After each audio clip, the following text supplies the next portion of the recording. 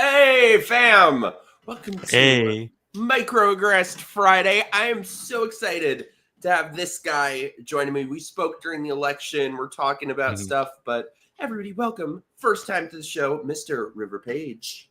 Yeah, hi, thanks for having me. How the hell do you, is that your, how the hell do you get a name like River Page and I'm stuck with like And Michael? I'm a writer, yeah. It's kind of perfect. It is actually my real name. A lot of people think it's a pen name, but it's I'm not. I jealous. should tell people that it is, though, because, everything that I've Yeah, said and written over the years, you know. yeah, then you'll just sound like a pretentious bitch. Yeah, yeah. How you Um, doing, dude? Pretty good. Just hanging out. Today's my day off. I take Fridays off because I work on Sundays, which is terrible, but so I've just been hanging out all day trying to sell my car because I'm moving to New York next month. I know So you're doing a yeah, reverse mate. Which, first of all, what a horrible way to spend your day off. But thank you, I appreciate it. Um, yeah. Also, you're You're- doing a reverse me. Why? Why? just because my office is the Free Press's office are in New York, so uh, I have to be there Are you looking for forward to it? work. Now they let me be remote for a year because when they hired me, I just moved. So from South Florida to North Florida. So So if it goes poorly, we have Elon to blame for it, ending virtual work. yeah. By the way, parentheses, hey to all of our beautiful chat friends, Chris, Unit, Christy, B, Culture Casino, everybody, thanks for being here. If you feel so inclined, send in your super chats, become a channel member, help me grift hard. River, what you been up to how are you enjoying the second Trump era so far? I mean, I think it's great. I mean, I'm annoyed by it just because I have to write our newsletter every day, and it's just like chaos. I can't keep up with what's like going on, and it's my job too. So it's like we're doing tariffs. Never mind, we're not doing tariffs. We're doing tariffs, but like only, but not on cars. It's like everything is like so all over the place, um, which makes my job harder. But other than that, I think it's I don't know. Like, I support some of the things that they're doing. I don't support others. Um, I think it's funnier. I'll say that. There's never a boring day. Um, I feel like the last one was funny in kind of a more dystopian sort of way. yeah, it was more of a dark comedy. Yeah, it was too dark to find funny in the Yeah. moment, but now you're like, shit, we went through all that.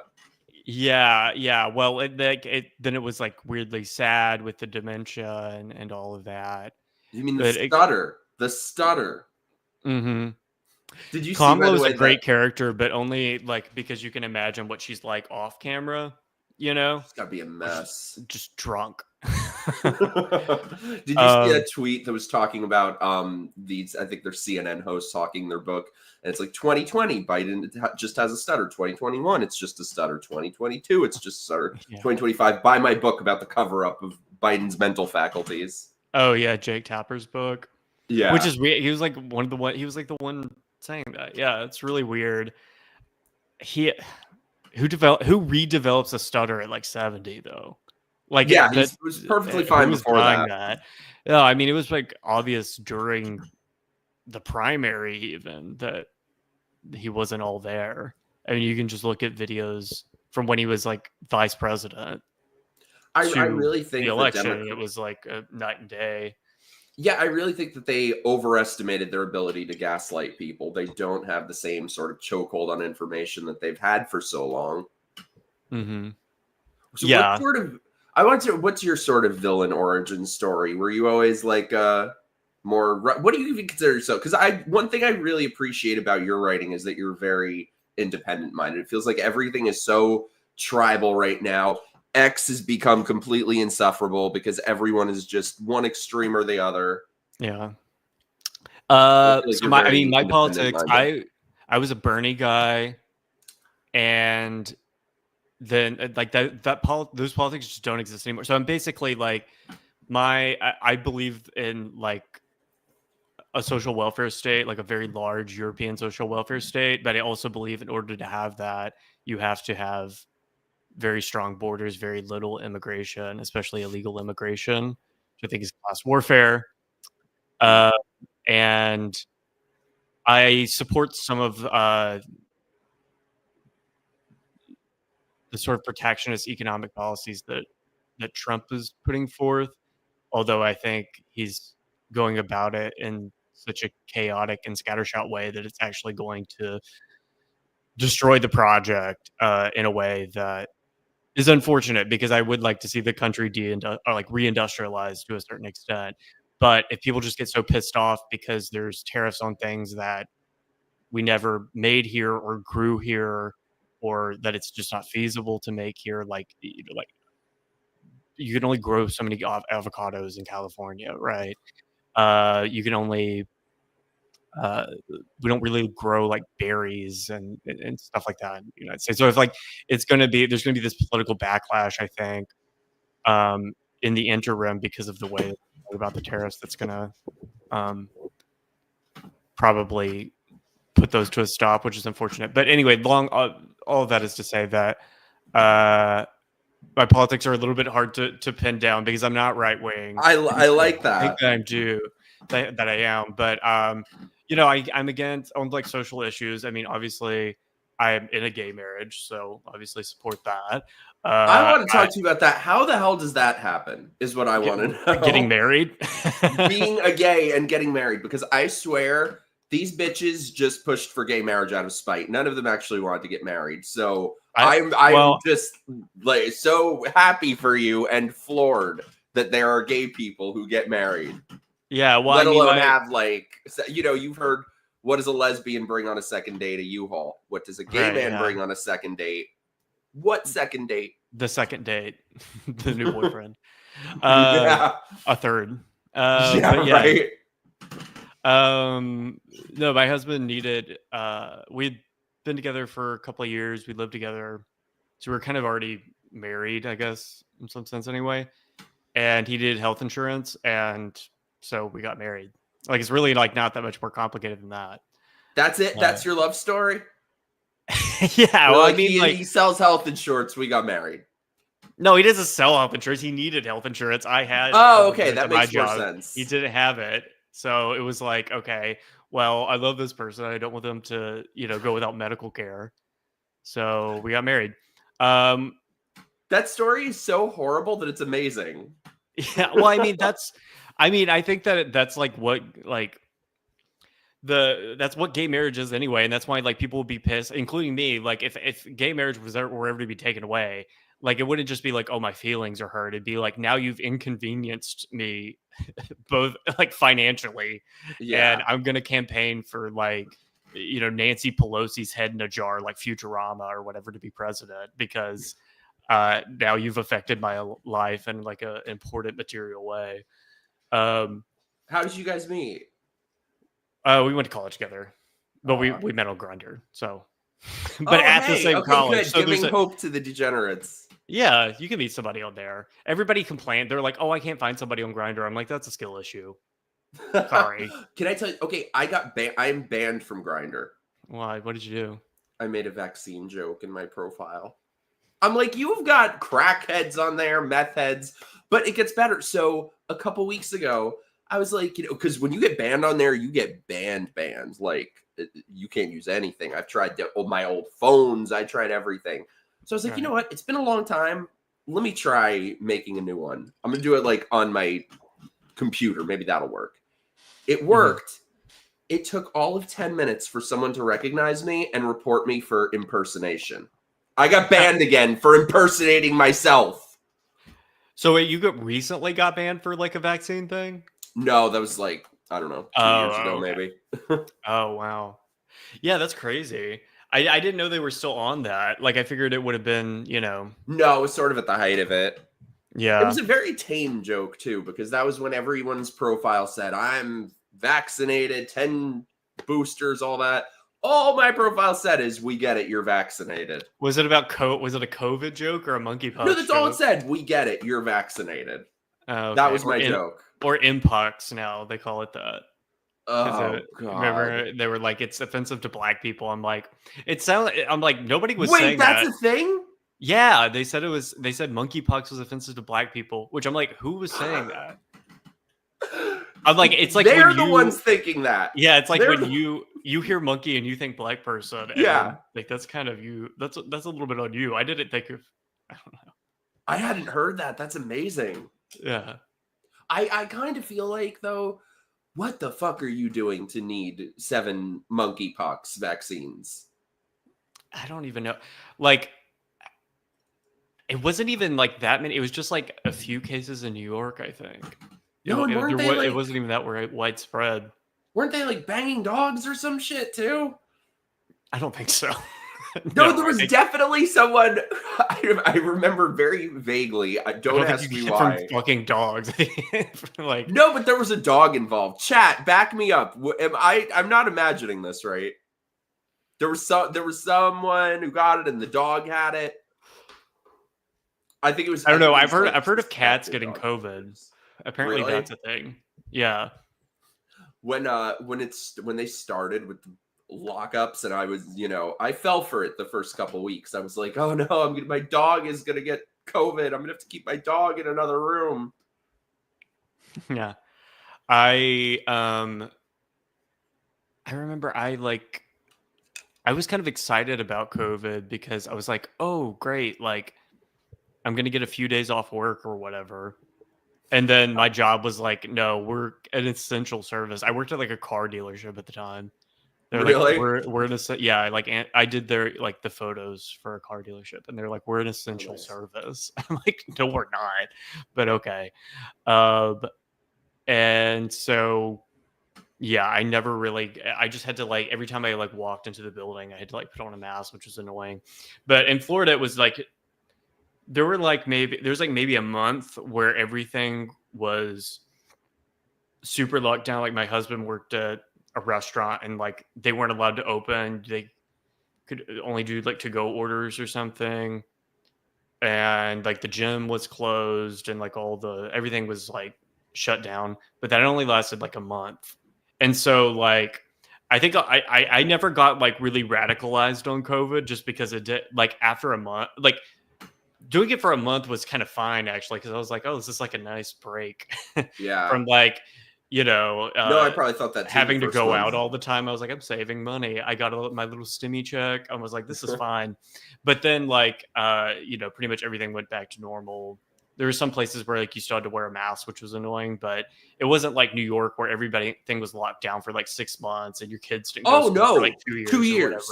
That's what people don't get. In New York, COVID went on for 2 years. Yeah, and that like made a lot of people like pushed a lot of people over the edge, I think. Both like politically and otherwise. Yeah, and I think also for me, very much otherwise. I was like a crazy person, but because you'd been through what, a year and a half of it at that point, and you're thinking, okay, this is gonna stop at some point, that you're having to eat in igloos in the freezing cold.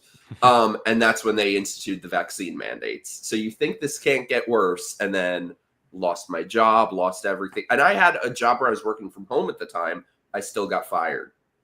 Just you get vaccinated? Insubordinance, yeah. It was a writing job. Oh, wow. Where at? I was for a publishing company. I was ghostwriting. Oh. I was like a on-staff ghostwriter. That's crazy. Yeah. So New York was the craziest. Well, New York and California, the craziest of the crazy. No, I don't know anybody down. I mean, there were like large corporations that were making people get vaccines, but there were never any like vaccine checks or anything here, like where you had to show like your little card. I think when I went to New York, somebody asked me for one, and I was like, "Oh, I've only gotten the one shot," and they were like, "Oh, whatever," and they just like let me in because I like did the half-hearted thing where I was like, okay, I'm gonna get the Pfizer shot, and then I just got one, and then it wasn't even a political thing. I just like a health concern thing. I just kind of forgot to get the other one because I had already gotten COVID. I was like, I don't think I really need to get this anyway, but I was like planning to go to New York, and so I was like, I might have to, and so I got it, and then, but I mean, it didn't stop me from getting COVID a second time. My half a shot, so yeah. No, at the beginning, I had no real ideological feelings about the vaccine. I just didn't want it because for no reason. Like I've never gotten a flu shot, not for any reason. I just haven't, and I never get sick. So I'm like, why would I do something differently? So at the beginning, I was like, well, I just don't want it. I don't care about it. But then once they mandated it and got so insane, I'm like, okay, well, now I definitely don't want it now that I feel like I'm being coerced. I feel like you wouldn't have to be coerced for something that is healthy for you. Yeah, I mean, I got it twice. The first time I got it, our apartment had flooded during a hurricane, and we had to evacuate to my in-laws' house in Tampa. Or not evacuate. We had to leave our house because it was like flooded. Like we woke up and it was like 4 inches of water in our house. So we had to like get our cats and like grab all of our valuables and like get out, because I was like we like swept some of the water out, but like clearly like they had to rip all the floors up. They had to put dehumidifiers in. So like when we came back is when I got like I guess I had contracted it. I didn't get it from my in-laws. I must have gotten it like at a gas station or something like along the way. And so we, when we came back, that's when I got sick. And so I have COVID and I'm sitting in my house and there's dehumidifiers all over the place. The floors are ripped up. Like half of our furniture is ruined. I can't go to work. And I'm like, I can't sleep because it's like dehumidifiers, if you've ever been around, they're so loud. Mm-hmm. You're gonna deal with it living in Florida now eventually. Really? Hurricane's gonna come for you. Yeah, it's like a fact of life. I went through my first one here, but it wasn't that bad. Yeah, it was built up more than it was. Because I'm by Orlando, so we don't really get the worst of it. If you're in an apartment, never get a ground floor apartment. I can tell you that. Especially if you're near, you're in Orlando, so that's a little bit inland, but never get one if you're like near a retention pond or anything. Because Pensacola is on the coast, but we were like a mile or two away from the beach, but we had a retention pond like right next to our apartment. And you in Florida, they're all over the place, and it like overfilled and flooded all of the ground floor apartments like in our complex. Oh God, that's horrible. Were you able to fix the flooding, or did you move? They eventually fixed they like ripped up all the floors and replaced them and stuff. But after that we moved out. We moved to like a different apartment. So you're originally from Florida, I think you said, right? No, Texas. How do you get all the cool states? And I'm like stuck in New York well, you're about to experience some blue state joy, as they say. Yeah. No, I'm really just concerned about the rats. I have like a real like legitimate phobia. Me too. And they're all over New York. Every time I go for work, I'm like a friend. Like if I leave the office after dark, it's like right next to a park, and like the rats are just. First of all, the rats are in that park are like out during the day. I don't know what the deal is there, but like there's just rats everywhere. Yeah, and they have no fear of people. They're like squirrels. They just kind of they just walk right up to you. It freaks me out. I know. I have such a phobia of them, dude. It's crazy. My entire life in New York, I barely ever saw rats, and then the last 3-4 years there, it became commonplace. You had to like pick which streets to walk down to avoid them. Yeah, it's weird too because they're in the most like touristy areas in Manhattan now. Like the last time I was in I had to go through Times Square to get somewhere else, like walk through it, and I saw like 12 rats in the middle of Times Square, like next to the tourists and like the people in the costumes just like hanging out. I was like, what's going on? That's what's really strange about the destruction of New York is that it seems like the nicer areas are the ones that have been hit the hardest. Because like if I look at the area where I grew up, the Upper West Side, used to be like a nice area.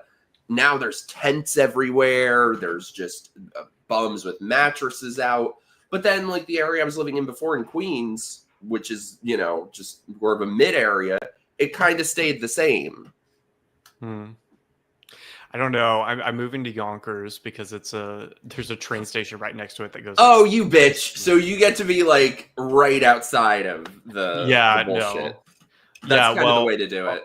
Also for tax reasons, apparently you have to pay. I was like, they have a city income tax. I was like, I'm not paying that.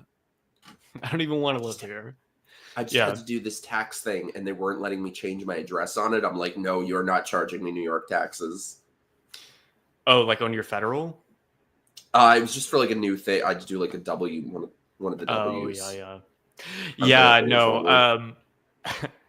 Yeah, there's no income tax in Florida. It's great. Or in Texas. Sea Strikers, New York has some scary rats. Like I heard this huge one with ninja skills. The top 4 giant teenage turtles. The skills I heard too. about that. Yeah. I thought you were being serious for. Okay, do you want to hear the most traumatizing thing that has ever happened to me? I was not aware of this. Did you know that rats can like crawl through pipes and come up the toilet? Yeah. No, I've read about that.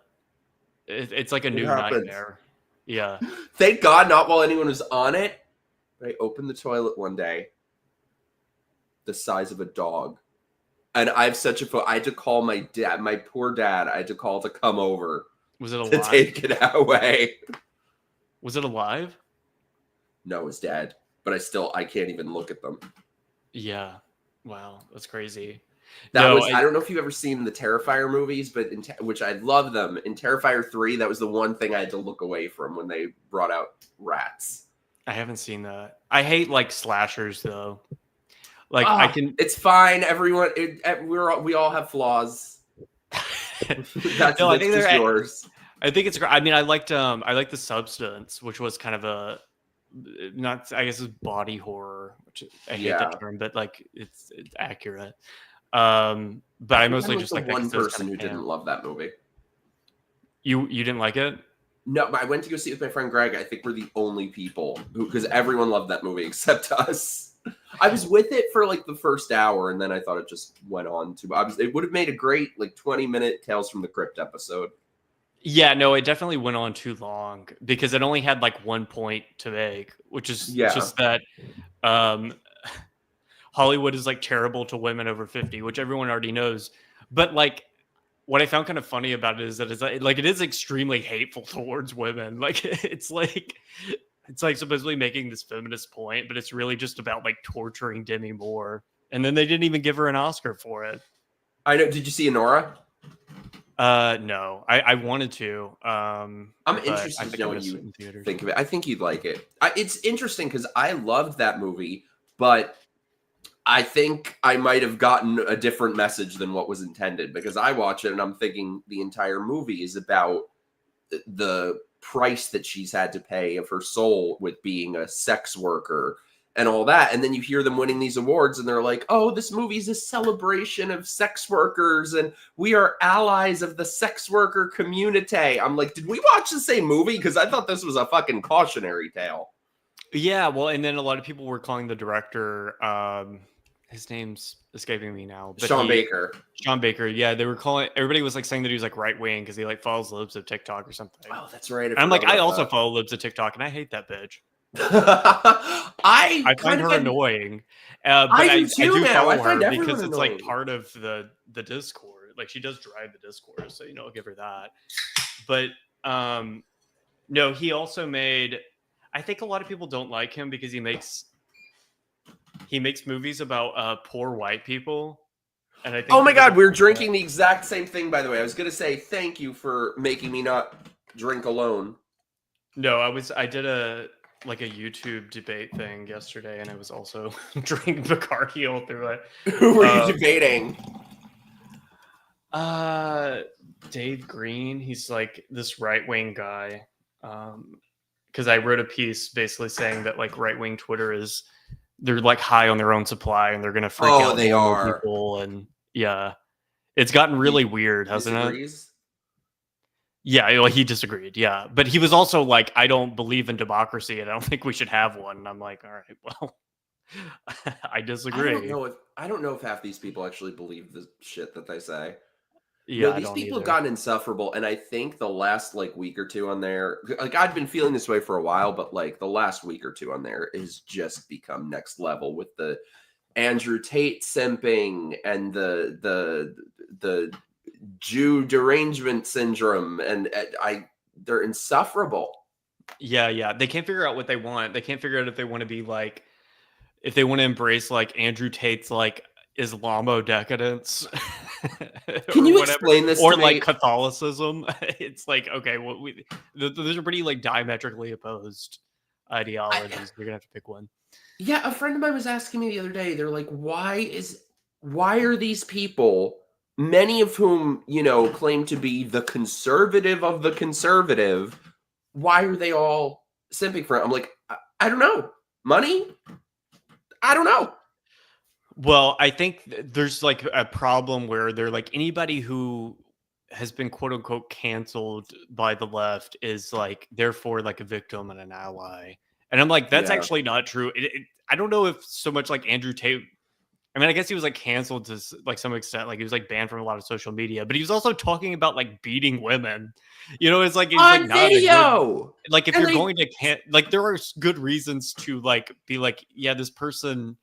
I mean, as far as like social media banning people, I mean, I think a lot of that's like business decision. Like advertisers don't want to be, their ads to appear next to somebody, and then like the next screen you see is being like beat women and like his weird accent talking about Ugh. like beating women and like running like a sex cam operation in Romania, which we're supposed to believe is completely above board. Oh, That's just completely something legit. a totally legitimate business that anybody shouldn't raise any eyebrows at all.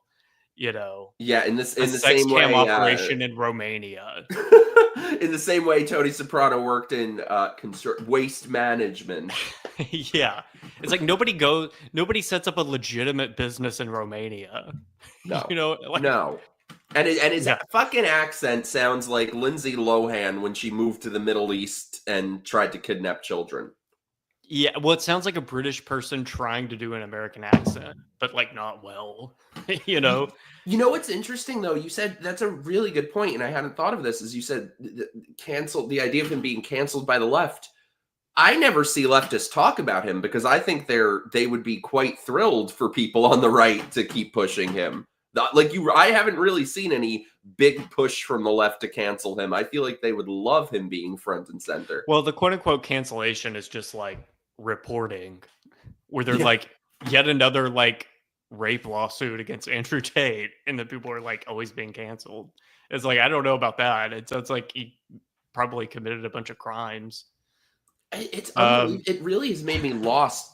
It really has made me lose so much respect for certain people. The way that because that they don't believe what they're saying. They're not like they'll say there's no evidence against. He's on video over and over and over again, bragging about his crimes, doing them on video in some cases. I'm like, what more evidence do you need? And they're like, oh, well, he hasn't been convicted. Cool. Neither was Jeffrey Epstein. Neither was OJ. Neither was Casey Anthony. Yeah. Well, Casey Anthony also just started a Substack, which is very funny. Oh, I love it. Did you see her video? For legal advice, which I'm like, actually, that's kind of smart. Like, I mean, do you want, like, if I wanted legal advice, I'd be like, yeah, the woman who got away with murder probably has some good legal advice for me. Allegedly. She's a legal advocate, or she's in the legal field, is what she said. Well, I'm and then like, she was also bitch, saying, like, I'm an advocate for women and LGBT people. I'm like, please leave us out of it. I think she's the perfect spokesperson for the LGBT XYZ LMNOP community. She's the perfect in a week, she's going to come out as trans. She's going to come out with her own line of shovels, daycare centers, and she'll say she's a trans businessman, and they will turn her into their hero. No, well, she kind of does have, I wouldn't say trans, but she does kind of have like an MMA lesbian vibe. Kind of like Tulsi Gabbard. Not that I'm saying, but just that she looks like one. But Tulsi Gabbard looks like, oh, wait, I kind of see that now that you mention it. Yep. And her dad is like super homophobic, but also a Democrat. That's really weird. Like if you look into her history, her dad was like a Democrat, and like his entire political career in like the Hawaii State House was like fighting against gay marriage. And she also started off her career that way by being like an anti-gay marriage Democrat, and then sort of like shifted But I don't know. I just always got kind of like a CrossFit lesbian vibe from her. Maybe I not. see that Could now be that you wrong, mention it. but just saying. I just love that even a murderer knows that all you need to do to be embraced by normie society is to just throw out the magical identity words. Oh, the LGBTQ community. Yeah. No, Casey Anthony's interesting because she's one of those cases like what is that guy, the staircase? Michael Peterson? Peterson. It's one of those things where it's like I'm almost certain they did it, but if I were on the jury, I don't know if I would have convicted them because That's it's like, exactly how I feel about him. I was just saying that. yeah, and it's like I'm pretty sure Casey Anthony killed her kid, but also like it's all circumstantial evidence, and like theoretically, I guess somebody else could have done it, but it's just so weird that it's like, okay, yeah, you probably. See, It's like you did it, but I wouldn't convict you. See, I feel like with her, the not reporting it and the lying to cops and to me that goes beyond reasonable doubt. With the staircase, I agree. Like personally, I think he did it, but I don't know. Maybe it was that fucking owl. Remember the owl? The owl. Yeah. They showed owl marks on her head and showed it looked just like an owl attack. So I don't know. I'm like, maybe this docu-series is brainwashing me, but I'm starting to think the fucking owl did it. What a great TV series. It's just every movie for the past 15 years that Toni Collette has been in, she's just been tortured over and over, like Hereditary. That is my favorite genre, is Toni Collette getting tortured. Yeah. I mean, she plays a great torture victim. They're just like showing all the different ways Toni Collette could have died. They just keep making her fall down those stairs over and over again. Oh my god, yeah, they showed a different version of it in every episode. Here's him pushing her down the stairs. Here's an owl coming in and attacking her. Yeah, this Here's really her just was tripping and falling. Who knows? It could have happened. Like, yeah, this really was like Toni Collette being tortured, the extravaganza. Mm-hmm. Yeah, I think he did it, but I don't know. With her, Courtney. I agree. The coffin flies in her trunk or dead giveaway. There's a dead body in there. Yeah, so with her, I feel like just the not reporting it and the going out party, like all the stuff she did for me, I think kind of takes away reasonable doubt. Yeah, I don't know. We need another. I wonder if the Luigi trial is that going to be televised? Do we know? Oh, it's going to be. America, it's going to be insufferable. Well, I don't know if New York allows. I think it may be one of the states that doesn't allow cameras in the. I think you're right. In the court, which is unfortunate because we really do. We need like We need another spectacle. We need another court drama. We haven't had one since like the George Floyd guy. Oh God, and that wasn't really an enjoyable one. Yeah, that was like. I mean, I guess like.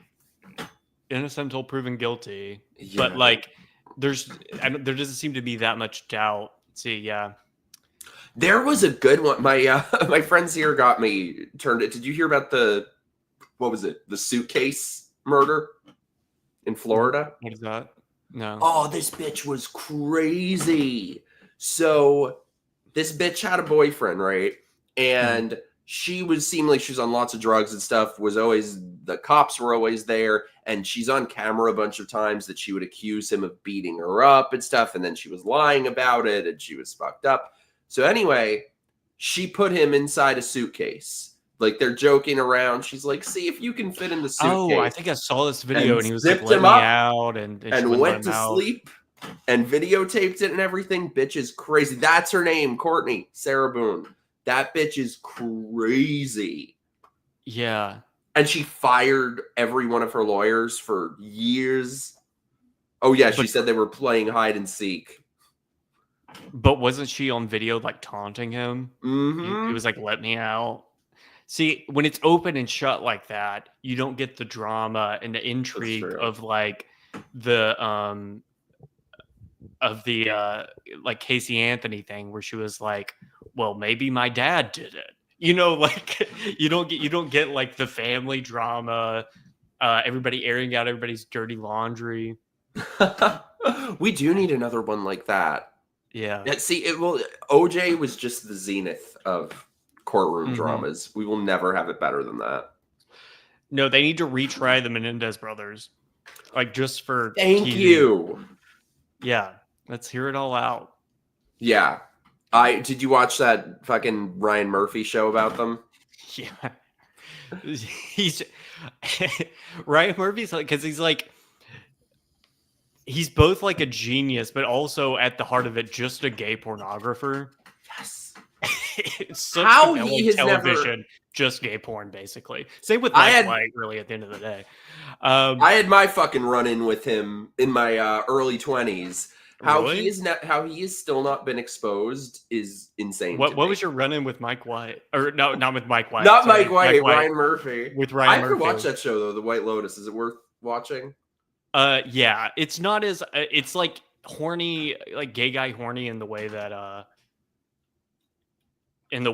lot of Ryan Murphy shows are, but like better written. Well, I mean, that's a low bar. Yeah. Bad writing, like me and my husband have like discussed this, like through watching like American Horror Story and stuff. Like, it's Ryan Murphy stuff. The writing is so bad, but somehow it's still good TV. Because you can kind of turn your mind off a little bit, like, you know. But tell me, what was your run-in? So I was never like an actor or anything, but I'm like, this is so mortifying to say, but I years ago got asked to like model for some things, and I was like, all right, pay me whatever. So I like got a contract doing that. And separately from that, at the time, I got asked to be in this Ryan Murphy movie that he was directing. They were like, just come like audition for it or whatever. I'm like, I'm not an actor, but all right. So I get a call, and it's very weird with him because like I've worked on film sets before and stuff, and it's typically very impersonal. Like with this though, it was totally different. Everything was Ryan. Ryan handpicked you for the part. Ryan can't wait to see. It was very strange. I've never heard of that anywhere else. So anyway, I show up there to film like 6 a.m. They say to me, they're like, your hair is too much. We need to shave your head, but it's okay. You are super, super important to the movie. So I knew I was going to lose my job, my contract that I was in my contract. I couldn't like change how I look. But I was like, all right, it's a fucking movie that I have like a part in, like shave my head, whatever. They're like, Ryan is so excited to see you, blah, blah, blah. So they bring me to this room where he directs from another room, has no contact with anyone. So he's sitting in this fucking room like Cleopatra with big sunglasses on, a fucking wrap around him, not acknowledging anyone. There's maybe 50 people coming in and out of the room. They bring me there. I'm standing next to him. Oh, and I'm wearing a hospital gown because I'm dying in the movie. So I'm standing there in a fucking hospital gown, standing next to him. He's screaming at people, by the way. He has huge sunglasses on and is screaming at people that the monitor isn't bright enough. And I'm just standing there biting my tongue, trying not to say, take off your fucking sunglasses. So I'm standing there, feeling super awkward. All of a sudden, without even looking up, without a word, he reaches up under my fucking hospital gown. And I'm looking around. There are all these people. I'm like, is anyone seeing this? So I didn't know what to do. And then the hand tries to go in the underwear, and I didn't know what the fuck to do. So the only thing I knew to do, I grab his arm and move it off of me. So they're like, a couple minutes later, they bring me back to the holding room. All fucking day long, they're like, okay, get ready. You're going on soon. A couple hours like, get ready. You're going on soon. Then they call lunch, and I'm like, that's weird. We haven't gotten to filming these scenes yet. So I was walking through a hallway on the way to lunch. I pass him in the hallway. We walk past each other. He gives me the dirtiest look I've ever gotten in my life. So lunch is over. And the scenes that I was in, if it was like scene 65 and 67 or something, I'm like, that's really weird. Now they're on scene 70, 71, 72. All day long until midnight. They're like, get ready. You're going on soon. At midnight, they're like, you can leave now. I got fired and I didn't even make the connection until way after the fact that was probably why. But What movie was that? It's called The Normal Heart. So I never watched it. You got fondled on the side of Normal Heart? I got fondled and a shaved head and nothing else. Wow. But the thing is, then talking to people afterwards is very much like an open, known thing about him. Like, I would talk to people who worked on those sets and stuff, and they're like, yeah, that's just known about him. Wow. So, and it still is, but I think he's very protected by that sort of the alphabet industrial complex. Yeah, I don't know. I'd always people always make jokes about him being kind of a pervert, but I had never heard such a specific allegation. So, and I've told this story many times. Like, nobody gives a shit, you know. And I know there are many. I actually got a message maybe a year ago from someone who claimed they were with Variety, and they were like, I think she was bullshitting me though, because they were going after him for some union related thing that they probably wanted something to hang, you know. She was like, oh, we have people coming forward against him. I'm like, show me specifics. And I never heard back. So I think she was bullshitting me. But, what's very strange too, the night before filming it, I had blonde hair at the time. They call me, they're like, Ryan would really like you to have... Everything is Ryan want. It's very strange. They're like, Ryan would really like you to have dark hair. So can you dye your hair? And then I saw maybe like a year or two later, somebody did the picture of every guy in a Ryan Murphy show. They all look alike. They all have dark hair. And I'm like, that's weird. I wanted my hair dark. Except for, what's the guy in American Horror Story? The blonde one, Evan Peters. Evan Peters, yeah. That poor man. He's the diversity hire, the blonde one. Yes. He's the DEI guy. Yeah. Yeah, I don't know how he has not gotten taken down yet, other than he just has that sort of alphabet protection around him. Well, there was never really a gay Me Too. And it's I kind of wonder, I'm like, should we have had one? I don't know. I kind of go back and forth where it's I mean, obviously that movement really went off the rails anyway. Yeah. But you know, I mean,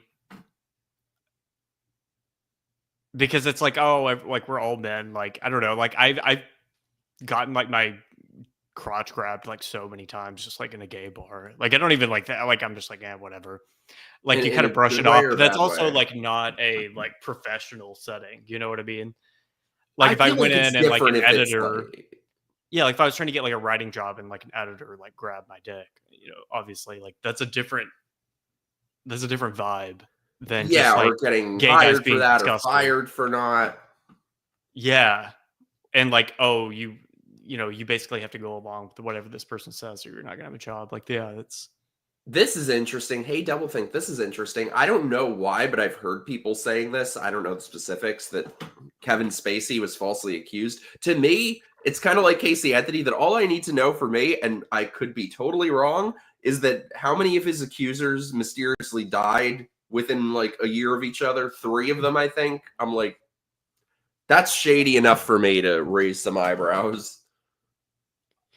Yeah, I don't know about those. I mean, I watched something where it was the straight guy who said that Kevin Spacey made a pass at him multiple times.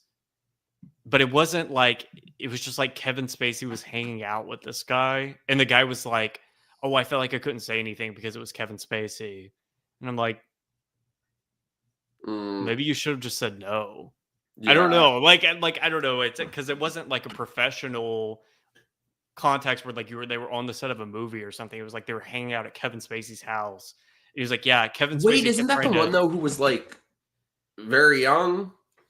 He wasn't. Or is this someone else? He was in his mid-20s. I think Kevin Spacey was I think there was one who was 14 or something.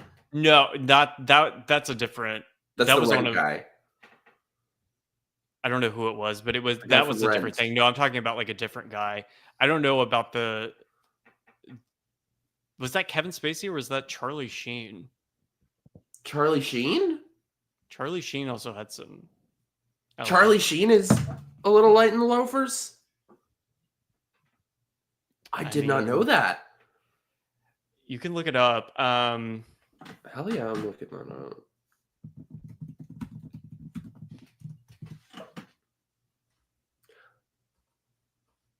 Oh my god, I did not know this. Yeah.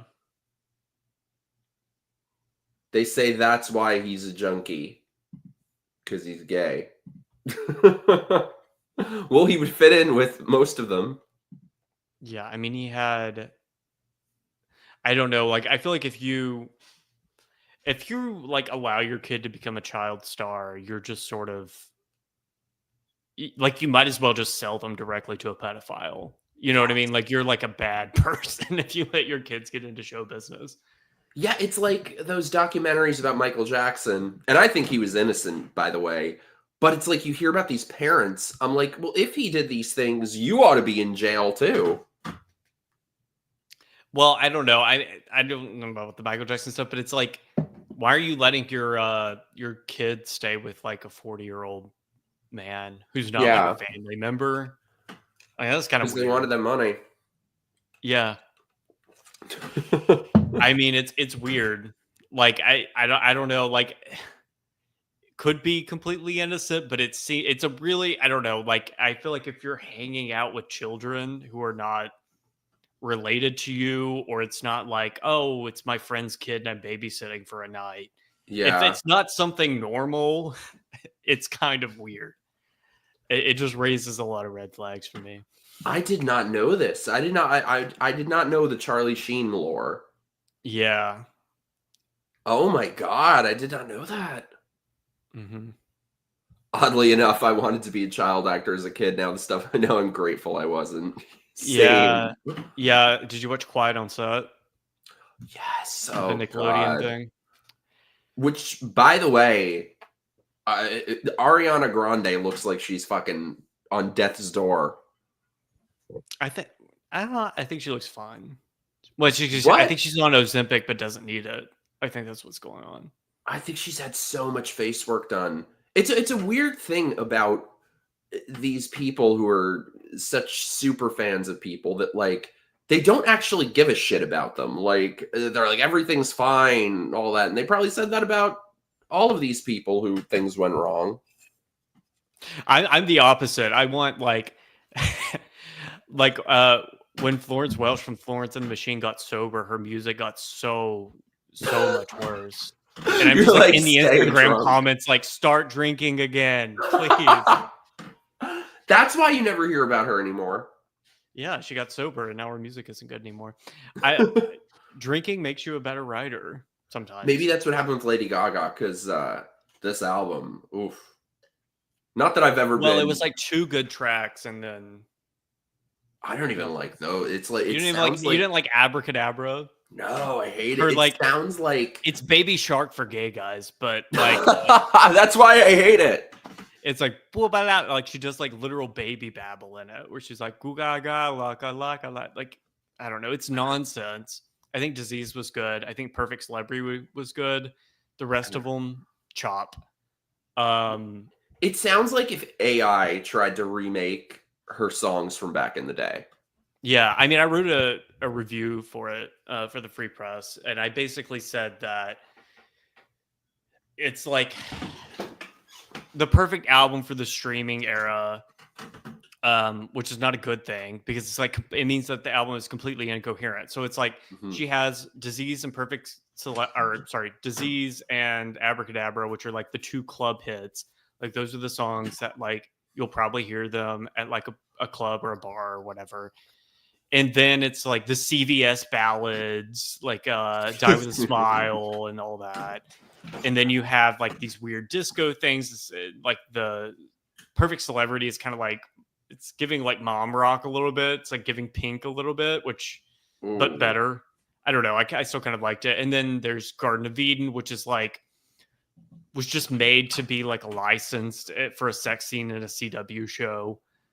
You know, it's I've tried to get on. Her father follows me, and I've messaged him. I'm trying to get him on, but I've probably Lady talked. Gaga's dad. He Well, owns a he's restaurant, right, Republican. or something?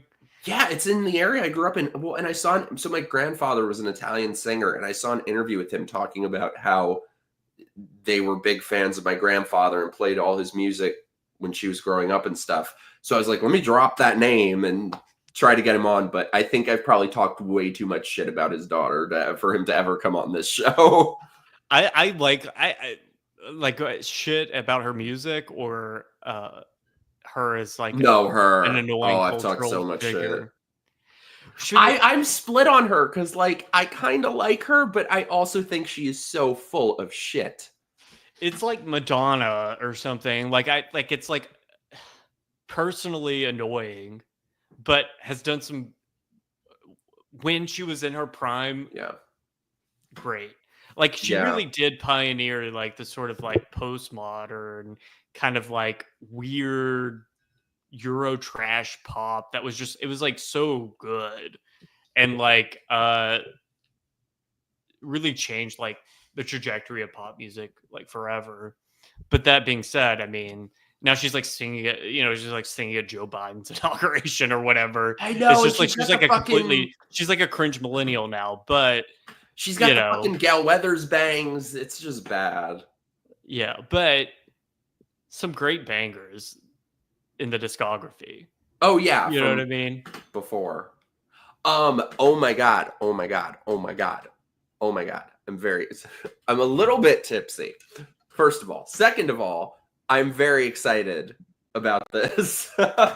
Mike, you were right about Gwen Stefani being secretly based. She's in trouble with lefty fans for praising an interview on Tucker Carlson about Christianity. And they were out to get her before that, just for talking about Christianity. And they found out she follows right-wing people. I've always so No Doubt is my favorite band ever. I'm waiting for their reunion tour.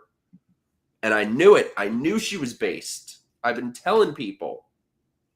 Well, I think she's married to Blake Shelton, right? Mm-hmm. Still? Or okay. Yes.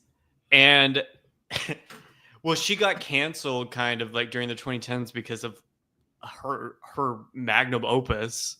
Her No Doubt magnum opus. Love Angel Music Baby, where she's like, I'm every race, I'm Mexican, I'm Japanese. It's like she was like doing all like, I'm a black girl. Like she was like, I'm every race. And it was all great. Luxurious, the one where she pretends to be like a sort of like nail salon, like Chicana girl. Great song. Harajuku Girl's great. Yes. Bubble Pop Electric. Yeah. And I think you remember she gave an interview with was it Variety? I can't remember who it was, where they asked her, they're like, do you regret the Harajuku Girls era? And she was like, no, I am Japanese, if you think about it, or something. And they were like, she was like, what? Fuck you. She was completely unapologetic. And it was like her excuse. It was like, my dad used to go to Japan a lot when I was a kid or something. It like made no sense, but it was like very funny. And I'm like, who cares? Like, it's not as like, the thing is like, if you go to Japan or like any of these Asian countries, like none of them actually get offended by this stuff. Like they think it's like, if like Americans, like I think it was like, there's an era where like Beyonce was like doing like a bindi or something, and people were like, this is cultural appropriation, like Indian Americans. And then like actual people were in India were like, oh, Beyonce knows about our thing, and like they liked it. There was this thing a couple years ago where there was some fashion show highlighting Indian saris, and of course all the white liberals were outraged. They got it canceled. And then all these Indians spoke out and they're like, no, we wanted this. It's highlighting Indian designers and making us money and promoting our businesses. They'd cancel the show on behalf of the offended white liberals. Yeah, especially when it comes to fashion, like people getting up in arms over that, I think is so ridiculous, because fashion is like meant to be like ephemeral, and like take from all these other like different things. So it's like, who cares? You know? Yeah, it's ridiculous. My What tipped me off with Gwen Stefani, though, my favorite thing, there's a video on YouTube of her. They had her reacting to covers of her songs, and someone did a cover of Just a Girl set to the Women's March and like this slowed down bullshit. And so you could see her face. She's pissed. And she goes, oh, well, when I wrote it, it wasn't meant to be as a victim. Yeah. Like, tell her. I know, they're like her and Lady Gaga are like the two diametrically opposed sides of like our Italian American. Are you a Paisan? No. Oh. You look like you could be. Yeah, I know. I get a lot of different ethnicities. You're like Japanese. Italian. They're like Jewish. I'm like, you just saying that because I'm a reporter. Era. Control the media. I get Arab a lot. I like went on a date with an Omani guy one time. He was like, so you're Turkish, right? And I'm like, no. What the fuck are you? I'm just like I'm like a wasp. Really? Yeah. Or like, well, we don't really have wasps in the South. It's like, because that's just everyone. So, but I mean, it's like English, Scots, Irish, you know, that sort of thing. I have a little bit of like French. But okay, yeah. I could see the French guy thing. Yeah. I'm gonna stop my camera real quick. I have to go get my charger. I'll be right back. Awesome. While you do, I'm gonna play a very quick word from our sponsors. Sure, go ahead.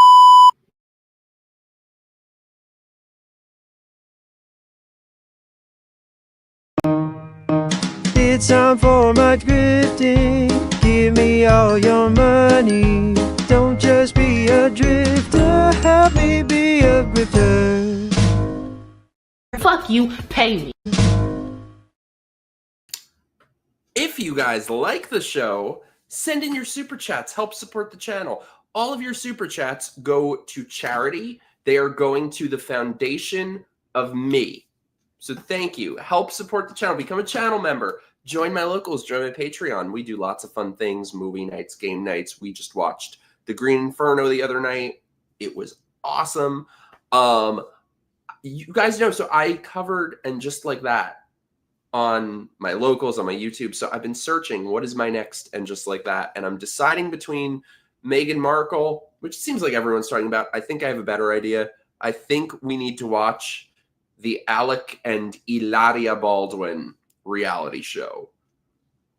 Because I've been watching it and that shit is, oh my God. It's like they hate each other and everything is really snippy and oh, it's so good. It's so good. We got to watch that.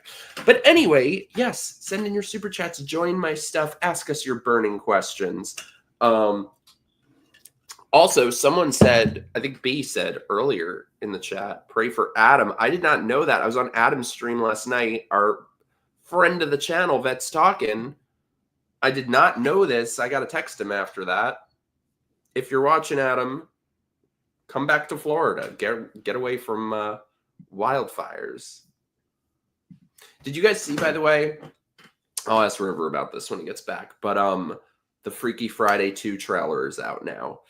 And this is kind of what we were just talking about. So I watched it. The first thing I noticed, I don't know how many of you guys watched the original or the 2000s Freaky Friday, but they end up switching bodies because of this like old Chinese lady who does like Chinesey shit. And so the first thing I noticed, oh, they got rid of her. That's very bad, very problematic. Can't have that. And so now it's just some like fucking Karen. I was hoping it wouldn't suck, but it looks kind of bland. I'm very excited to hate watch Snow White though. I'm getting my tickets. I will be there at the first showing. I will be launching my new movie watching series. So Snow White is going to be episode number 1. Adam said there's a wildfire about 8 miles from his house. He made a video about it and showed the smoke and storm clouds. Shit, I got to text him after this. Chinesey shit. Yes. Love you, Ramiro. I did see the Freakier Friday trailer. It looks decent, but yeah, it still carries a modern Disney baggage. Yeah. I don't know. I don't understand how other than digital film. Are you a Freaky Friday fan, River? Like the Jamie Lee Curtis. Yes. No, I do want a Lindsay Lohan comeback though. I've been calling for it for years. I think it's time. I think she's sobered up. Yes, And I'm so it's proud time of for her to come her. back. Nobody Yeah. thought she would even be alive now. And like, dude, I gotta find out what fucking voodoo doctor, what plastic surgeon she went to, because nobody has ever had plastic surgery that is as good as hers. She Mhm. looks amazing. The last movie I saw her in was The Canyons, which I don't know if you ever, it was this awful indie movie where she's like with James Dean, the porn star, not Oh, it was the dead so actor. amazingly awful. Yeah. And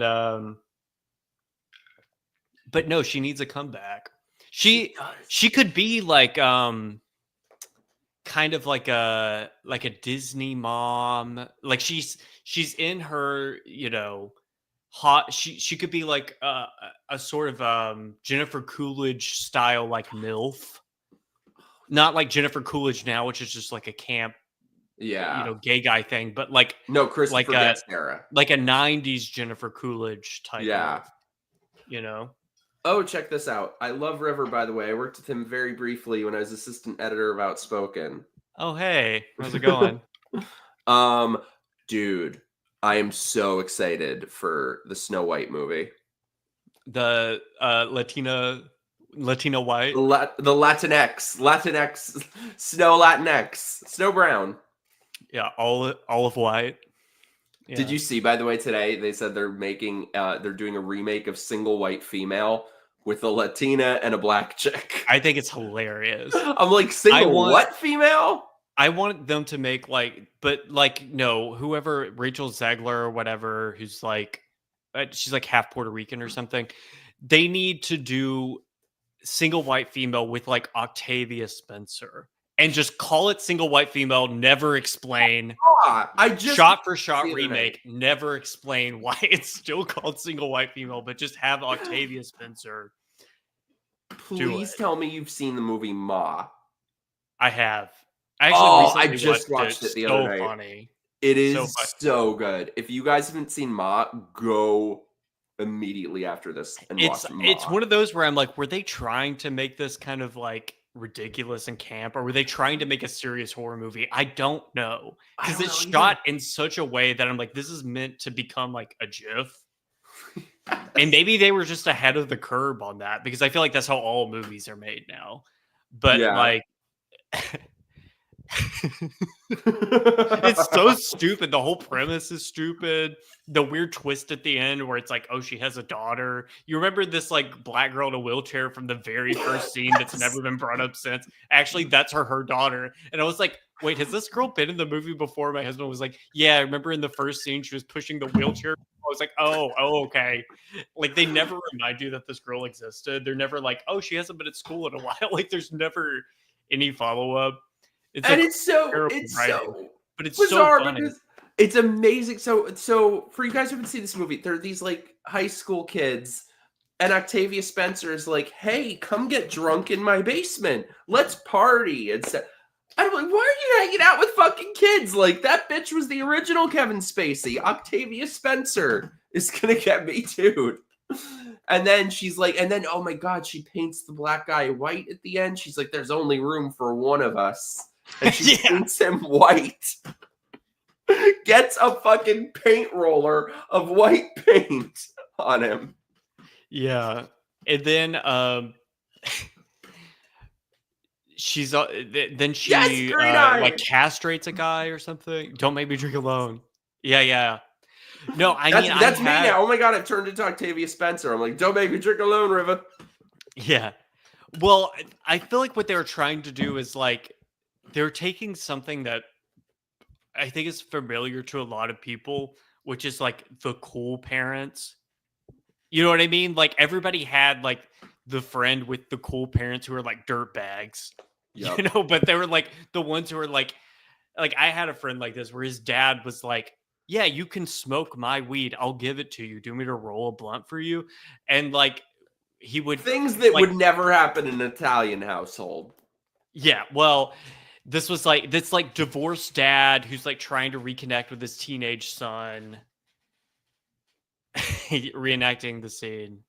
Oh yeah, I know what you're talking about. Oh, that was Where she amazing. hits the woman on the That would just be me driving normally.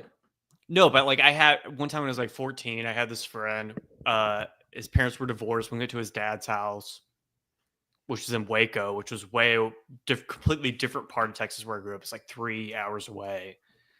And he was like, we were drunk the entire weekend. He was like, just like feeding us drinks, and like he let us smoke weed in his house and like whatever. And it was like, it was a cool dad. He was like, I'm the cool dad or whatever. I'm like, but you're actually just a dirtbag. We're 14. Like, what are you doing? I was like, I haven't been sober in 3 days. I'm 14. Dude, when I was 14, my fucking school would have my parents come and would have meetings with my parents because they would tell my parents that I was showing up to class drunk and high. I had never even been drunk or high. And my parents would have to explain, no, that is literally just his personality. No, he made us fight each other. He was like, fight, like he was like, you should box each other, bare knuckle box each other. Was his dad Kevin Spacey? I don't know. I don't know. He was like the first person ever who was like, are you gay? When you were 14? Yeah, we were, because like after the like second day of being hungover, me and his son are like in the bed asleep, and he comes in and he was like, do you want Bloody Marys? Then he looked at me and he was like, you're gay, aren't you? And I was like, no. He was like, are you fucking my son? I was like, no. And I'm like, one of those things was true. I wasn't fucking your son, but I am gay. But I didn't tell him that. Yeah, I was gonna ask if that part was true. No, it wasn't. Yeah, sorry. Go on. No, go ahead. No, you go. I want to hear this. It was so funny because it was a completely unprompted. I was like half awake. I was like, I wasn't doing anything gay at the time. I just woke up, and he was like, it's like hazy-eyed, ears ringing, hungover, and it's just like a 40-year-old guy like looking at me. He's like, "Are you gay?" Okay, so and his name was Charlie Sheen. Yeah. I had this friend when I was 14 that my mom was convinced that I was banging, and I'm like, no, I wish I was. Like, I wish you were right. Yeah, no, I never, I don't think I ever, no, I never like banged any of my like guy friends in high school. I did bang like an openly gay guy and my female boss at a grocery store. But I had like, it was a weird. Oh, so someone is not Gold Star. No, I'm like far from Gold Star. But, no, like I was like engaged to a woman at one point. It was like, what? Yeah. When was that? I lived a million lives. Yeah, I need to hear about this past life. No, you don't. I do. No, When was that? That was when I was like 19. And then Who gets engaged at 19? me. That really is some shit that happens in the South, I guess. Yeah. And then a lot of stuff happened, and I'm not gonna get into that on live TV. But like then, then I was like, I'm out of here, and I was like, I'm not gonna date women anymore. And I didn't. I did like hook up with a few women like in like college parties or whatever, but it's a different deal. How did that go? It's fine. I mean, like the thing is like I am like gay by choice to a certain extent. It was like I decided that I liked men more. And you end up getting fucking married. I would say, because I was gonna say, who the fuck would ever make that choice? Maybe that's just me. I'm very homophobic. I'm a bad gay. I'm the worst gay ever. I would never fucking be like. Believe me, if I were like 1% bisexual, that would be my fucking choice, because I cannot stand most gay people. Yeah, but you probably that's because you've never dated women. It's actually so much harder and like worse. And I don't know. Most gay guys. Think about most gay guys. Not like, to be you just say that. Oh no, be misogynist. Be all the things.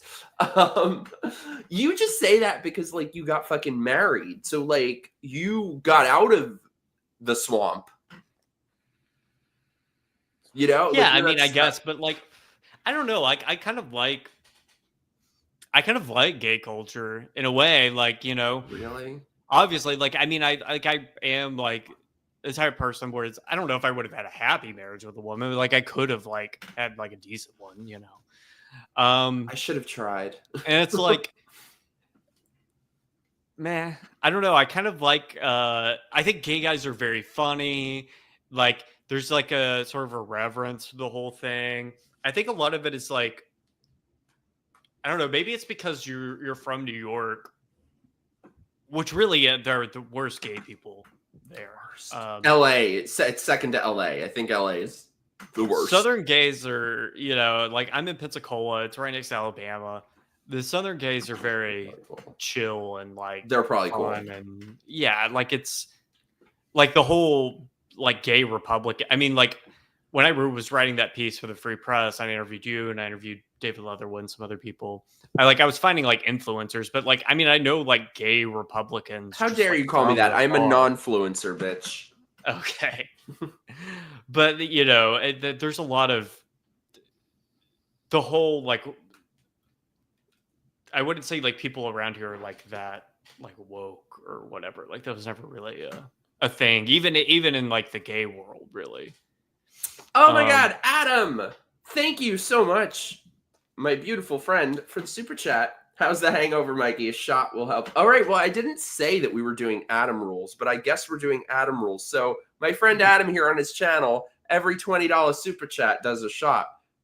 If I go get a bottle, will you do a shot with me, River? Sure. Okay, wait. You gotta like, I gotta go downstairs to get the bottle. So like, I mean, I don't have a shot glass, but I'll add it to my hell yeah. I'll add it to my vamp for 2 seconds. I'm gonna grab a bottle. Okay. Talk amongst yourselves.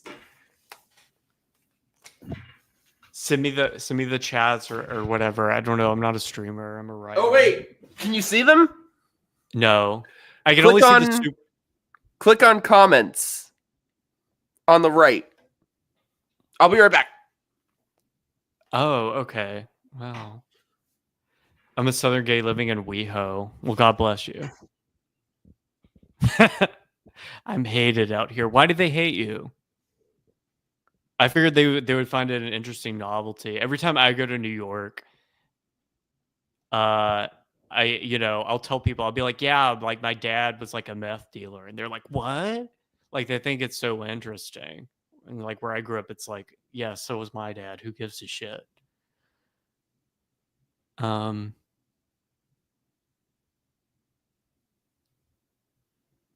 if you're attracted to women, you go for it. You could have an actual family. Maybe I just want a twink and some cats.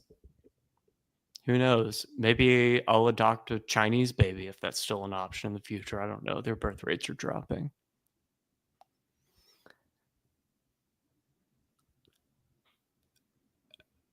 I'm a California gay guy in a long-term relationship, and neither of us have any desire to have kids. Fine. What about dogs? Have you considered breeding dogs? I think it'd be cool to breed dogs. I would breed like a new type of dog and like become a millionaire. If you can breed a hypoallergenic type of dog that women can put in their purses and that looks sort of like a monkey or like somebody with a chromosomal disorder, and you can make millions. What did I miss? I don't know. I'm just going through the comments. What the fuck did I walk in on? All right, Adam, first of all, B said you have like fires or some shit, so I hope you're okay and alive. Come back. Adam was just staying with us for like a month, so come back if your house is on fire. All right, Adam, you're always getting me drunk on stream. So yes, I guess this is now Adam rules. So any $20 super chat, shots. What are you drinking, River? It's this shitty Bacardi that I got when I was filming so my work wanted me to go to Pensacola Beach and ask people how they felt about the Gulf of America like the name change. Dumb. And so we went to a liquor store, and I bought this Bacardi, and then we interviewed the girl at the liquor store, and she was like, they should call it the Gulf of Florida. And I was like, well, then Louisiana's pissed. And she was like, well, fuck Louisiana. And it was like the best part of the video. All right, River. Cheers, bitch. Cheers. Fucking Adam always getting me drunk on stream. I genuinely do see. Okay, now I'm obsessed with the comments. I genuinely do see my future with a guy. What's the point if we can't even reproduce? I don't know. Find out. Like, this is the problem that has pervaded the gay lifestyle for generations, and you have to find a hobby. Have you considered hobby? Have you considered antiquing? No, that's so sad. These like fucking. I like antiquing. Fuck you. Like, no, they're these couples who they're like fucking Bert and Ernie, and they have antiques, and they name them like fucking Judy Garland. They have like a fucking end table named Barbara Streisand. I'm like, I think there's a great honor to antiquing. Really? I've never been antiquing. Yeah. I don't know. Get into collecting. As I was saying earlier, start breeding dogs. You can do it. It's not just a lesbian's game. You can also breed dogs. What about horses? That I think is a lesbian. Horses. Start a You farm. gotta be a lesbian for that. Make a Wait, farm. I want to read this chat. I need the background, Green Eye. I'm 19 and have no intention gay dating anytime soon. I had my last straw a couple years ago. Gay men only see me for my body. All they care about is sticking their hot dog in me. That was humble very brag. Humble brag. Yeah. Humble so you're brag. saying you're the buns in this Yeah. equation. Yeah. Same. Somebody's doing River. squats. All right, whatever. I'm tired of people just seeing me as a ridiculously handsome sex. Yeah. I'm more than just a sex object. Yeah. What is the Dasha quote? Stop sexualizing my tight wet pussy. That's what you're saying right now. Can I tell you the best thing that has ever happened to me in my entire life? There's a porn site with a message board that is trying to uncover dirty pictures of me. Oh, is it LPSG? Yes! Okay, yeah, I know. No, evil gay guy site. I remember I was having to explain this to someone. I didn't know what it was. But whenever, remember when that twink got fucked in the Senate? Oh, yeah. Yeah. We all remember that. And I was like, LPSG is on the case. And they were like, who's that? And I'm like, oh, God. I was like, it's an evil gay guy website where, like, I refuse to look up my name on there because I'm like, I'm looking you up. Don't do it. I don't want to know. I won't let you know, but I'm maybe looking you up on there. There's nothing. My name, okay, yeah. My name is also really hard to Google because it just, like, if you Google River Page, it just comes up with, like, web pages of River. It sounds like a memorial park. Right, yeah. So, yeah, LPSG, evil gay guy website. But you can find anything on there. Why is it evil? I didn't know the lore of this. Well, it's evil because like I know like gay guys with just like normal gay guys who are like not journalists or influencers or like anything. Just like gay guys with like a Twitter account who will have like 15,000 followers, and like people will be on LPSG like trying to find their like dick pics or whatever from Grindr, and sometimes they do find them. And yeah, it's just like it's just like basically if you're like it's just a repository for like every gay guy in America's nudes. Okay, wait, I have to show you the greatest comment of all time is on this. Sorry, by the way, y'all. This is very like self-serving, me sharing this, but I want this comment engraved on my headstone someday. Can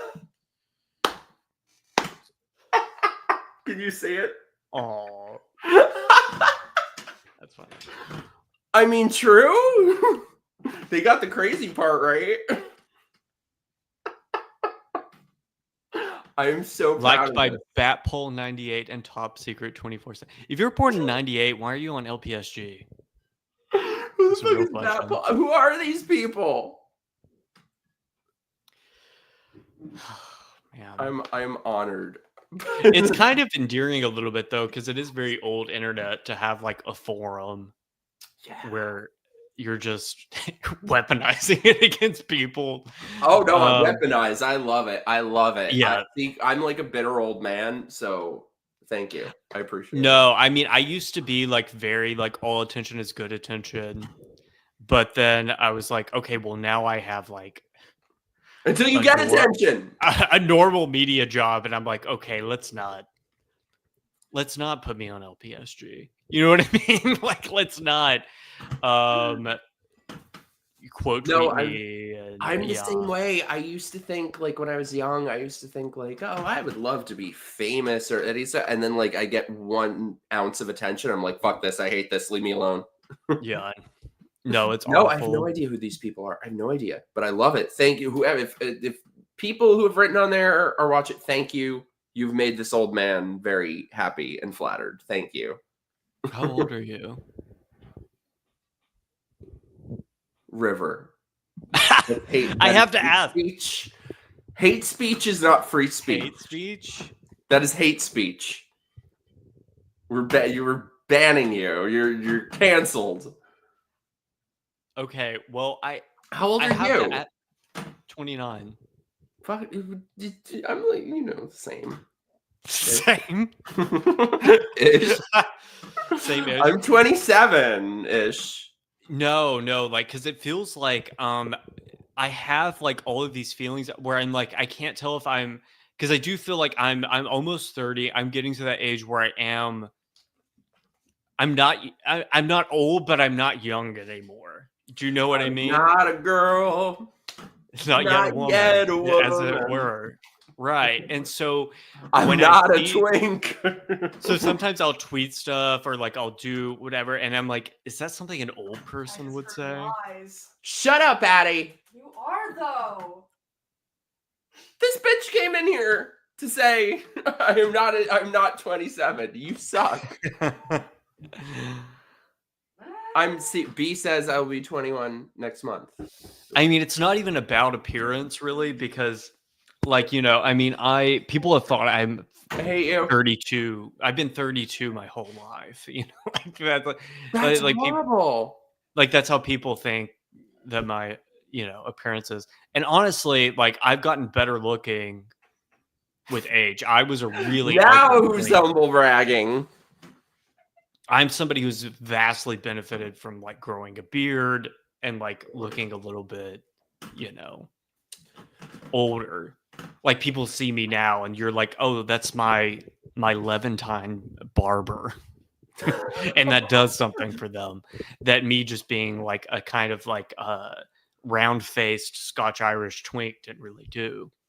See, so, I'm in this one way bad Italian because like this is me growing a beard. That's fucking pathetic. Yeah, looks like puberty just hit. Well, I shave like the size of the edges a little bit because I can grow almost a full beard except for right here. And I've heard if you stick needles in your face, it'll grow hair. I'm not doing that. It's white trash genetics. That's what a girl I used to work with at Red Lobster told me. You worked at Red Lobster? That is the most southern thing I have ever heard. That's how everything I learned about my father, I learned from Red Lobster, which is like the opening. That's where you found out who he was? No, I knew who he was, but like, so my mom had me and my brother in high school, and then my dad like married her cousin, and then she killed herself. It's like a whole thing. It's like my life is like a. Oh, I love this. It's like a Tennessee Williams play. Yes. And so when I worked at this Red Lobster, we used to hire people out of the drug court program for tax reasons. You got like a tax break if you hired these meth heads. And yeah. And So they hired these meth heads out of the drug court program. And my first day there at the Red Lobster, I used to be a pack-a-day smoker. Now I just vape all the time. Me too. And I just ordered the patch. I'm trying to quit vaping. they would ring this bell at the Red Lobster. Ring, ring, ring. And that's when you could go out and smoke a cigarette. And everybody would go out. Bell? Yeah, they had a cigarette bell. Which made it impossible. I thought about quitting smoking, but you couldn't do it because it was like Pavlov's dogs. Like you heard that bell and you were like, oh, fuck, I need a cigarette. Even if you didn't want a cigarette before, it's like you heard the bell and you're like, okay, I need one now. So we would go outside and we'd be smoking cigarettes. And my first day there, I was smoking a cigarette. And I'm not going to say my dad's name because he's Googleable because of arrests. Oh, this is so But Southern. I love it. they- I love it. The lady was like, are you Bleep or Bleep's son? And it was my dad or my uncle. And I was like, I'm, and I told my dad's name. I don't even have the same last name as him. I have my stepdad's last name now because my mom changed it when I was a kid. And she was like, me and your daddy blew up a Days Inn together in Jasper, Texas. And she was like telling me about how her and my dad were making meth in a Motel 6. And Oh how they my God, caught it I on need it. fire. And then she was like, your uncle was sleeping with your dad's new wife. I was like, yeah, I know. There was a fight at Christmas. They pulled knives on each other, whatever. Which they did. You need to invite me to your next family gathering because these No, are my no. people. Like, this sounds amazing. I love crazy people. No, it's like so much drama. I know. And everybody. Yeah. I want the in- reality show of this. in this industry. I know, but I wrote a piece like a couple, like I hate the idea of like weaponizing the way I grew up for some sort of like political purpose because I think it's gross and it's what JD Vance did, by the way. Would, by the way. Not for me, but Only because you're married, you fuck. no, because he's a blockhead. Yeah. He looks. No, he looks like a lesbian with like an auto shop business. I'm not into that. He's a little funny looking. My type is funny looking. He has assigned female at birth eyes. Sorry. Oh. I know what you Ouch. mean. He had so everybody. Yeah, the way I grew up is not the way that most people with a media career, like a journalism career, grow up. Needless to say, cool. most of these people grow up rich or like upper middle class, whatever. And they go to like Columbia or they go to NYU or whatever. I didn't do any of that. I have a writing career because I shitposted my way to one and I wrote a few articles or whatever. Hell yeah.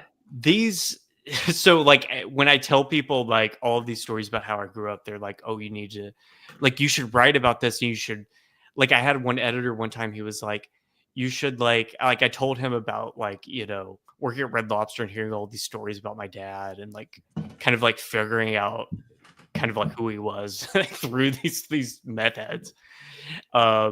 And he was like, you should write about that and then make it about how like white privilege isn't real. And I was like, that feels gross to me.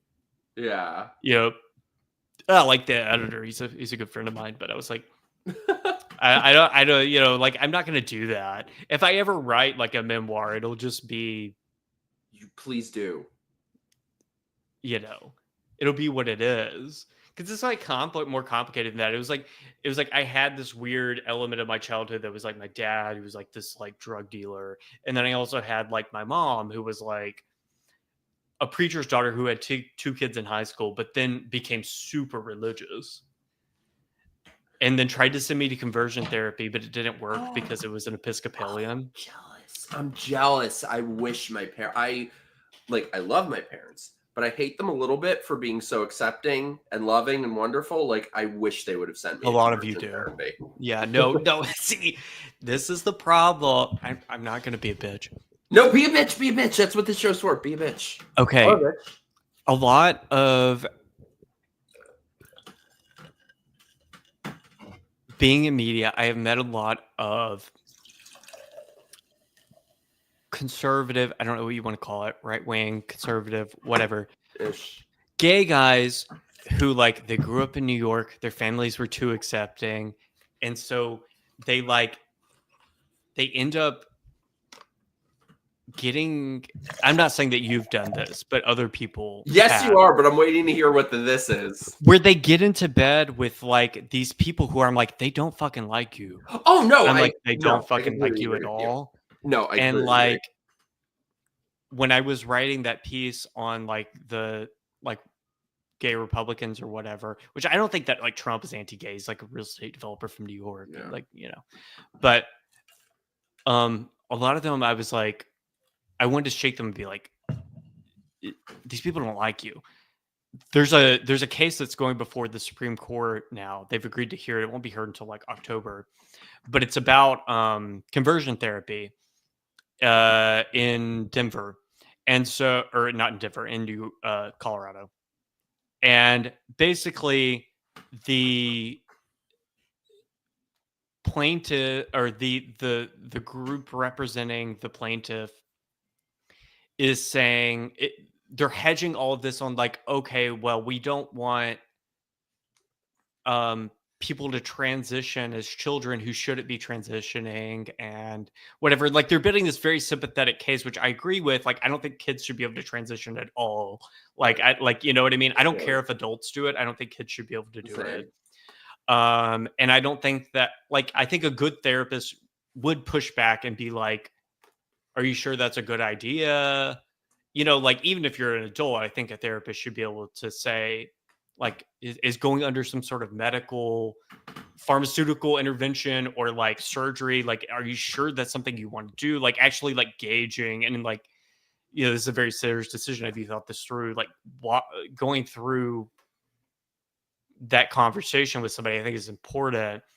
I don't think that's the same thing as gay conversion therapy. And Exactly. it's been lopped in together as the same thing. And it's really not, for a number of reasons. First, the most important being is like, if you're like 15 and you're like, oh, I think I'm gay, that doesn't really, like, you can, if for whatever reason, in like 5 years, you would decide like, I'm not gay anymore. Yeah. Or like I'm bi, or like actually this isn't quite it for me. You can just you just date women. Like it's not, you know, or men or like whatever, you know, you can just date the opposite sex. Like it's not, you haven't changed something permanently about yourself that's irreparable. Whereas like the trans thing is like something quite different. And so they're basically using this like sympathetic case as a way for religious parents to like torture their gay teenagers, which is all that it is. I'm sorry. Like, I don't even care if you're an adult and you want to like go to conversion therapy. I don't think it's going to work. There's been enough studies that show that like it doesn't work. If it did, I would be the first bitch there, but it does not. But when the Colorado law is like, overturning that would mean overturning it for minors. And if you're like 15 and your parents find like, I don't know, gay porn in your search history or whatever, and they send you to conversion therapy, like you don't have any like choice in that. You're basically just being told that you're like a pervert and a sicko or whatever. And like, I don't know, that stuff actually does bother me. I don't think it's good. And like, people, I think, just forget because they get so caught up in like the like, oh, I don't want to be like woke. I don't want to be a libtard or whatever. And I just never have, because it's like I approach it from like what makes sense and what doesn't. Yeah. And you know, a lot of this stuff is really complicated, but like getting into bed with these religious people, they do not fucking like gay people. No, it's true. And They I do think not. They're being apparent. more quiet about it now, and they're like going after the trans stuff because that's more politically feasible. But they really don't fucking like gay people. I think that's And becoming very apparent now too. yeah, and I think people need to wise up to that Yeah. really fast, because I know these people. Like I grew up around them. My mom, nobody from my family came to my wedding. Like, and I'm not saying that to Aw. be like, oh, poor me, whatever. Yeah. But like my mom called me on my wedding day and was like crying and like, don't get married or whatever. And it's like in a way she's doing it because it's like she's so religious now that like she actually believes that like me not going to hell is like more important than her relationship with me. So it comes from a place of love in this weird kind of fucked up way. But also like the way that my mom talked about gay people before she knew she had a gay son was really like fucked up. Like she's more nice, like she's not supportive of me or anything, or of like my marriage. Like my husband isn't allowed to stay at their house. Oh wow. But she doesn't like, she has a bit more like sympathy, I guess, for gay people. Like gay people aren't this like abstract like idea of like a just sort of like a unknowable pervert or whatever in the way that it once was. But for a lot of like these conservatives, that like religious conservatives, it really is. And it's a tough thing because it's like I don't agree with like I don't think that kids should be able to transition. I do think that it's ridiculous. I think a lot of I never really had a problem with adults transitioning. I know trans people. I'm friends with trans people. I've never been bothered by them. I think a lot of, and maybe it's selection bias, because the trans girls that I meet are like trans girls who used to be gay guys. And so there's like a bit of they click a little bit more. And it's like, of course, like this is not a threat to women. There is another type of trans person that I think, you know, they used to be straight guys, and it's a little bit more fetishy and a little bit more weird. And like, it hits a little bit different. And I get all of that. But also at the same time, like, you need to know who if you're a gay person, like you really do need to be careful about who you're casting your lot with, because a lot of these people want to fuck you over too. Well, and I think this is really where we're seeing the results of why there should be no such thing as LGBT, because like you said, they're calling these things conversion therapy, and they're completely different things that have zero in common.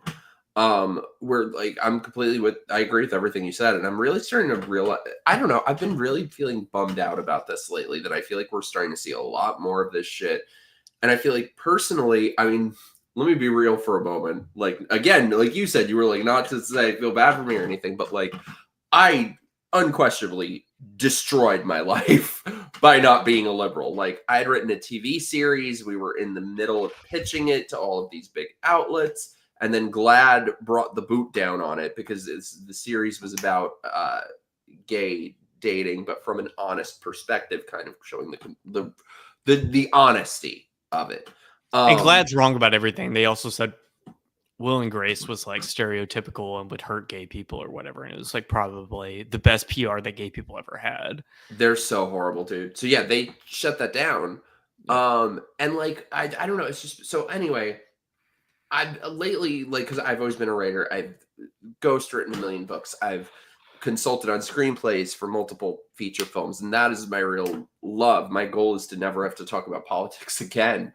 So lately I've been writing this movie, and I'm just realizing now just how much I've boxed myself in. Like, I wish that I was the type of person who was able to not speak my mind and to not say my views and give my real opinions and stuff. But it sucks so much that I'm writing, because the things that I write in terms of film and stuff like that, you know, I really want to tell stories about gay characters because I feel like there has not been any honesty in that. And I feel like there are truths that are universal to everybody. And I'm just realizing how much I fucking boxed myself in, that like nobody will touch me with a 10-foot pole because I'm not a leftist.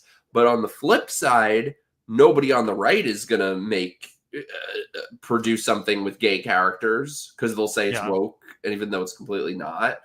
So that, it kind of sucks. I feel like things are kind of headed in that direction. We're seeing the pendulum swing back, and it kind of sucks. It's been a very uneasy alliance, and I think that a lot of it is clarifying now for a lot of people, where they're seeing that, you know, the people who were with you on like certain trans issues, it's not, and it's like tough because you actually have to concede that like the libs kind of had a point. It's like, okay, they're coming for the trans people now, but eventually they will come for you. And like a lot of them will. And like that's a tough thing to accept. And you just have to be very clear about what you believe. And like for me, like it's always been easy for me because I'm like, I don't hate trans people. I know I like trans people. I actually like, I'm very libertarian on this. I think if you're like an adult, you have the right to transition, even if it means but I don't fucking think up it your should be own life. glamorized the way it is, because there are a lot of issues happening. Like, do you remember that show Taxi Cab Confessions? Yeah. I came across a clip the other day of this trans woman on there, which this would never air today, but talking about all the fucking shit that comes along with the surgery. It was horrific. So I'm with you that I'm libertarian on it, but I also don't think it should be glamorized to the extent that it is now. You know what I mean? It shouldn't be taken so lightly. If people want to, God bless. I hope you're happy, but I think they should be given all the information, and we shouldn't be promoting it as this wonderful thing.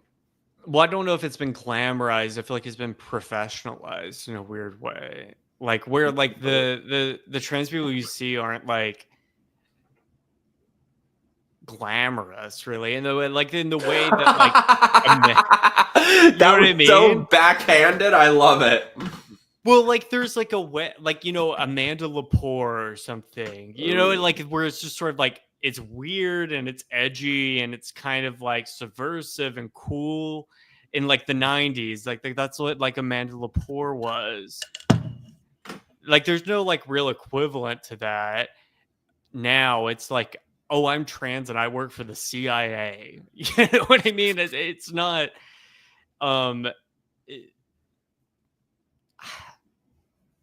I think trans people like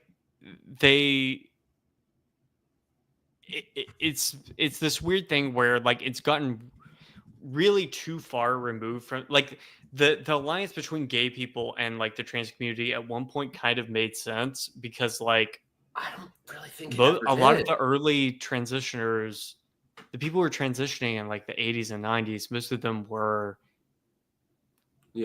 gender non-conforming gay people, basically. And it like nobody was really offended by that. Like if you think about like the way that trans women were represented in like the early 2000s, it was either as like a sort of like comic relief or like a prostitute. It was like the idea that they would be like being sort of like peeping toms and like spying on women in the bathroom, like like not even they something are that, now. Yeah, well, that wasn't Not something that all would even like have occurred to people because it was like it was assumed that like the people who were transitioning were like effeminate gay men.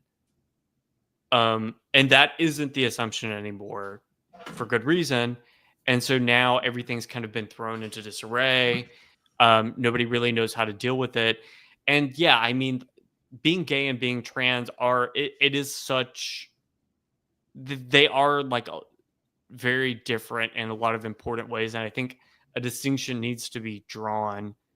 But it's also at the same time, a lot of the people who don't like trans people also really don't like gay people. So you're kind of, it's a catch-22 where it's like, how much do I want to like give fire to this without it also blowing back on me? I agree in a way, but I disagree that I think we shouldn't look at who likes who and stuff and just have to go with basic right and wrong. And I think what's happening with transmania is just abjectly wrong. That I mean, every single friend of mine who has kids, every single one of them have been affected by this in school. That either they've been told if they're a girl, hey, maybe you're a boy, or they have a friend who've been told maybe you're a girl. Like, it is so pervasive and so widespread that I just think it's wrong. If an adult is truly, and the thing is, like you said, I've had friends who legitimately had very severe gender dysphoria, and I feel for them, and I want them to be happy. If that makes you happy, God bless. But I don't think it should be taken as lightly as it is now and be promoted as, because it was always a very rare thing. Like, none of us, prior to the last decade, none of us ever spent more than 2 seconds ever thinking about trans as an issue because it was always so rare. But now we see things like there will be news stories about, oh, the entire family is trans. Like, that is not a naturally occurring thing. Well, there was a big gay is to blame for this in a lot of ways. Big gay. Yeah, like you had these organizations like the Human Rights Campaign and all these other organizations. Scum of the earth. They got what they were fighting for like 2 decades, which was gay marriage, and then they had to find another issue because it was like you have to keep your job.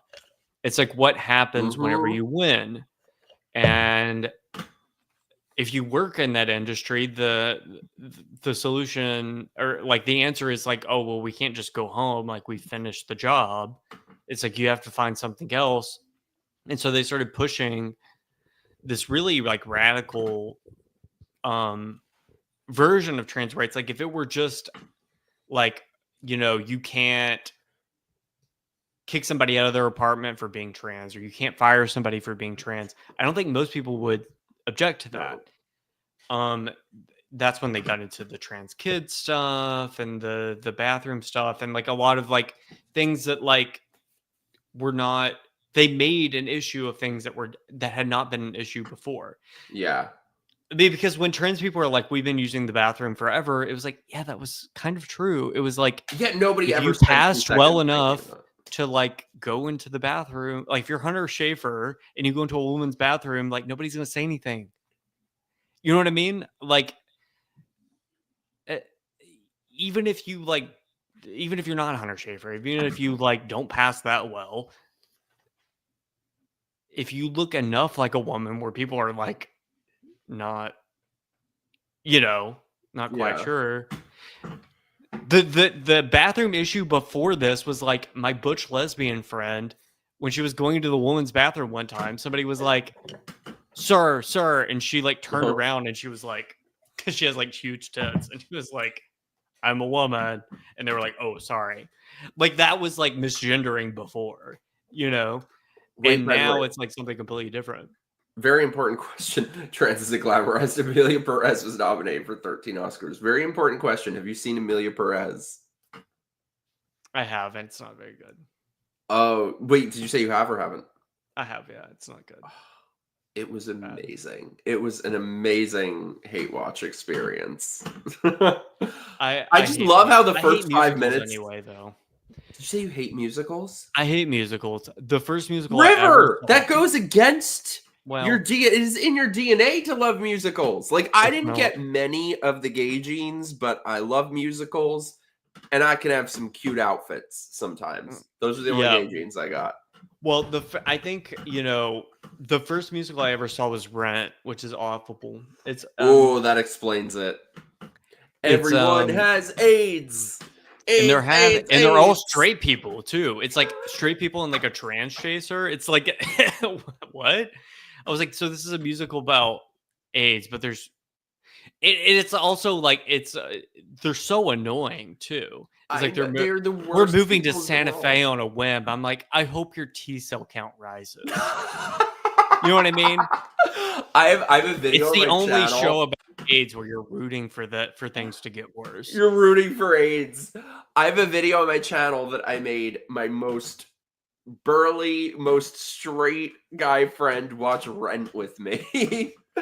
And I love torturing him. It's bad. Oh, it's the worst. Amazingly bad. I made him watch Rent. I made him watch Cats.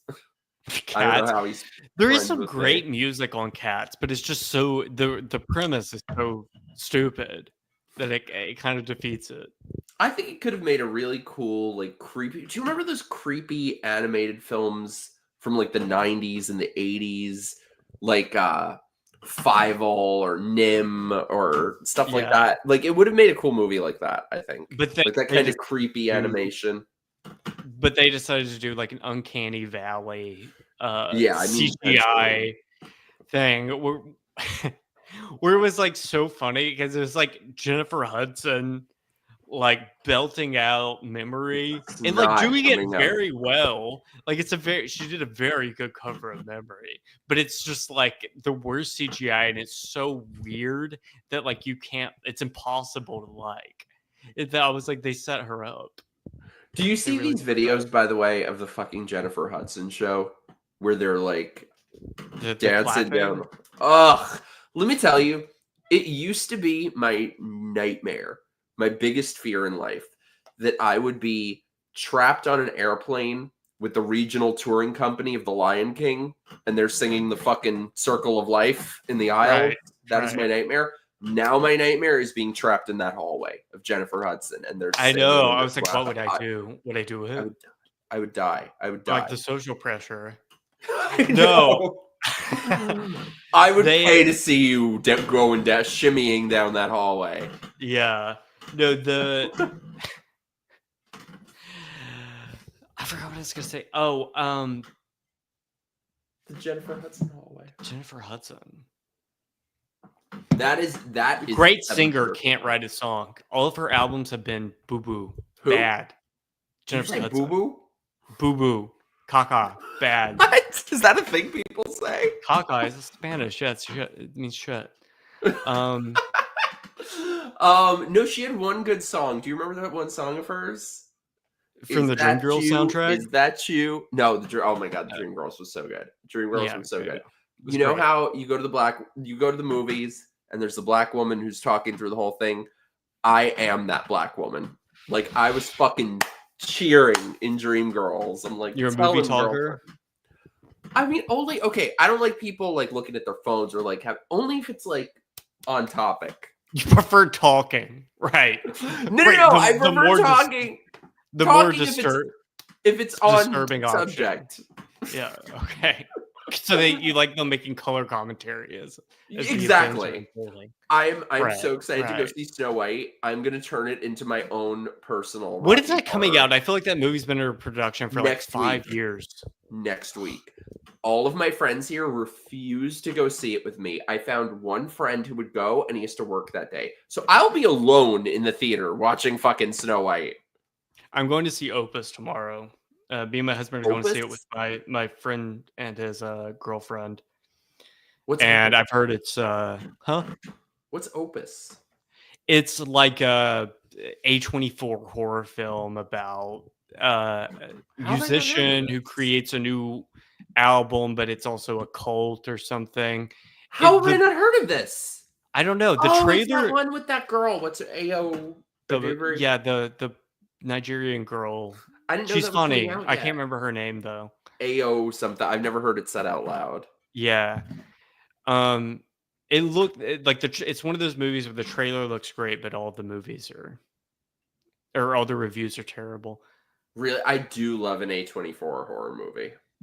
Yeah, The Witch was great. I love Midsommar. I kind of hated Midsommar. What? I don't understand how people hate Midsommar. I love, especially the director's cut. It was like a weird girl boss, like revenge fantasy. That bitch, that motherfucker had it coming. Like, she's like, you didn't pay enough attention to me. I'm gonna burn you alive. And I'm on her side. I'm on her side. Yeah. Okay. Hold on. I'm gonna go grab another drink. I'll be right back. Yes. Comment. See, this is what I love about my show is that always every episode of MIKEroaggress'd, the first like maybe half hour to an hour is like, okay, current events, blah blah blah. And then we get drunk and messy and we start talking some real shit. Also, I have to pee, but I will wait until River gets back because I'm not gonna leave you guys alone.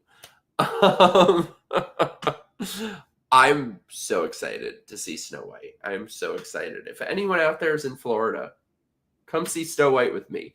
Nobody will go see it with me. My friends refuse to see that shit. I can't wait. You know what I'm really afraid of, though? I'm afraid I'm going to go see it, and it's going to be, I don't want to say good, but it's going to be decent. I want it to be like The fucking Room. I want it to be the worst movie ever made. I am an accomplished hate watcher. James, where the fuck have you been? I've missed you. Mike's Not So Alcoholics Anonymous.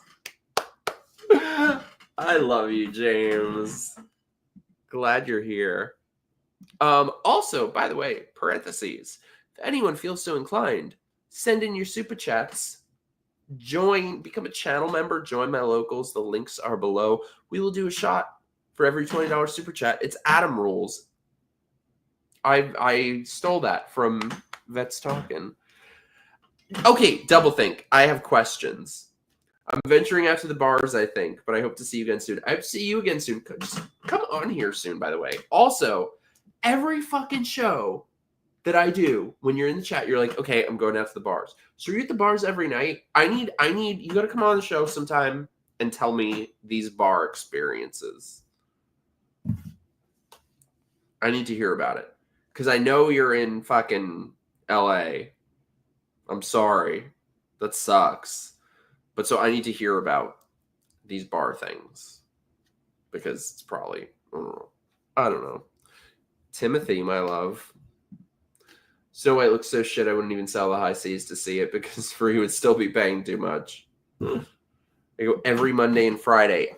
Tell me what goes out, where are you going, what you doing, what's happening. I want to know all about it. Tell me everything. I didn't realize River, I mean, I'd seen something he'd wrote a while ago. I didn't realize he'd been with Outspoken. And so were you. Those bitches hate me from Outspoken. I don't know why. A lot of people hate me. I think all those like appropriate right-wing gay people, like they are not fans of mine, let me tell you. The Abbey, I went there with Blair and Brandon one night. That was the one time I went to the Abbey. It was fun. We were getting such dirty looks. Okay, Mike, have you heard about RFK Jr. Directing the FDA, presumably directing the FDA to crack down on poppers? Have you heard about this? I have so many questions. I saw that on Twitter. I didn't know if that was real. They did raid a poppers company. Poppers to me because I've never done. You've never had pop? You're a gay guy from New York. You never had do? poppers. What does it do? I told you I'm a bad guy. What does it do? What does it do? Christine, I'm calling my husband in here. So he just went to. We got a husband cameo. What's up, dude? Howdy, dude. Okay, so tell me the story. You just went. What did you do? So after the gym, I was like, oh, they're banning poppers. I should buy some before. So they're banning poppers, and I was like, I should buy some before they get banned. So I went to go buy some Gold Rush, and the lady at the front desk was like, hey, if you want some contraband, I still have Double Scorpio. What is that? What is that? Is that like? And then she told me that like extreme? one of the other stores in town was raided. They were raided? Not raided, but like the people came in and they confiscated all the poppers in the store. Which one was it? No, she just said one of the other stores. Okay, well, I've been See, this is what he always do. He tells me I'm a reporter. No, wait, and he tells Mrs. me Page, stories come that back. I could tell. Tell him This is to come a perfect back. Story. We'll talk afterwards. I have to pitch this on Monday now. Thank you.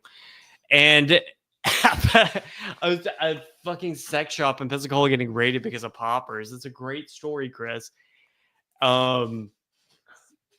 But yeah, I mean, explain poppers to me. Because so poppers, it's VCR cleaner legally. It's VCR cleaner. Yeah. And so you do. That doesn't sound good. Well, you sniff it, and it's like I don't know, you get like a rush. It's like a euphoric kind of like 10-second high that I guess is like 10 seconds. kind of like a cocaine high. I've never done that either. But it's also a muscle relaxant. So if you're a bottom. See, I'm like, which I'm not, but like, like if you do that, like it relaxes the muscles. Wink, wink. That's not to say I have a straight friend who he comes over here all the time, and he'll just like do our poppers like sitting on the couch, and I'm like, what are you doing? Like, it's so weird. Like, I'm like, why are you doing poppers in a non-sexual setting? It's so weird. Is that a thing but he people does, do? Yeah, I mean, like I've done poppers like at the bar. Why? It's you do feel like you feel high. It's like a For 10 seconds? Like a fun. It's not like 10 seconds. It's like a couple minutes, but it's like a euphoric kind of like head rush. James like is calling bullshit on you. I'm not though. I'm really not. My addendum I would be honest if I were. Why reason I would have to lie? Everybody knows I'm a gay guy. My addendum is I am exit only unless it's a boyfriend situation. Not for me. But the thing is like it's like a head rush, kind of like a coke high, or like what's a coke maybe high? like an Adderall high. What's an Adderall? I see people think I'm the most degenerate, and I'm like fucking sitting here with a halo around. I've never pretended to be a fucking Boy Scout. I'm sorry. I'm not either. I'm a fucking gay guy. I don't know what like people want from me. Like you're going to pretend like I haven't done drugs. Who gives a shit? I did. You know what I mean? I've never done any drugs, and I did shrooms somewhat recently. I've never done shrooms because I'm afraid of vomiting. I'm afraid of drugs in general, but it was delightful. It was like a better version of being drunk. It was delightful. And then, oh my God, I had to go on my friend's podcast while on shrooms, and he didn't know I was on shrooms. Oh, that sucks. No, it was amazing. The shrooms to me, I've heard too many horror stories of people throwing up. I have like a chronic fear of throwing up. I hate throwing up. Same. It's a nightmare to me. And so that's why I've never done them. And I get really nauseous. Like if I smoke, I don't smoke weed because if I do, I throw up. See, I don't know why. It makes me really sick. Normal is like most people on many drugs. So like I would be terrified of doing like cocaine or something because like that's just me all the time. Like, can you imagine? I mean, cocaine is kind of Does it make you crazy? No. It just makes you like a little bit sharper, like more alert. It's like if you've ever taken Adderall or something like that. It's like taking Adderall for like I probably should, but like a shorter lifespan or like half-life or whatever. It's really not that great. I'm scared too. I wouldn't. That's one I would. I mean, it's getting dangerous now because like everybody's cutting coke with like fentanyl and all this other stuff. So I had like a wild period in my 20s where I did all kinds of drugs, but like in your 20s, it sounds like you've had a long wild period. I have the hiccup. No, drink vinegar. Well, I was like, I was in fucking Pensacola, Florida, like the redneck Riviera, the white trash capital of the world. I want to go to the redneck Riviera. I'm like I was like doing like GHB with like Afghan war veterans in a Motel 6. Who gives a shit? Okay, that sounds like a good time. It makes, these are formative experiences. Someone said, you know what I mean? Like people need to live a little. I meant to bring this up. Have you ever seen this show? Someone said your family is like the one in Shameless. Have you ever seen Shameless? I have. Well, I've only seen like the first couple of episodes. Yeah. The later seasons it gets super fucking lefty, but okay, can I tell you something?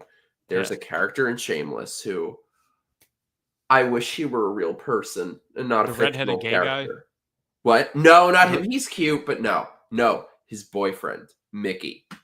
That is my type. Like, it sucks that this man does not exist because that is my type. Who is it? Do you remember Like, Mickey from Shameless? No. I only wait, watched I the gotta- first couple of seasons. They were like when I watched it, the redheaded guy, he was like having sex with his like Middle Eastern closeted boss or whatever. And he was like a kid. It was like actually pretty problematic. He was like, Wait, I've only seen like random episodes. I've watched like compilations on YouTube, not the actual show, so I didn't know that. yeah. So when it starts, he's like the redheaded guy is like a fairly young teenager, I think, Ooh, and alright. he's like having sex with his boss, who is like a bodega, like Middle Eastern bodega owner, who's like has a wife, like a Muslim wife. I've seen that character, but I had no idea. Okay, wait. But who the guy who ends up becoming his boyfriend, Mickey? Like, this is my dream man. Oh my god. Wait, no, oh my god. Oh my god. That is my dream man right there. All right. If only He looks were like real. he looks like a if Seth MacFarlane had to go to rehab. I always thought Seth MacFarlane was hot. He kind of is, and also gay. I've Right? heard. No. It's like, I don't know. Somebody convinced me one time they were like one public relationship with a woman, 50 years old, never been married. Oh, Roger, I would hit that. the alien. There's a lot of signs, Oh, I would hit that. I would hit that. you know. I would hit that. Who knows? By the way, will you entertain? Also, like all the references on fucking Family Guy and stuff. I'm like, this is like a gay guy hoarder, like you know what I mean? I'm like, It's these all are- like fucking Broadway musicals of the 1930s and shit Yeah. like that. yeah. Oh No. yeah, he was in the Ninja Turtles movie. The guy who plays Mickey. Oh my god, he's so hot. There's a lot of Ninja Turtle trivia coming out in the chat. That's true. See, Like my the third problem with comment. my problem with the gays is like they're too fucking, I don't know, they're too pristine. Like, I just want a guy who like fucking grew up in juvie, maybe committed arson. I don't know. Like, that's my type. I mean, I've been around that type. Like, this is the thing. You Hook grew a up on brother the Upper up, West bitch. Side. I grew up white trash. I know that guy. I kind of am that Introduce guy. me. But but no, they're not that fun. They suck. Like they end up like 30 and alcoholics, and they're That's okay. I can fix him. you can't. I've tried. I've tried. See, I've finally learned to stop trying with the like. Okay, can I tell you? I don't know why. I am for some reason a magnet for confused straight guys. That's all I attract. Like, I went to this fucking, I won't say what, but I went to this thing recently. This fucking guy who's some kind of like influencer is fucking like talking me and hitting on me and putting his hand on my waist, and like I high-fived him at one point. He did this shit, and I'm like, I'm thinking he's about to say, let's get out of here. And then he drops into conversation, oh yeah, I just drove down here. My wife and kids are at home. I'm like, motherfucker. You're hanging out with all these right-wing guys, Mike. That's your problem. But no, this is my problem. I don't fit in with fucking anyone. I'm just a misfit forever. I don't fit in with the fucking right wings. I don't fucking fit in with the left wings. I'm a lone wolf. I briefly dated a guy who was like semi-closeted former Pentecostal preacher, and it was like the most tumultuous, one of the most tumultuous like relationships. Tell me. No, I mean, there's like not that much to say except that like he was like clearly had a lot of problems that he needed to work out. And it was just like my like patience for that like it's just like dwindled precipitously throughout time. Same. And I'm like, I don't have time to deal with this shit, work it out. You're a grown man. I don't have time. At least that makes sense in a way of like, okay, you're preach or whatever. Like mine, when I was way the fuck younger, my like big closet case involvement was this guy. His family were all fucking Broadway people. So it's like, you're gay, just be gay. Who would give a shit? To this day, he's closeted. Why? I don't know. I don't get it. And we're like, I mean, this was like maybe a decade ago that there was involvement, but we're kind of like friends-ish now. And I'm like, really? Still? Yeah. No, I mean, like, usually down here, if somebody's like really closety, it's usually so there's two different types that I've had personal experience with. It's like super religious, closeted gay guy type. And then there's like the bisexual, but like here's the thing. It's like if you're like bisexual, like the thing is that like Do you believe in bisexuality, bisexuals? huh? Do you believe in bisexuals? I mean, kind of. Like, I mean, it's like when I had sex with women, it was like nobody was forcing me to do it. Like, I did it because I wanted to. But it was like, I think there are maybe like 7 actual bisexuals in the world. my thing is that I think that it's bisexuality is real, but there's no social mechanism for it. So you either have to, if you're bisexual, you either end up as gay or straight by like default. And like for men, it's like the moment you start like openly dating men, it's like gay.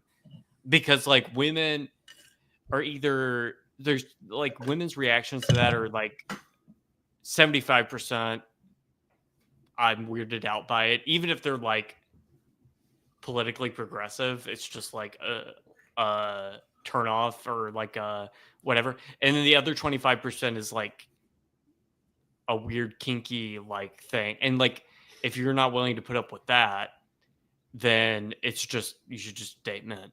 And so most like guys who are bisexual either end up as gay or straight effectively. And so there's like the closeted religious guy, and then there's like the bisexual guy who doesn't want to date women.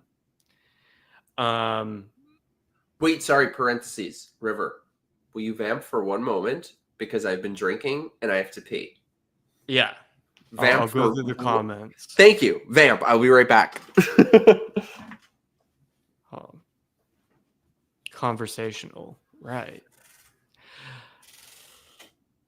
Bi guy equals closeted guy. Sometimes.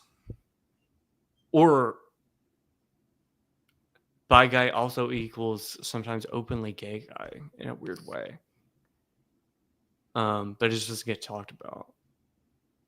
Just be a gay attention seeker. Right.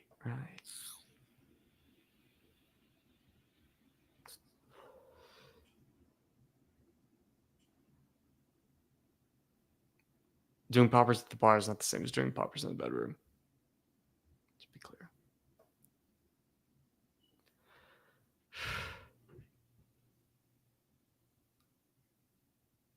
What is HorrorCon? Respond in the chat. That sounds interesting.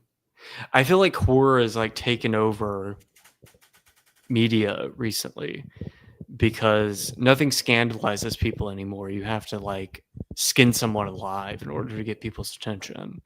It's kind of unfortunate in some ways because every movie has to be like a horror movie now, or like involve a murder in some kind of way. I think my camera's fucked up. God damn it. Hey, my camera's fucked up. Why did you fuck it up?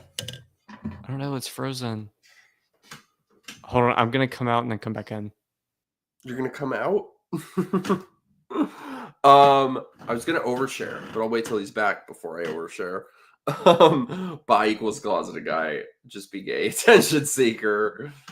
A guy who's down for an MMF threesome, but only dates women. There he is. Is it Okay. less fucked up?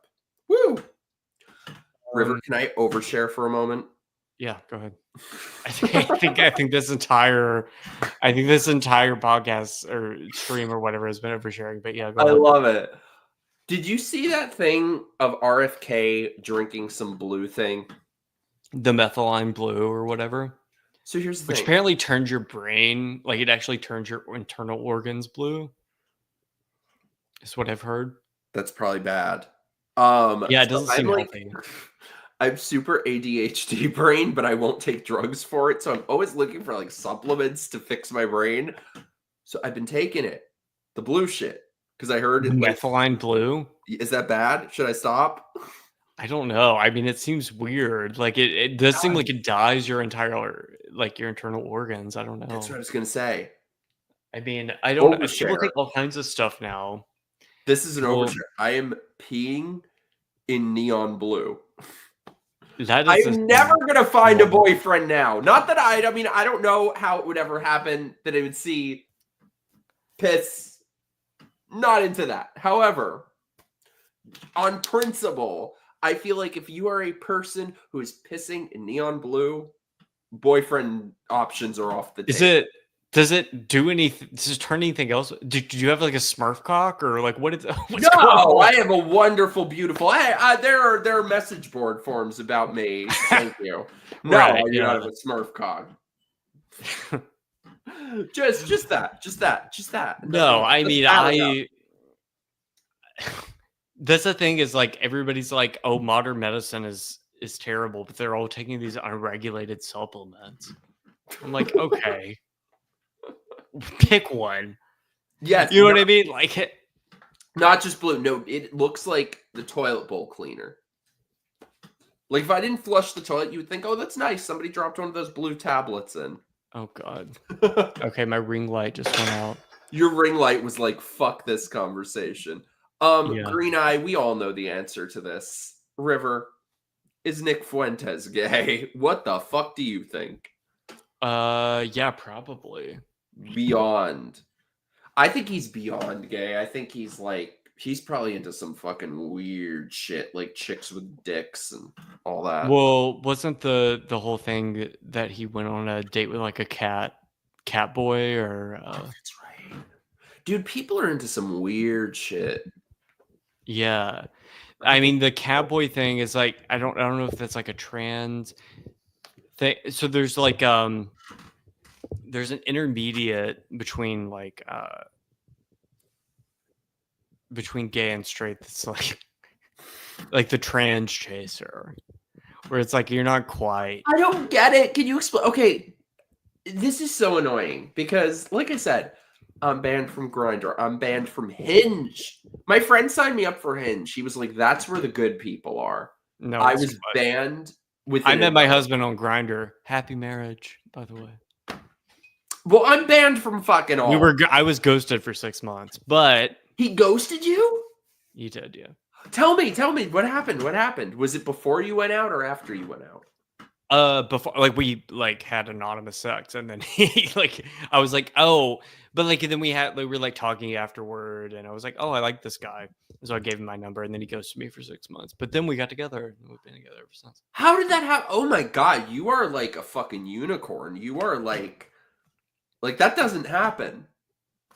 It does happen. You just have to shoot. not. You just have to shoot your shot, and then eventually you shot it'll your work out shot. for you. Yeah, right. Yeah, no, you just have to cast a wide net. I don't know. Like I wasn't really like looking for a relationship, but I found one.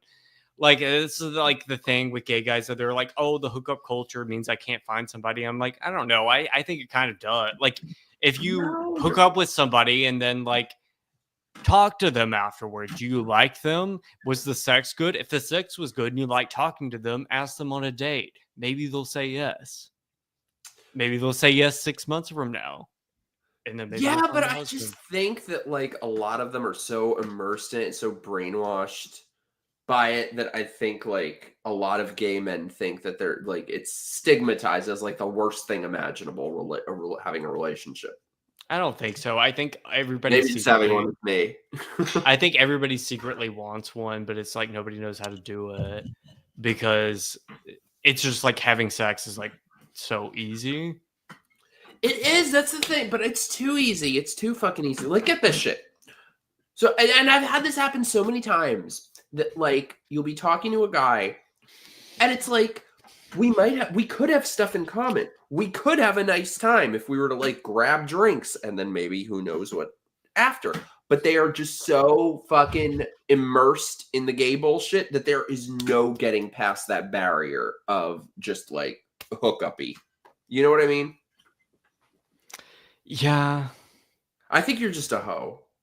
But it worked for me. It did, It worked motherfucker, for me. motherfucker. You're the married one. It worked for True. me. Okay, maybe I need to be more of a hoe. Yeah, I mean, like, I don't know. I'm not like people can do whatever they want, but I see people like a lot of gay guys being like super. They're like, "Oh, I'm gonna be super prudish, and like that'll help me find." And they're the love." biggest I'm fucking like, whores of anyone. sure, yeah, but it's like I don't know. I don't think that like at the end of the day, like we aren't straight people. Sorry, like it's like there's no like women have like a like biological reasons for like controlling their sexuality or whatever, or like withholding things, and like men don't really have that, and that's why like gay men are so promiscuous. And if you like I'm not saying you like should have sex with everybody, but it's like I don't know, don't like worry about it. Like, but that's just my advice. Is like, don't worry about it. You'll find somebody if you actually are like if you hook up with somebody and you like them, and like they like the sex is good and like they seem like an interesting person. Shoot your fucking shot. Ask them out. Be like, hey, we should go get coffee sometime. And if they say no, they say no. But like, they'll probably not say no because all I see is all these like different gay guys who are like, everybody just wants to have sex. Nobody wants to go on a date. And I'm like, well, you're all saying that. Why can't you fucking find each other? Because they're exactly the same. Because because everybody's afraid to make the second move. Everybody's afraid of seeming sentimental and uncool. You know what's funny is like you got to get over that. I think they're so immersed in that and they end up regretting it. Like, it's very strange. People, this is going to sound like a humble brag. People do not get over me. Like, there's this guy that I went on one date with in 2018 who to this day texts me and texts me and texts me. Or like exes of mine will hit me up and hit me up. And it's like, I feel like they always think like, oh, I could do better. And then they realize, no, you can't. Yeah. I mean, I've had a couple of stalkers. Really? Me too. And it's never fun. What genre of stalker? So I had a stalker one time who I hooked up with one time, and I just got like weird vibes from them afterward. And so we stopped hooking up. And they're a drag queen. And so one time I like blocked their number because they kept being like crazy, like they? Is this a they them situation? Whatever. No, like that's your first mistake. But also, like every time I've seen them since they've been in like full drag, so maybe trans now. I don't know. I couldn't. That's like that's so bright. Fuck that. You're like, I'll just be in the dark instead. The last time I saw him, I was at a gay bar with my best friend who's a straight guy, and I went to the bathroom and no, we saw him and full drag, like Playboy bunny. I couldn't be sexually attracted to someone after that. I mean, it didn't really bother me, but like, and I was like, all right, I'm gonna go to the bathroom, and then like apparently this person was like giving my friend like the third degree, and just being like, don't fuck him, he's an asshole, whatever. And he was like, I'm not gay. Like he's just my friend. And it was like, oh, okay. And it was like, but like, no, like that was the same person who like sent me a picture outside my house one time. It was like crazy. But I've like never had quite that extreme of an experience since, which is, I mean, obviously because I'm married, but I love it. No, I've had stalkers and crazy bitches. God, yeah. I had a fucking obsessed viewer who was like a paid subscriber of mine and all this shit. And I learned a big lesson that like the next time I'm in a relationship, nobody will know about it. There will not be a picture. Nobody will know his name. I had an obsessed viewer who created fake DMs of me and sent it to my boyfriend. And the dumb fuck just believed it, destroyed my relationship. Fake DM saying like what? Just every psychotic thing you can imagine. I'm blackmail, and it was very vague too. I'm blackmailing him. I'm like all this crazy shit. And it only came to, but yeah, destroyed my relationship over this. The dumb fuck believed him. And this only came to light because a couple months after we broke up, he kept making these DMs of me, and in one of them he forgot to input my name, so he put my picture on it, and it said from John Doe. and the thing, and this, I feel like there's a little bit of a point to it. This motherfucker now has a following on Twitter, and it's like I've had to keep my mouth shut just to not be used as clickbait for his fucking drama, you know? But like a lot of these fucking scumbags are really sick, broken people, and then they gain a following. Why haven't you created the drama? I don't do that. I don't know. I don't. I just Oh, want to please. I don't. I want to be left the fuck alone. His handle is base for Trump. Fuck that guy. He's a 50-year-old predator. I found his old Tumblr where he follows what appears to be all little boys with no shirts on. Fuck that guy. Were you ever on Tumblr? I wasn't. No, I wasn't. Were I you? wasn't either. No. Twitter was really the only, like I had a Facebook, I guess. I didn't like use that much. But Twitter was like really the first platform that I ever really used. I never really used Tumblr. I feel like I wear my tiara proudly that I'm one of the most banned people ever. I think I was banned from the old Twitter like 4 times. I got banned one time, and I don't even remember what for. It was that they were banning everybody. Yeah, they just made shit up. Like with me, the first time they banned me, they said it was I had multiple accounts. I didn't. Or then they like I was defending someone, and I sarcastically said, "Oh, ooh, she did that. Burn the witch," and that I got banned for that. I got like I would always get these things. There was like people have reported your tweet to the German government. Did you ever get those? Oh, I forgot about the German government. Yeah, we'll get like emails or whatever.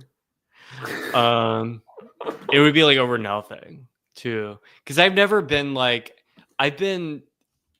Well, like I guess like the criteria for like what is edgy on Twitter keeps changing. Yeah, but like the most like harassed, cyberbullied, whatever that I've ever been was like whenever I said that like we should bring back asylums, and it was like not even like I wasn't even being like, you know, trying to be edgy or whatever. I was like, they should be like, we should bring there are people in society who are too mentally ill to like exist in regular society, and like there should be a place for those people, and like we can make it good. We can like have oversight to make sure that these people aren't being abused and whatever, but like we should have places for these people to get them off the streets and whatever. And like people were like calling me a fascist. Somebody make like fake revenge porn of me, like AI. What's fake revenge porn? Like they like photoshopped like cum over my face, and like it was like crazy stuff. And how are you not on LSPG? I know, right? And I was like, all right, well, like but like that would never happen now. Like now, every time I tweet anything, like vaguely like lib, I feel like that's when I'm gonna get canceled. Because Yeah. you can tweet like the craziest, like most racist, like blatantly, like actually racist shit now, and like nobody cares. I know. Yeah, it's fucking. That's why, like I said, I don't fucking fit in with any of these people. I kind of just do my own thing. Yeah. Like a lot of. It's very strange how there's this sort of phenomenon that if somebody has a certain number of followers or has a camera on them, people will defer to them as if they're some sort of fucking authority, as if it's not just some fucking crazy bitch. Yeah. No, I mean, I think. What do you think about like gay Twitter? Because I feel like it's gotten. Which side of gay Twitter? Yeah, well, there's a lot of them now, right? I mean, there's like a fucking side of pop star gays, the skanky gays, the fucking prudy conservative gays, and those prudy conservative gays, by the way, are they're not prudy, by the way. No, they pretend to be. They are the biggest fucking whores of anyone. Can I tell you, by the way? It feels kind of fetishistic to me a little bit, where a lot of them are like they want like a racist straight guy to like slap them around or something.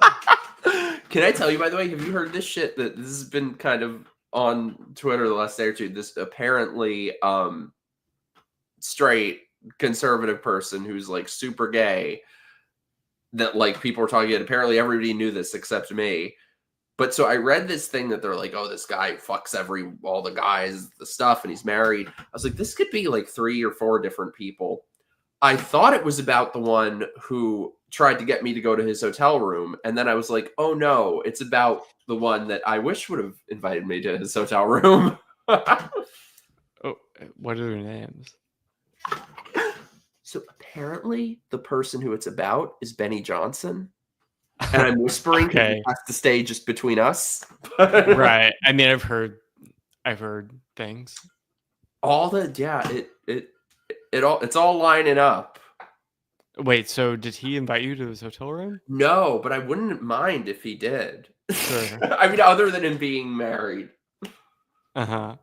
No. So who is the other one? I will say somebody who I'm like looking around, like, do we have a private chat? Oh, we do. We do. I feel like chat knows who I'm talking about. So the person who did try to get me to go to his hotel room. I sent something in the private chat. Okay. Wait, let me see. Wait, where did the private chat go? Oh, here it is. Sorry.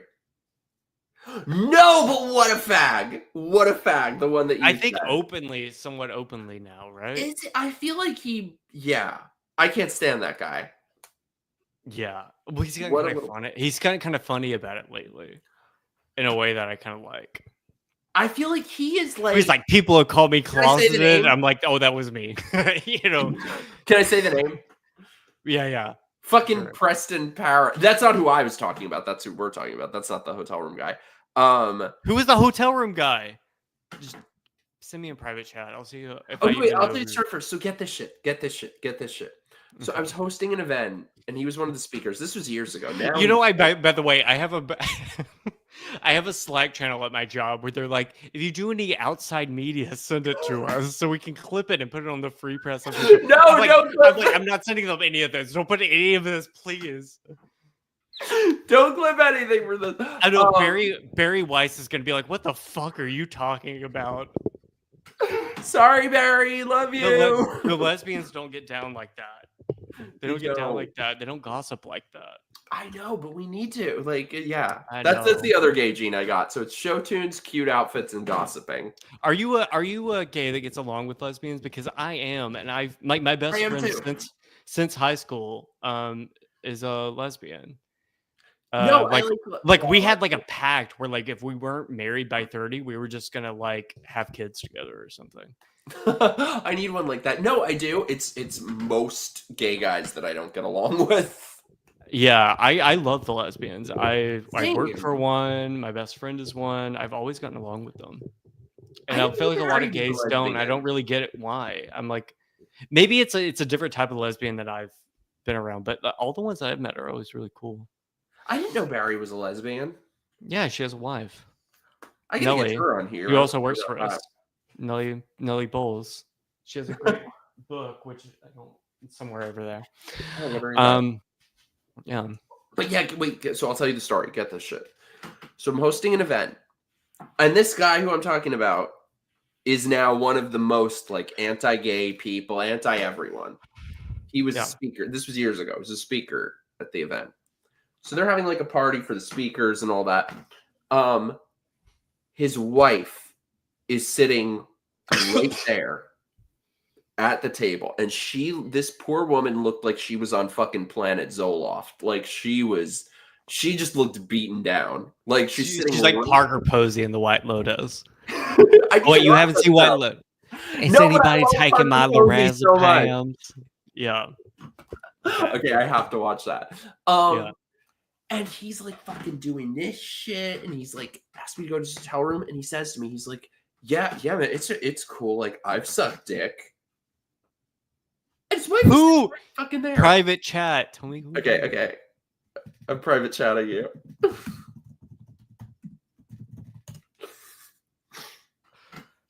Really? Is that surprising? Not really, but he hit on another friend of mine too. A dude. Not surprising, but like. But I couldn't believe it, like, for him to be doing this and saying this, like, in front of his wife. It's surprising in a way, I guess, because he's the type of right wing. So, like, Matt Schlapp, right? The CPAC guy. He's had all of these controversies. I met him. He didn't hit on me. What the fuck?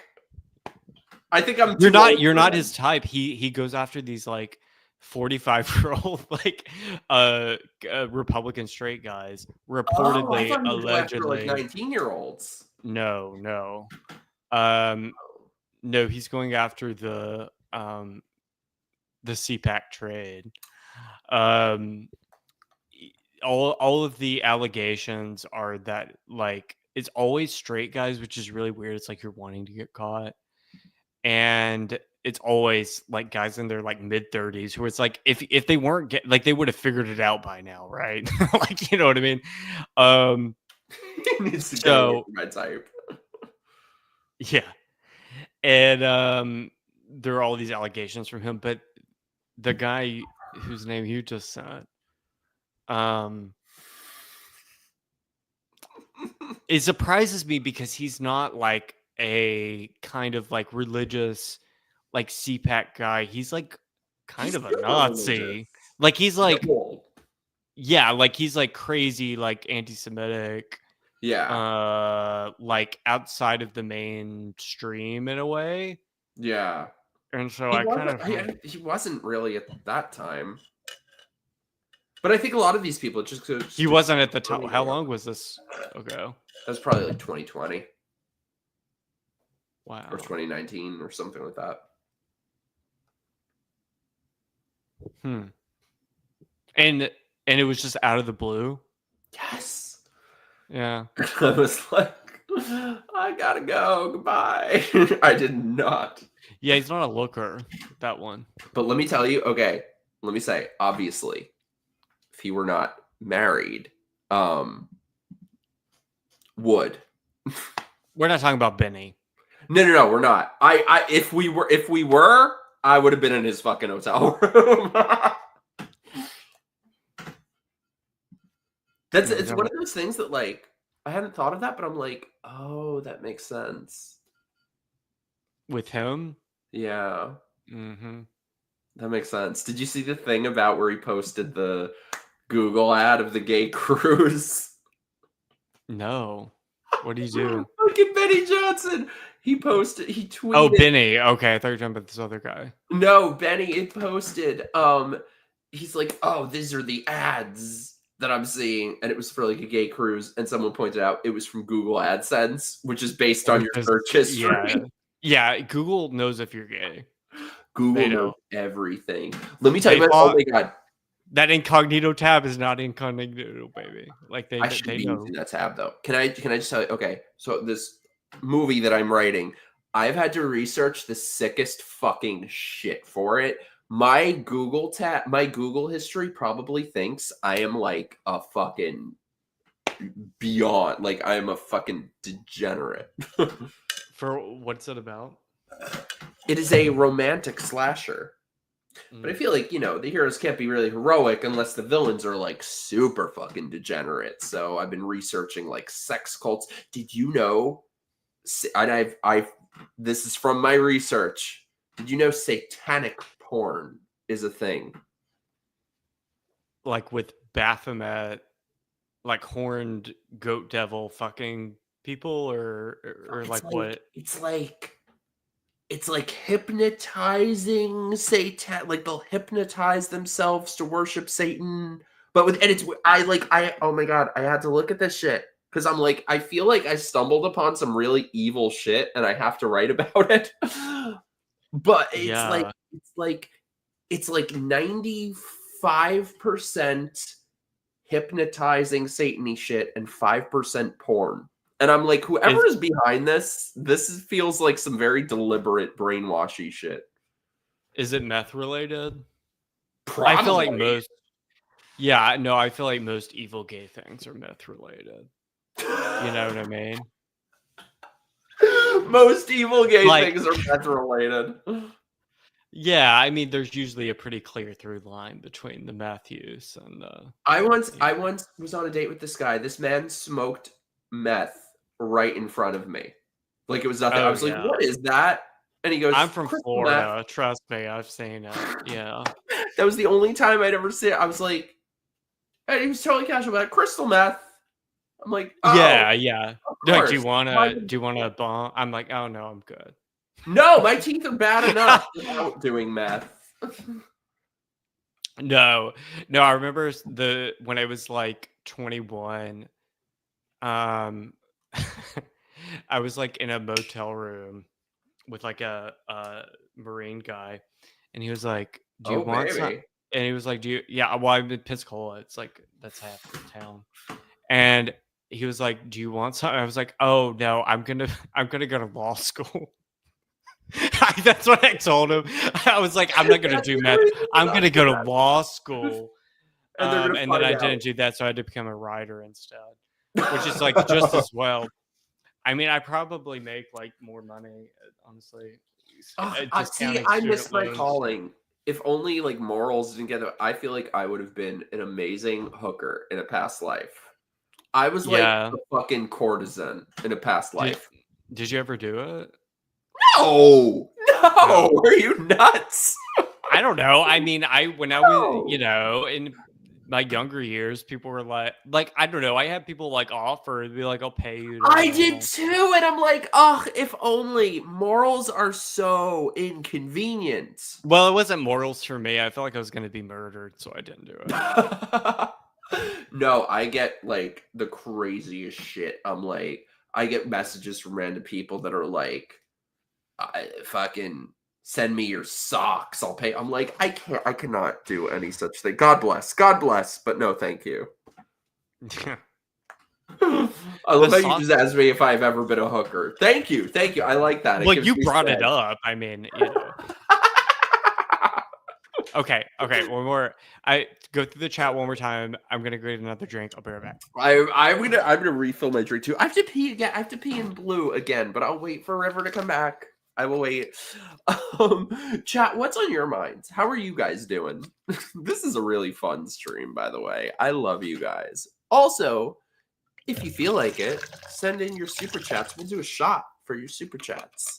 I'm very glad that River is super down to not make me drink alone. What was that from? Don't make me drink alone. Oh, Ma. Don't make me drink alone. You guys have to see Ma. Right, let me mix something into this drink since I just poured straight up rum into it. This is why people think I'm an alcoholic. It's all Adam's fault. Today I learned what pepper. I kind of did too. I feel like there's got to be like something negative to them. Like there's a cost to it. I don't know. Maybe like next relationship I'm in, I'll give it a try because, I don't know. Like I said, exit only or boyfriend. Those are the two options for me. And I've not had many boyfriends, so I'm very inexperienced on that side of things. See, now I'm just oversharing. This is what happens when motherfucker goes to the bathroom. I'm oversharing. Jensen Ackles is the hottest man alive. I need to date a 4-year-old. Why do I know that name? It's a trauma response and it would never work out. No, God bless, like, you know, you like who you like. I have a lot of friends who are like in their 20s and they like older guys. I do not say no to drugs. I do say no to drugs. I do say no to drugs. I haven't done these things like these fucking sickos. All results I got. Yeah, it sounds negative. I don't know. I'll update you guys if the day ever comes. I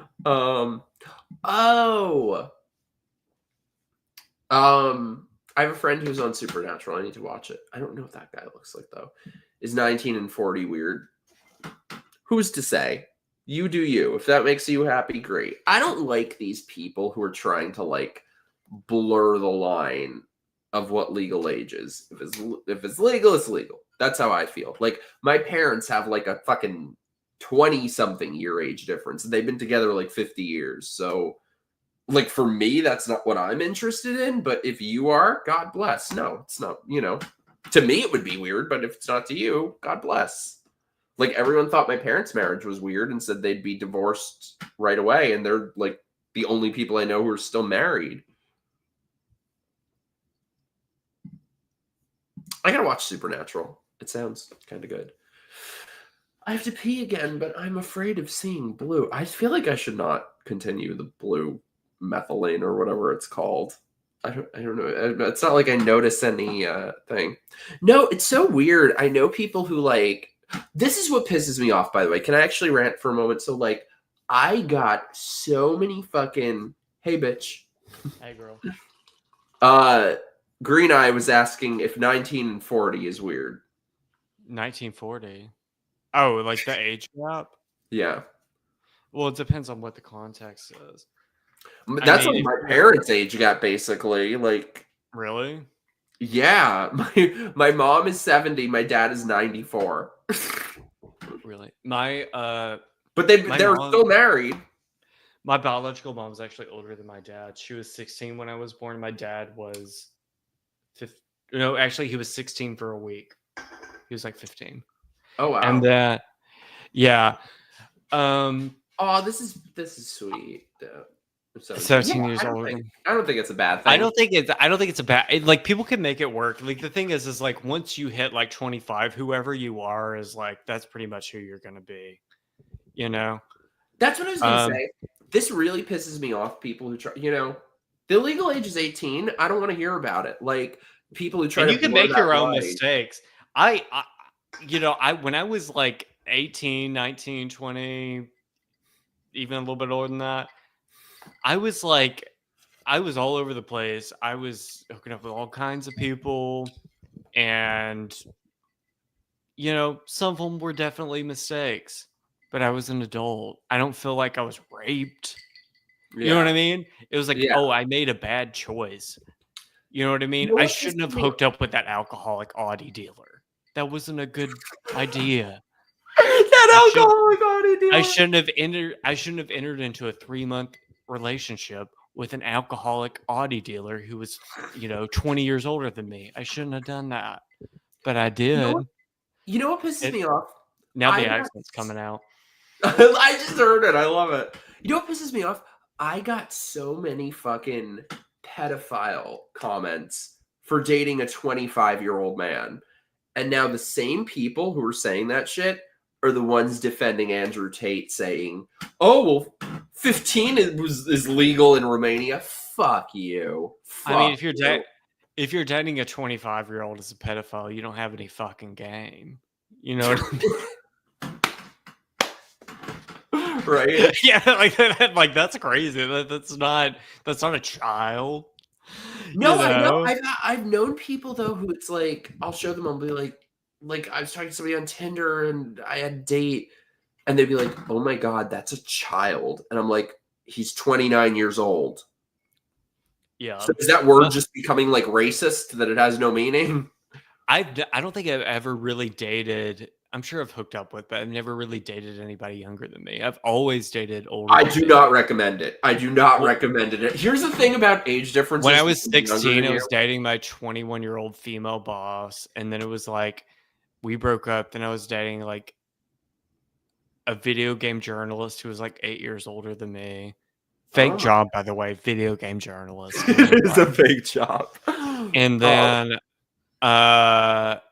Chris, my husband, is he's actually 9 months younger than me. Oh, that's good. That's good. So we're basically the same age. I think we graduated I think I graduated high school a year older than him or something. So we're like the same age. Oh, I think that's like ideal. Yeah. What the fuck was I about to say? No, the thing is with dating somebody younger than you, my last ex was like a decade fucking younger than me.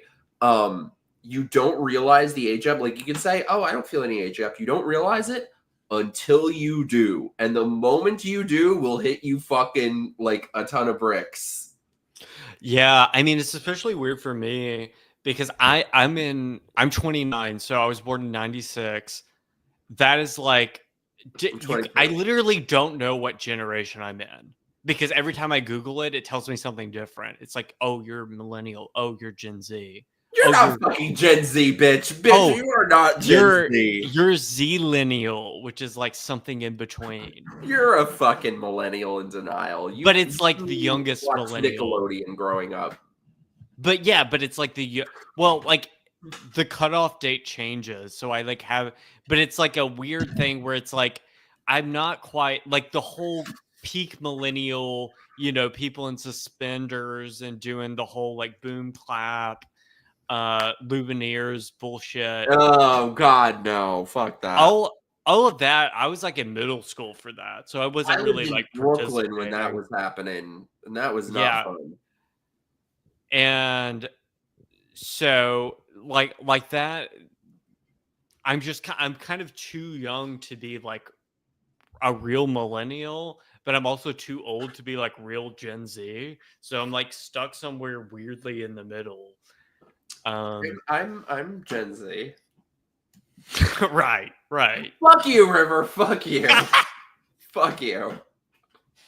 I'm a very honest person, but I'm a pathological liar about my age. Right. You're like, I'm Latina and 22. I am a proud Latinx woman of color. Right.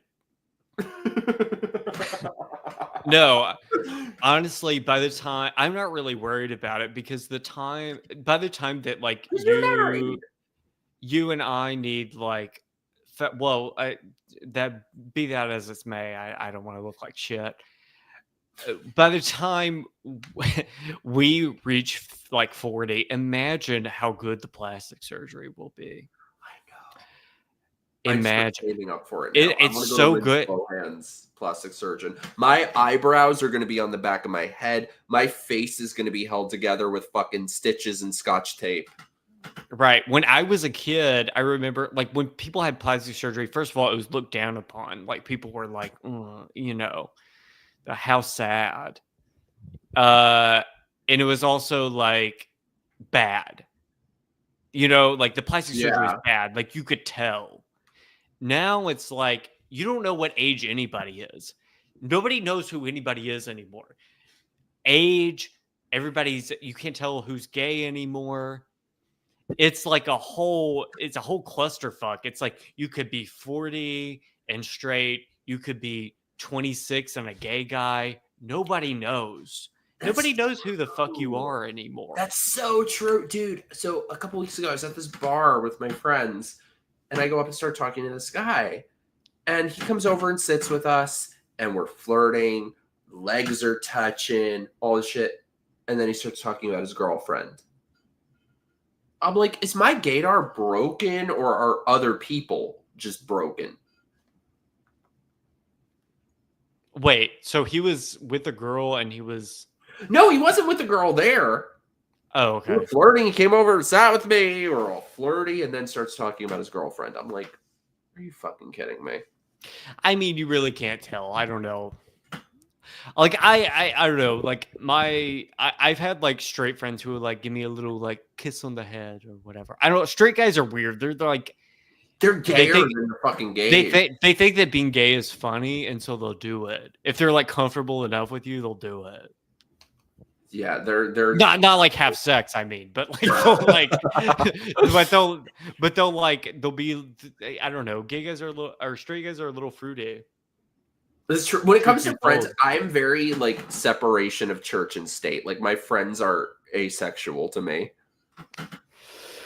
Yeah. They do Well, I not mean, not my cross gay streams. friend. I don't know. Like I'm kind of I don't know. I'm Oh, a hoe. No, I'm not a hoe. you're just you're like- a retired hoe. Yeah, right. I put in my card. I'm drawing on my pension right now. And that's a good thing. And you know, I have a stable life. And I keep wow. telling gay guys this. I'm like, you're killing yourself. You're trying to be, you know, take it from me, somebody who had nothing and who like has the gay guy dream, which is like a media job or you're on the internet all day. And I have a husband and I have a normal life and I have my cats and I Aw, do whatever. you are living my dream. Just stop worrying so much. Figure it out. Find somebody you like, settle down. Be on the internet, but don't be a freak. You know what I mean? Everything in moderation.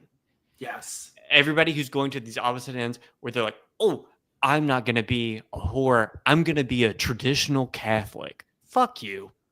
No, I you're know. not. You're a You don't gay have to guy. run it. I'm sorry if anybody Yeah. feels called out.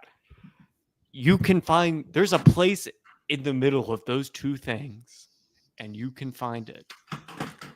Can You can do it.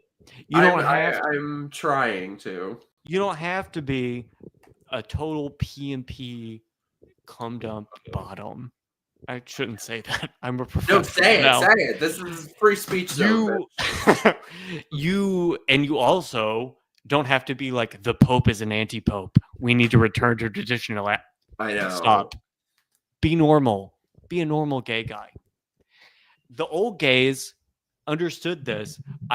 So the good thing about living in a place where I live, at least until next month, is that there are 2 gay bars here.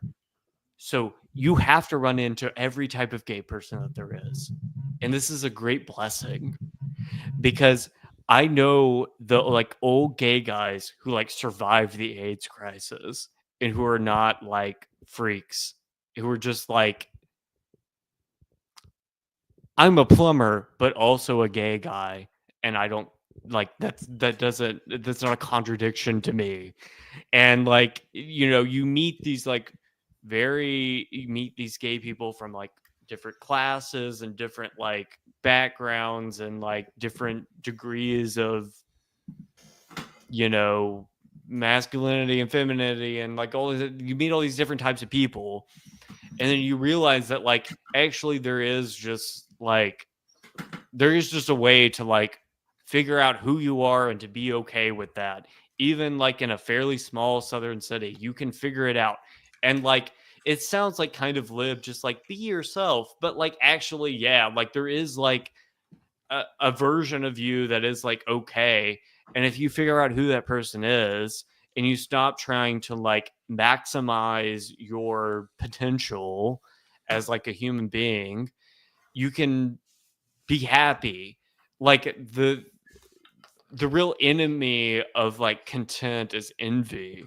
And so like everybody, like it's especially a big problem with gay guys. It's like you want to be everything.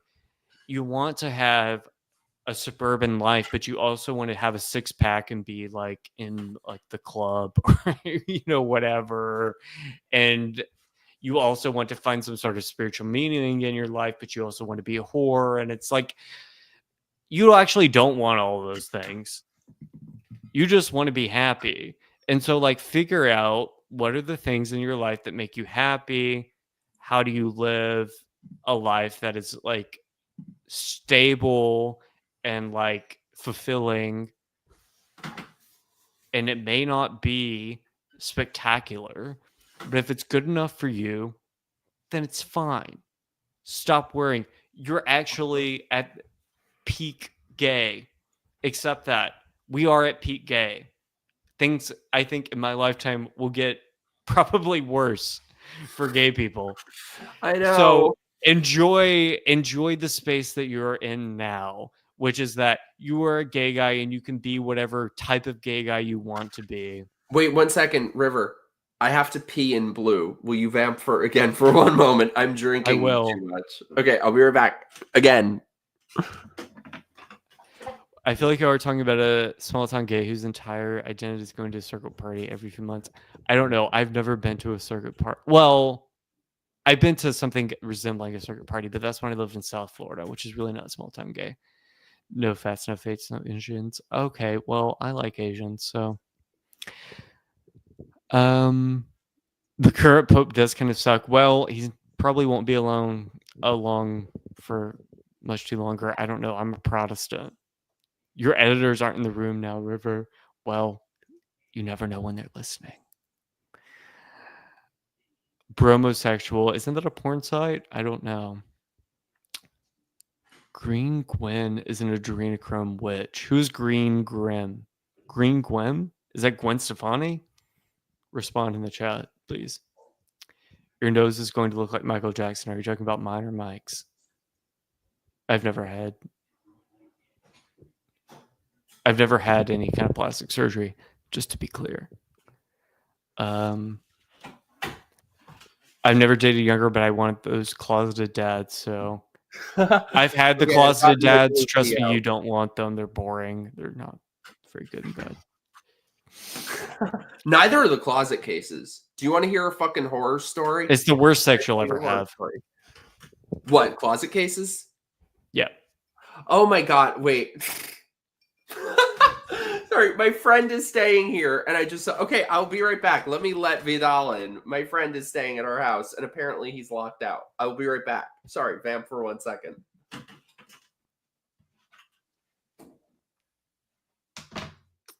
You want to see the blue pea? Are you religious? Are you talking about me or Mike? I'm not really religious. I get when I hear a Baptist hymn, I get at the right time, in the right moment, I might get like a little misty eyed. Is that religious? I don't know. I don't know. Like I guess agnostic would be the best way to describe myself. I definitely like. My thing is like, if you grew up in the evangelical environment, spirituality and emotion are very connected. And so, the things that I thought were like the presence of God or whatever that I was like feeling when I was a kid, I've realized that I can feel the same thing by experiencing like, great literature or great, music or whatever. Do you suffer from? They're saying I suffer from religious trauma. I don't think I suffer religious trauma. I think it's like it's actually like made me like definitely a better writer.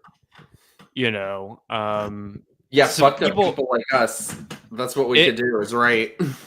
Well, yeah, I mean, it's like particularly like in like the Baptist religion, like the sermon is the whole thing. So it's all about rhetoric and it's all about speech. And it's like, how do you evoke emotion in people through language? And my grandpa on my mom's side was a Baptist minister. And so I learned actually did learn a lot from him on how to be like a good writer. So I actually think it's like a good thing. As far as like the trauma, I don't know. Like I think trauma is kind of an overused sort of term. My like feelings on like my relationship with like my religious family are like very complicated, where it's like I know that like they're ultimately like they believe that they're doing the right thing, and that they're like good people and that they don't mean any harm, but it's also like hurtful in a way. And so you Yeah. have like this tension that can't really be resolved, and you kind of just have to come to terms with it and accept it for what it is.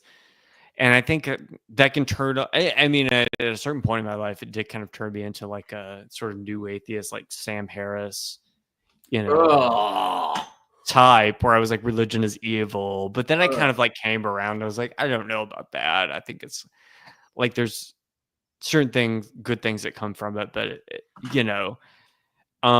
it's complicated. And I mean, the hard truth of the matter is that like when it comes to like things like homophobia, like there's no like I've been called like a faggot or whatever, like on the internet like a million By times. me. Right. And like none of that is going to hurt as much as my mom like calling me on my wedding day and telling me not to get married. You know what I mean? Yeah. And so it's like it's something that can't really be solved by state policy or by cultural changes or anything like that. It's like something that you as like a grown man or woman have to deal with, and you have to figure out how to deal with that on an individual level. And so there's really no like societal way to deal with it. You know what I mean? Yeah, see, for me, I like in theory would like to be like, okay, we can have different opinions and disagree and shit, and that's true. However, for me personally, like I said, I don't fit in with anyone. And trying to maneuver through that, being single, being gay, has been like the fucking struggle of my life. I do not fit in with these people. Even when I was a liberal, they've always fucking hated me. So when I see these people who are like, oh, being gay is a choice or whatever, like honestly, because it's been such a struggle for me, to me, it's very insulting. It feels like telling somebody who has cancer that they chose their cancer. It's like, this would not be my choice, motherfucker. Like, I'm like, I wish you were right. I wish you were fucking right. First of all, how the fuck would you know? What firsthand experience do you have with that? How the fuck would you know? And second of all, I wish you were right. If it is a choice, worst choice ever on my part. I mean, I don't know. Like, I don't think that being gay is like the worst thing ever. Well, because you're married, you motherfucker. Well, also, I mean, I am tragically and forever single. I'm going to die alone. No, you'll find somebody. You'll figure it out. If you will. really want to, you will. I do. And it's a matter of like, yeah, like it's tough. It's not the normal. It's not the typical thing or whatever. But I do think that there's a sort of it gives you a sort of outsider's perspective on like society, on human dynamics, on a lot of things. If I were a straight guy, would I like there's a reason, that if you look through like the history of like art and literature and really all of like the arts, that like gay people are overrepresented. And it's because like we do have like this sort of outsider, we're always kind of in the outside looking in, and we have this like a part of it is like a desire for immortality, right? Like most gay people don't have kids, and so you have to find a way to like achieve a sort of immortality, and a lot of people do that through art or through writing or through their ideas. And I don't know, I think there's something kind of beautiful about that. Oh, I like that. I'm gonna choose to look at things that way. Yeah. But again, you're married, bitch. If I was straight, my wife would have to peg me, and that is kind of lame. I don't know. I mean, this is why I love our chat friends, because they overshare as much as right. Yeah. We're all oversharers here. No, I don't know. You just have to find you a girl who likes it. I don't know. I've been friends with a lot of straight women, and they're bigger freaks than I think people think. Really? Yeah. By the way, I was going to say before, straight guys are nightmarish in bed. Or what? Straight Nightmarish? guys, nightmarish. I wouldn't say nightmarish. I would say boring. That too. It's a spectrum of boring to nightmarish. There was this one guy though. We went on a date too, and it was lovely. And we had a lot in common, and we watched Scream 4 at the end, which that's the way to my heart. And he was straight and had like never been with a guy and stuff. And like, all right, this is an overshare. He had like, you know, those guys who have like stubble on their face that's like razor blades. Yeah. He apparently thought that like instead of going in the mouth, it was supposed to go like this, and kept doing that. Like rubbing your head against his head? Not the head on my shoulders. Oh. I was injured. Oh. Nightmarish. It felt like a fucking cheese grater. Why didn't you stop him? Just be like, no. I was like, I don't want to ruin his first time with a guy, but like, I would. Wanting to do it. It kept wanting to go on for hours. And finally, I had to just be like, don't touch me. Don't go near me. And it sucked because everything prior to that point was so nice.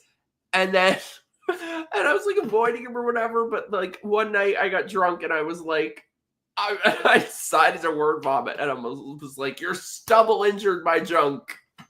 And he blocked my number once I said that. I mean, who would do that? I mean, they need to learn. It was night. He was hot too, and now he hosts like some big gaming channel on YouTube that came up on my recommendations recently. Why is everybody you fucked an influencer now? They're not. It was before. I don't know. Yeah. I don't know. Dude, you know what?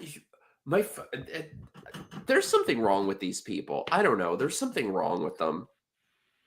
My fucking ex keeps trying to hit me up, and I'm not happy about this. Why not? Because it's bullshit. It's bullshit. This motherfucker, like, so we were back in contact for a while, right? Okay, I'm really oversharing now. We're back in contact for a while, and it's like, he would flirt with me and he would say things, and then once I'd reciprocate, he'd go cold. And like the last time we talked on the phone over the summer, he calls me up. We're on the phone for 10 hours. And he's telling me like he still keeps my things in his nightstand and he wants to come see me and all this bullshit. And like my friend was there at the end of the call. I put it on speaker. He talked to him. We get off the call and my friend says to me, he's like, that's the guy that broke up with you? Why does he talk like you're a couple? And I told him, I was like, yeah, well, tomorrow he'll be cold as ice to me. And he was. And I just swore to myself, that is the last time I'm ever going to let myself be manipulated and ever going to let myself feel bad because of this fucking guy. And like, to this day, and like, it's never a phone call because it's never anything real. But it's like, he'll fucking, I almost always ignore it. Sometimes though, I'll respond and I get sucked in. And it's always like a Snapchat or a Twitter thing. And it's always some kind of reference to when we were together, like an inside joke of ours, or remember this, remember that. And like, maybe like a week ago, I fucking responded. And it's like, and that he didn't even open my message for like 3 days. And I'm like, even when this motherfucker isn't in my life, it's the same goddamn pattern. I mean, also me, though. I'm a terrible texter. Well, he wasn't when we were, you know? Oh, really? Yeah. No. I mean, if it's a shift, I don't know. I feel like people know what to expect with me for at this point. No, I'm a horrible texter too, unless it's like a relationship-y thing. No, my husband will like messages not responded to for like 3 days. 3 days you live together. I know. Well, yeah, and he'll be like, "Did you see my text?" I'm like, "Oh." You're like, "Oh yeah." I have to go through. I'm like, I don't know. I have Slack open. You know what I mean? For my job. And if like I'm like, one app is enough. That's how I feel. No, all my friends have been trying to like scream at me to block this motherfucker, and I don't know why I don't know why I don't. Don't do it. I mean, nobody has ever successfully gone back to an ex. I don't think. No, and especially one who hasn't changed or anything. Like this. Yeah, it's like, a dead end. I know. I need to. I don't know why. I don't know what's wrong with me that I don't know. Because it's like every time he fucking hits me up, I like there's a little part of me that thinks it's genuine, and it never, ever, ever is. That's the part of you that's playing you. I know. Yeah. I know. He thinks you a fiddle. He playing you. I know. I need to block. It's just difficult. I don't know. I'm like dead inside. So I don't know. Maybe like once a decade, I'll have feelings for somebody, and it goes horrible, and then I go back to being dead inside. Yeah. So what do you think about? So I remember when I interviewed you, you were like a big Trump guy, and we kind of got away from this earlier. How do you think things are going? Do you like Elon? Pretty good. I'm not. I mean, I like Doge. I wouldn't say I like Elon like as a person, but Right. I think they're doing some good things. No. But like, okay, let me say this. Has he made Grimes harder to listen to? I never listened to the bitch to begin with. Really? Let me say You this. are older than me. Okay. We Fuck figured you, out the that's hate age. speech. How dare you, River? How dare you? Okay, when Christopher I Play. was in college, Grimes was the shit. Everybody, When I was in college, when Art it Angels was- came it out, was- everybody was like, I worked at this bar. First of all, I worked at this bar that it was the most flattering thing that's ever happened in my life, where we got sued because the lawsuit alleged that we only hired like hot people, like hot young people. So it was like an age discrimination, age and like attractiveness, I don't know, discrimination lawsuit. And I was like I remember when I was hearing about it, I was like, that's not true. And then I was like talking to my coworker, I was like, that's not true. And she was like, our dishwasher is a white guy with a six-pack. And I was like, oh yeah, maybe it is. I was like 23, and our dishwasher was like one of the hottest people I've ever seen in my life. That's not what a dishwasher usually looks like. And but I remember so near here in Pensacola, we used to have Hangout Fest. Have you ever heard of Hangout? No, it's Hangout Fest. It's a music festival that they have in Gulf Shores, Alabama. And they had Grimes one year, and the same year they had Florence and the Machine, Alabama Shakes. I forget what year this was. The Weekend. They had a bunch of people, and all of the girls I worked with were like, let's go see Grimes. I love Grimes. Everybody loved, when I was in college, we played Grimes at the bar I worked at, all the parties I went to, Grimes was playing. Everybody loved Grimes. She was the shit. And I think she is a great artist. Really? She's very like creative. I'm clearly all like Adderall induced. I know game recognizes game. I used to be an Adderall addict. I get it. Really? That's why I don't take it. I need it probably, but that's why I don't take it. I'd be that's why I'd be an addict. But yeah, now she's like adding Elon on Twitter, being like, please don't put our kid in front of like the NBC cameras. And I feel kind of bad for her because I think he's probably a total piece of shit as a person. I like some of the stuff they're doing with Doge. No, let me say, when you say you're a Trump person, I'm not one of these sycophants. Those people bug me. Whatever cult someone is in, where they are sycophantic, whether it's the leftist cult, the Trump cult, I am not in anyone's cult. So my journey with Trump has been, hated him in 2016 when I was a liberal, loved him in 2020. Then once 2021 hit and I took a step back, fucking hated him for a couple years, mainly COVID reasons, but other ones, hiring decisions, etc. Really did not want him to run again. And then come general election 24, I was like, I kind of fell in love with him again. I was like, you earned my vote, motherfucker. Mhm. So I'm thrilled he won. He's doing great things. My expectation, like, you know, when people were talking about, I had a friend on my stream recently who was saying he had such expectations for the Epstein release. I'm like, I don't know. Maybe it's me. My expectations are so fucking low that, you know. So I think he's doing a good job. I'm thrilled he won. I don't have the highest expectations. That's the thing. I think my expectations are so low that he's exceeding them. Right. Yeah, I don't know. What's I your just Trump feel- journey been? I mean, I was never like a huge Trump guy. I mean, my politics are complicated. Like I said, like They are. I'm a big You are government, politically bisexual, is what you are.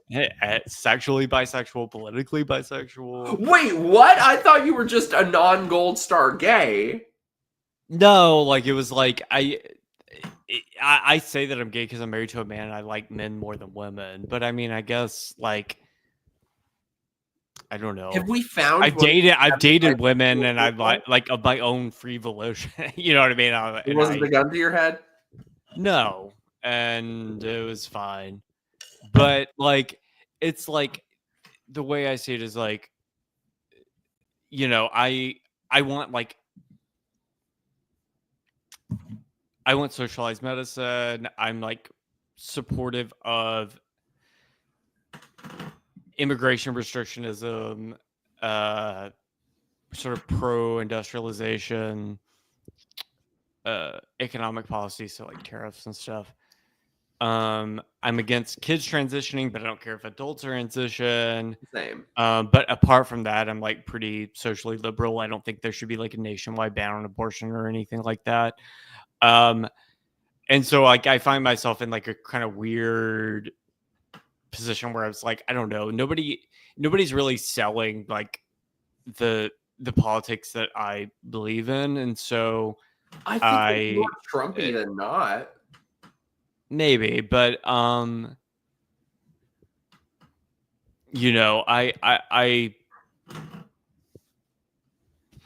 was never like a really like huge like Trump guy, and so now, and definitely not an Elon guy, and it kind of feels to me, and maybe you can speak to this, that like Elon is running the government more than Trump is, and like I find that kind of I'm curious about it because in some ways it could be like a way for Trump to shield himself from like the consequences of whatever's going on by having Elon as like this human shield kind of in front of him. So. I disagree. I or, think, especially if I loved the Zelensky meeting. The spat. Oh, I loved it. It was the fucking Real Housewives of the United States. It's the Real Housewives of the globe, really. It was amazing. Yeah. And I'm really not for all of this, you know, Ukraine shit. So and the thing is too, I love the fact that I think those are the discussions that are happening behind closed doors. I like the fact that we're seeing it now. Yeah, I mean, I think that they're just, you know, in my personal opinion, obviously I don't speak for my employer, whatever. Yes, you do. Cancel River Page. You're fired. You're fired. No, I think that they're like, it's become just very chaotic. You don't really know what's going on. And for example, like firing everyone in the government who is they basically fired everybody who's on a probationary basis, which is like everybody that's been hired in the last year or 2 years. To me, that's like you're getting rid of that. They keep doing this thing where they have to keep rehiring people, where they're like, oh, these people got fired. They were working on like the bird flu epidemic, which is like the reason that egg prices are so high. We have to rehire these people. Oh, we have to rehire the people who are working on nuclear waste. Oh, we have to rehire the people that were doing whatever. It's like you're just the people are like it's the mistake that people I think keep on making, which are they're like they think that you can run government in the way you run a business, which is not really true. Government is not a business. It's not meant to generate revenue. It's meant to provide services. in my opinion. And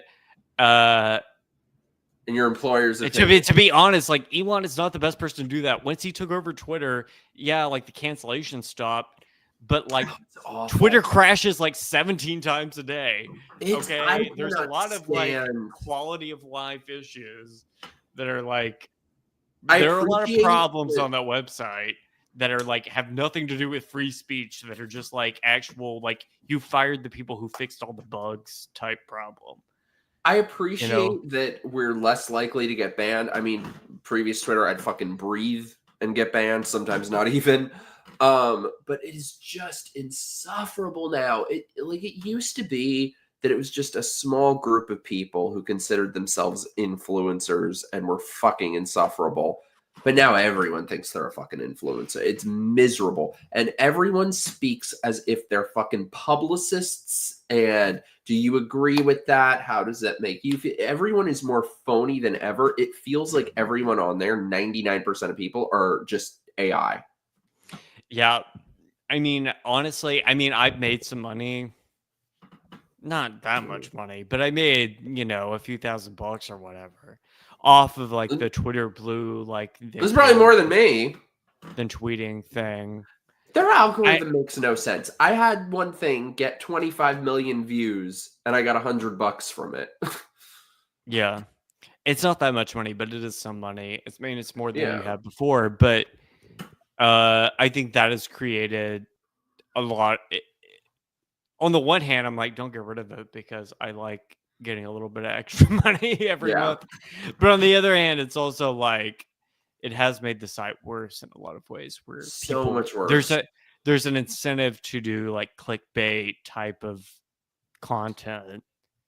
That even if it isn't AI generated, feels AI generated, just in the format that it's written and the sort of like SEO maxed, headlines or what, like I work in media. I know how to, like, I run our newsletter. I know how to like write like a clicky headline or whatever. And like, that's fine. Like there's a place and a time for that. But like, if it's every tweet and like everything that's being said on Twitter, it just gets kind of boring and monotonous. Yeah. And it feels kind of fake. And it feels so fucking fake. And it's unfortunate that it's gone that way. And that's the same. It's the same way the YouTube algorithm works. Like you have to have like the perfect thumbnail and the perfect title or whatever, and like it's all like SEO maxing. But the difference between YouTube and Twitter is that like YouTube is like a place where like there are less people, right? And then Twitter is supposed to be like you're just sharing your opinions, and like it's all these different types of people. And so it doesn't translate as well, if that makes sense. The next person that I fucking see say, "Do you agree with that?" I'm a flip a shit. I can't. With what do you think? Comment below. Yeah. But the thing is, people are really fucking stupid. That people do that and they don't see through it. They don't see like. I don't get how anyone falls for this shit. There are a lot of it's like the Facebookification of Twitter, and we really see that in like droves. Like I feel like some of the comments I've seen are so like boomer, like coded. Yeah, they're like, should we put a giant statue of Jesus in front of the White House? And I'm like, this is like boomer Facebook nonsense. You know what I mean? That's so true. Yeah, it's I'm not on there as much as I used to be. It's just gotten kind of boring with all this bullshit. I don't know. I'm at the point where I don't know if I'm black pilled or jaded or what, but I'm just kind of sick of everyone. Yeah. I'm looking at the chat. Evil Trump narrative is so played out that they shift anywhere they could, meaning Elon is the new Hitler. I mean, I don't think Elon's a new Hitler. I think they're always looking for their new Hitler. Sure, Because the yeah. media, you know, things like 9/11 were so profitable to them that they need to keep finding their next 9/11. And we're at a point now where every day is fucking 9/11 to them. Yeah. Not to show my age, not saying I was born yet during 9/11, but if I were, I would know to make that reference. I was in elementary school. Just so everybody's I clear. wasn't born. I wasn't born. Fuck you. I wasn't Yeah. born. Um, It's a glimmer in my parents' eyes. no, I think that Elon is just it is really like the perfect target for a lot of people because he's not very like socially charismatic, to put it lightly. Put it in But the he's a list. whore, apparently. Ableist people, right? Yeah, He's a whore, is what he is. and he's an easy target for people to be like, "Oh, this guy's crazy. He's an asshole, whatever." I mean, I think honestly, he is the more stuff that Doge does, the more he's going to come off as kind of like this capricious boss. And that's going to really like screw over a lot of like people because, you know, everybody's like, oh, he's like Jimmy Neutron Boy Genius or whatever. That's kind of gone now. Now everybody sees him as like this guy who's like, we should cut everything. Well, we're gonna. He's like the new manager coming in who like doesn't really know what's going on, and he's like cutting all the jobs that are like important, and like that's gonna like rub people the wrong way. I think, because you know, like people like when they have a problem with like the VA or Social Security, or they want to visit a national park or whatever, and they expect to show up and for those things to move somewhat smoothly, and they don't because half the workforce has been cut. That's going to rub people the wrong way. And it's also, I think people have underestimated the fact that, like, you know, people think that all of these government workers are just based in like DC or whatever, when actually if you think about like government workers plus like contractors, all these different things would be cut. It's something like 1 in 10 Americans or something like either work for the federal government or are a federal contractor. And so like you're gonna have a lot of people who are like individually affected by this. And so I think it's gonna cause a lot of problems coming down the line. And maybe some people think it's a good thing, some people think it's a bad thing. I don't know. I just know that it's definitely going to backfire politically. Can I say I think Elon Musk has some kind of like pregnancy fetish. You know, I mean, maybe you'll be the next right-wing influencer he impregnates, Mike. Maybe. I mean, first of all, if only I will go full Ashley St. Clair, like pay me my child support. Right. However, how dare you call me an influencer? I am a non-fluencer, bitch. Mm-hmm. I'm a non. Yeah, I mean, I cannot. he's a grassroots fertility activist. As I like to say. I can't influence shit. I would. Yeah, it's a little odd, and it's the one thing that annoys me one about bitch on the side, and now he's got another bitch on the side, and they're both fucking giving birth. The thing that annoys me is that people on the right will be like, oh, Sam Altman had like a surrogate baby and he had a boy because he wants to like grow up and molest it. Like these people just being like creating this like disturbing like fan fiction about pedophilia. It's like really gross.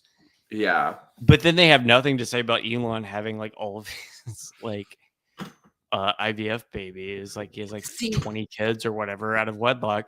And it's like, okay, so do you care about like traditional families or not? Because it sounds to me, and this goes back again to the other thing, is like, actually, I think you just don't fucking like gay people. Yeah. That's the thing. I really thought I don't want to say surprised, but I'm a little bit that this sort of thing is making a resurgence. Because the thing is, you cannot be a hardcore Trump supporter and then talk about all this traditional conservative bullshit. Like, I thought him coming into power was really that we were past that, because don't fucking support Trump. Like, I'm sorry, and God bless, he is a whore. He is a man whore. Trump is. So don't fucking tell him. Don't like act like the most sycophantic of sycophants for Trump, and then talk all this bullshit about traditionalism and marriages between one man and one woman and all that bullshit. Trump is our first Those gay things are president. Oh my god, I was literally gonna fucking say that before. He was Yeah. the first gay president. He He really loves is. musical. He loves 80s musicals. He is He like had, a like- campy drag queen. Yeah, he wears makeup. I He- was gonna say this before. right. Yeah, he's like hanging out with like s- right. Yeah, no, it isn't. That's not true. He's hanging out with these sort of like emotionally distant Slavic women. Trump is a Red Scare gay at the end of the day. That is so true. That is so Yeah. true. No, I always say he's like an angry drag queen. I love it. Yeah. No, I don't know, all these people who are like talking about traditionalism and like, oh, we're gonna restore Christianity. I'm like, well, you should have voted for like Mike Huckabee. Seriously. You know what I mean? Like, you voted for a real estate developer who lived in New York, whose mentor is a gay guy, an evil gay guy who died of AIDS, Roy Cohn. Yeah. Did you see The Apprentice, by the way? Wonderful movie. No. Wonderful movie. movie. Really? I haven't seen Great it. movie. It's fucking awesome. Have you Everybody seen- was like, "Oh, it's an anti-Trump hit piece," which is like somewhat true. I mean, like, it depicts him raping Ivana Trump, his first wife, which was alleged in their like divorce proceedings, and then she later retracted it. Blah Yeah. blah blah. And it came out like a month before the election, so of course it's a hit piece. And no one but- saw it except you. But it does portray Trump as like a human in a way Yeah. that like I Gotta really watch haven't it. seen in like quote unquote like liberal media before. But it's about his relationship with Roy Cohn, Okay, who I have to was drink his so much mentor, water. who was I'm this being gay drinking guy. so much I need water. But I'm Yeah. listening. So his mentor is Roy Cohn, this gay guy who died of AIDS, and they developed a sort of like paternal, like surrogate father and son relationship. And I don't know, it's just a very good movie. I'm gonna watch it. Did you ever watch Celebrity Apprentice? I mean, I watched a few episodes. I never. Just a few episodes. Oh my god, I've been wanting to do forever. I'm gonna start it soon. I'm wanting to do like a Celebrity Apprentice rewatch series. Dude, Yeah. I'm telling you, the rise and fall of Star Jones on Celebrity Apprentice 4 is fucking Shakespearean. That show was a work of art. It belongs in MoMA. That's how I feel about season 4 of RuPaul's Drag Race. Okay, can I tell you? I told you I'm a bad gay. I've never seen RuPaul's Drag Race. Really? Never one season? No, not an episode. It's bad now, but it used to be really great. Which It's one like- should which season should I watch if I try to? I would start at season 4, which Okay. is I mean, it's been 10 years or whatever. The winner is a girl named Sharon Needles. Don't tell me, bitch! You're spoiling it for me. I You're know. on season and Well, here's I the mean, win. I'm telling you, it's been Don't 10 eat more years. Everybody trash. knows now. Latrice, I'm not gonna yes, remember. I'm not gonna Latrice. This it's No, so, I'm not gonna like, remember this shit. I'm forgetting because in the I'm very nerdy about competition reality shows. So like, I'd probably get sucked into it. no, Like, you will. Survivor is my The jam. human drama matters more than the competition in the early seasons, anyway. Because it's like in the early seasons of Drag Race, it was like, who was a drag queen in like 2008? It was like these girls were on meth. They had just gotten out of prison. Like, it was like real, like There was Rough this one shit. fucking drag queen. Now that I everything lived is so perfect, and everybody has like 12 million followers on Twitter or like TikTok or whatever. There was it's this drag now. queen who lived in my neighborhood, like down the street from me when I lived in Brooklyn, who then went on RuPaul's Drag Race. And I had seen this bitch at like bars. Which one? Fucking creepy. What's his name? Thorgy something? Thorgy? Thorgy? Was that it? Yeah. Lived down the street from me. I know Before. Yeah, Thorgy. That's all I know is he went on RuPaul's Drag Race. She was I remember I watched that season. I thought she was going to be a front runner, and she was not. Really? My roommate no. dragged me to go see him at like some bar singing Mary Poppins songs, and it was fucking creepy. Thorgy. I love you. I've never seen RuPaul's Drag Race. I will watch it. Somebody, I feel like that should be a stream. Somebody, will you watch it with me for the first time? Somebody, I will. I'll watch Drag Race with you. Thorgy. Right. So Thorgy was sort of an artsy. So the season I told you to start with, season 4. That was when the kind of artsy drag queen archetype started to emerge. The douche like artsy edgy, or cool artsy. Kind of like edgy artsy.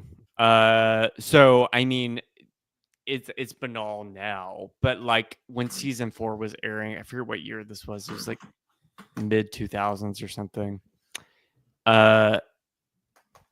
Sharon Needle, she was kind of this goth sort of drag queen, where it was like previously the goal had been to be like pretty as a drag queen, and her thing was like, no, I'm gonna be like this kind of Jack Skellington creep or whatever.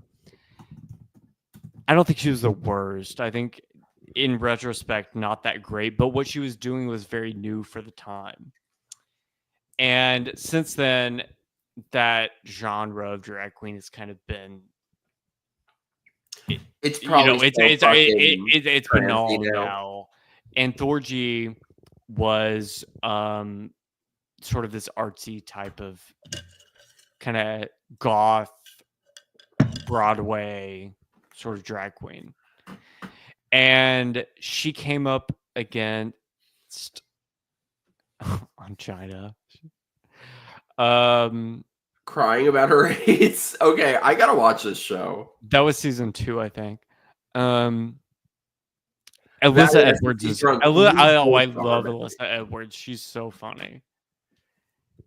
I kind of know. Did you ever watch Top Model? I was super into that show. So, well, funny enough, Drag Race actually started as a like their original like season 1 and even season 2. If you watch them, it's a parody of America's Next Top Model. That was like that's what RuPaul's Drag Race started as. Like it's RuPaul doing drag as Tyra Banks. That show, fucking America's Next Top Model, sashay away. That was like the original Saw movies. Tyra was the original Jigsaw. That show was a fucking psychological thriller. Yeah. And that's what Drag Race started out as. Now it's like they have Nancy Pelosi on every season to like tell people to vote blue or whatever. And it kind of sucks now. Now the girls have started to get messy again, which is kind of fun. But there's a weird lull in the seasons where everybody is like so self-conscious and it gets really bad. We need to watch this shit. Raja was a hair and makeup person on season. That's right. And I like Raja. Raja was the winner of season 3. She's like in Indonesia. Like, don't tell me who the winners are, bitch.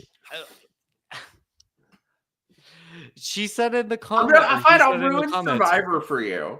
I'll ruin Top Model. But I won't ruin All Stars for you. All Stars is really where it's at. So All Stars is like when they get the girls who either won or lost Drag Race onto the show. And is Santano ultra right? I didn't know that. It is. I talked to him. Now it's my podcast now. I'm like, okay, so tell me about the Santano thing. I haven't heard about the Santano. He follows me. I tried to get him Santano? on. Yeah, because he was on Project Runway, which I used to love. He was, yeah. And then he was I a tried to get judge him on to come on, Drag he said Race, no. and then I think he said like the N-word on Twitter or something. Or He I don't said know. the There was N-word some, and he won't, and he's afraid to come on my show. Yeah, we were talking. I don't for a know. There bit. was some He kind said of no to coming on here. controversy, and then he got booted from Drag Race. Yeah, I was really trying to get him on here. He said absolutely not. Really? He literally said absolutely not. No, but it was a very unequivocal no. Which is, I didn't know he said the N-word. Like, bitch, you're afraid of me and you're saying the fucking N-word? Yeah. Well, Well, did you watch Top Model? to be clear, I don't know if he said that. It was like something like that. Allegedly. It was some if I remember correctly, some sort of like PC related like controversy, which also RuPaul is like not woke, by the way. I feel like he pretends to be. He's kind of now, but not woke, but acts like he is. There was a whole controversy in the 2010s about the word. I have a Plum Media job, so if you want to say it, the T word. Tell me, put in the private chat the word. I'll say it because I don't give a fuck. Wait, River, have you seen Top Model? Yeah, I love some of it. Tranny. Right. So RuPaul. That's it. I thought it was gonna be a juicier word. No. So RuPaul was like, Tranny. I love the word. I say it all the time. And it was like, yeah, RuPaul was like a drag queen in the 80s. Like, yeah. It's like people were not distinguishing. You know what I mean? Like RuPaul definitely got called that. And so definitely can say it. And but it just became this whole controversy because like in the early seasons, if you watch it, it's like the least PC thing ever. Like they'll be like, there's a whole section in every episode that starts with "You've got she-mail." That's what they called it, like Tyra Mail. You've got she-mail, and yeah, like it'll open like that, and eventually they got. It used to also say like, "Gentlemen, start your engines. May the best woman win," and then they had to stop saying "gentlemen." God, some of the girls came out as trans, and it was so. You know who was basically a drag queen that they need to get? They need to get on The Traitors or some kind of show. Do you remember Jade from Top Model? No, but I remember Jade Jolie for RuPaul's Drag Race. Wait, you those in the chat will know she did Jade. not see. So there's but I'll let you finish. There's a girl named. I'm gonna let you finish, but that bitch was the best drag queen of all time. No, she was a bad drag queen, but she had it goes into the wokeness thing. Jade Jolie was a drag queen on RuPaul's Drag Race who did Nazi pornography and got canceled for doing like skinhead Nazi porn, like gay porn, and got canceled for it. Yeah. Oh, I gotta look into that. Did I tell you I accidentally dated a Nazi once? Like a real one. Really? A gay Nazi? He was very close. I did not realize until his shirt came off and I saw the tattoos on his back. Would he like been to prison or? I think so. Yeah. No, I don't. You don't ever ask. No. You never asked like, have you been to prison? Okay, so he had said a lot of questionable things, but I was like, oh, whatever, I can fix him. He hadn't been to prison, but he's one of those people who's like very prison adjacent. Yeah. You know what I mean? Mm-hmm. Oh my god! My cousin went to prison and in Texas. And the Aryan Brotherhood tried to recruit him because he did PCP and he slammed into he had a wreck. He didn't kill anybody. Oh, that's good. That's always good. No, he just like slammed into a tree on PCP. But he, they tried to recruit him into the Aryan Brotherhood, and he was like, "Well, my mom's Venezuelan," which is true, but and so they beat the shit out of him. But so he couldn't join the Aryan Brotherhood after that. But then also the Mexicans didn't want him because they were like, "Well, you're not Mexican. You don't even speak Spanish. Your mom's like a white Venezuelan or like a Spanish, whatever." And so Yeah. By the way, I'm honored that my Nazi story is what brought my beautiful emo trash here. Thank you. Yeah, I know how to pick them, dude. Wait, by the way, if you're going to make me watch Drag Race, I'm going to make you watch Top Model because, dude, you will be obsessed with Jade on America's Next Top Model Cycle 6. They're cycles, not seasons. They're cycles. Like Sure, menstrual yeah. cycles. Oh, trust me. Who is Jade? Oh my god, that bitch is basically a fucking drag queen. Like so they have a sign in their house. All the models live together, and there's a big sign that says America's Next Top Model, and she's screaming at bitches, and she's like, "See, this does not say America's Next Top Best Friend." Yeah. And then she's like fucking talking to herself, and like, let me see. There's got to be like a YouTube video of crazy ass Jade moments. I mean, it really is the same show because people also say like it's not RuPaul's Best Friend race. Did you hear my husband? I bet your husband has watched America's Next Top Model. Have you watched America's Next Top Model, babe? Babe, is he not listening to me? Chris, He tunes you out. have you watched America's Next Top Model? No. No. What? Put a shirt Oh, on. look, we got nudity on the stream. You I never love watched how America's Next Top I Model? love how he's pretending like he just happened to come out in his underwear. He's not. That's not underwear. He's wearing gym shorts. Or And he jeans. just happens to stroll out in that. Yeah. Chat, don't say I never do anything for you. I bring you nudity. You're welcome. Squid Games. Did you watch the Squid Games Netflix show? The competition? Yeah. Yes. The conniving Asian woman won. I was rooting I for her. know. Okay, you know who's really hot? The guy who his mother was there with him. You thought that guy was hot? I don't know. I thought the hockey guy or whatever he was. The hockey guy. It was like the Yeah, straight guy with like the fat. I'm looking this up. I'm getting so unprofessional now.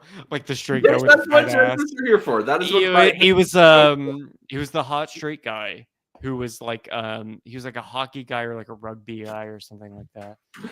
Wait, hockey or rugby? I'm looking this up. Hockey, And rugby? yeah, he went pretty far. I can't remember what his name was. And then I also watched the I don't remember him. the Mr. Beast Squid Game ripoff on Amazon.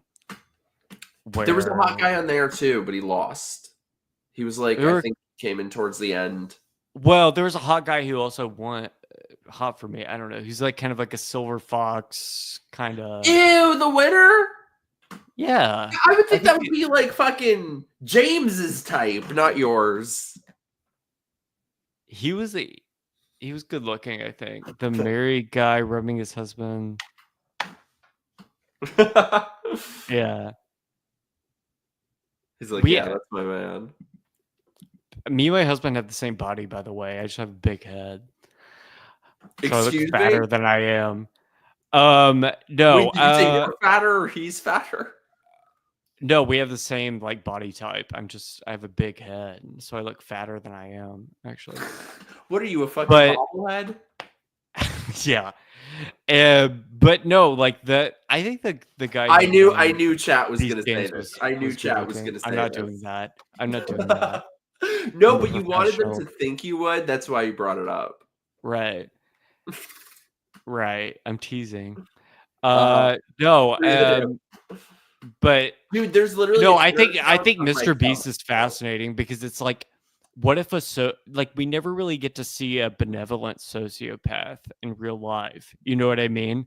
So like Mr. Beast is like a John Wayne Gacy level sociopath. He just doesn't kill people. Oh, it's and he is a psycho. Like a legitimate, if you watch the show, he is a sociopath. He's like constantly trying to get people to like turn against each other. It's like very psychological in a very weird way. And parentheses, Duke, oh, I love you. Thank you. Not everyone can be deathly bone Ariana Grande thin like my. Thank you. Thank you. I'm skinny fat, but thank you. Yeah. I appreciate it. It's my goal to look like I am on heroin without actually being on heroin. Yeah. But yeah, no. What's that? No, I was just saying I'm Scotch Irish. I just have a big like JD Vance head. Like a big round. Your head is not that big. It's normal sized ish. Tyra would eat Mr. Beast and throw him back. She would. Her vagina has teeth. Like that bitch is fucking scary. You know what I don't necessarily want Tyra back. I want Hoda and Kathy Lee Gifford back. I want the Today Show back. I want people drunk at 9 a.m. in the morning. Did you follow that Twitter account that posts random clips of them? I do. Oh, that is my favorite thing on all of fucking Twitter. I want them. I want Rosie O'Donnell back on The View. I want a gay conspiracy theorist like moi back on The View. Oh my god, let's go on The View. Screaming about 9/11 at 9 a.m. in the morning. That's what I want. Can I tell you something amazing? You know, she's like Tower 7. It's like 8:30 a.m. Eastern time. You remember the Rosie Hasselbeck? Okay, Elizabeth Hasselbeck on The View is the golden age of television. Right. They don't make it like that anymore. Yeah. No, but you remember the split screen fight, right? Right. So, my dad is a musician. He was friends with Regis. And randomly, like, I had a friend who was staying with us, and she was like, I want to go to The View. And I was like, Dad, can you, like, get us to The View? He's like, yeah, sure. Regis will get us tickets. I was at The View the day before the split screen fight, and shit was fucking frosty with them. That was the golden age of television, though. Yeah. It was so good. It was so good. No, that's what she moved to Ireland now. Did you hear about that? I know. She's the one, which I guess respect that she's the one person who followed through on her threats to leave the country. Yeah, she was like, I'm late. She didn't even go to Canada. She went to Ireland because I guess she had one of those passports. I'm pissed because I just found out like a couple of weeks ago, before World War II. It was like before, maybe not even World War II. I think it's the 1950s. If you were of French Huguenot descent, which is like French Protestant, so in the 1700s, all the French Protestants, they got like genocided, and the ones who didn't get killed got kicked out of France, and they all went to like England or America, and including some of my ancestors. And if you could prove, as I can, like that you're descended from French Huguenots, you can get like a French passport. But then they ended it like 50 years ago because some of them went to Germany, and they were like, and then some of them were like Nazis, and so they were like, well, we don't want, you know. And so if I had been born like 2 generations earlier, I could have a French passport, which I'm very salty about. Damn it, you were born too late. Yeah. They have a reason. Be good at. She has a reason to hate Donald Trump. No, I mean, this is why I say Donald Trump is the first gay president. He has a beef with a lesbian. I know. A long-standing beef with a lesbian. River, I feel like you would be good at Survivor. Have you ever watched that? I haven't. It's one of those things where there's too many seasons. I feel like it's intimidating to start. They're on season 48. It's like The Sopranos. I've never watched The Sopranos either because I feel like it's too late. It's not too late. It's never too late. Oh my god, it's so good. Yeah. Have you watched The Righteous Gemstones? No, but I've kind of wanted to. It's a great show. It's like a parody of like the Falwells, like Jerry Falwell. Yeah. I loved Tammy Faye. That woman was a national treasure. Did you watch the Tammy Faye movie? With I thought it was meh, I thought. Yeah, it was okay. Yeah, it was fine. I just thought she couldn't compare to like the real Tammy Faye. Yeah. But The Righteous Gemstones is so good. Even though a lot of what's his name?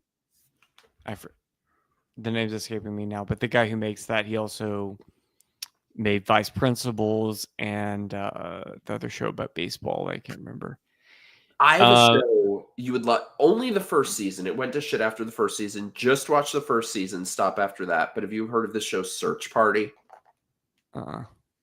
Oh, the first season is like one of the most perfect seasons. It's like a bunch of narcissistic Brooklyn hipsters solving a Scooby-Doo kind of mystery.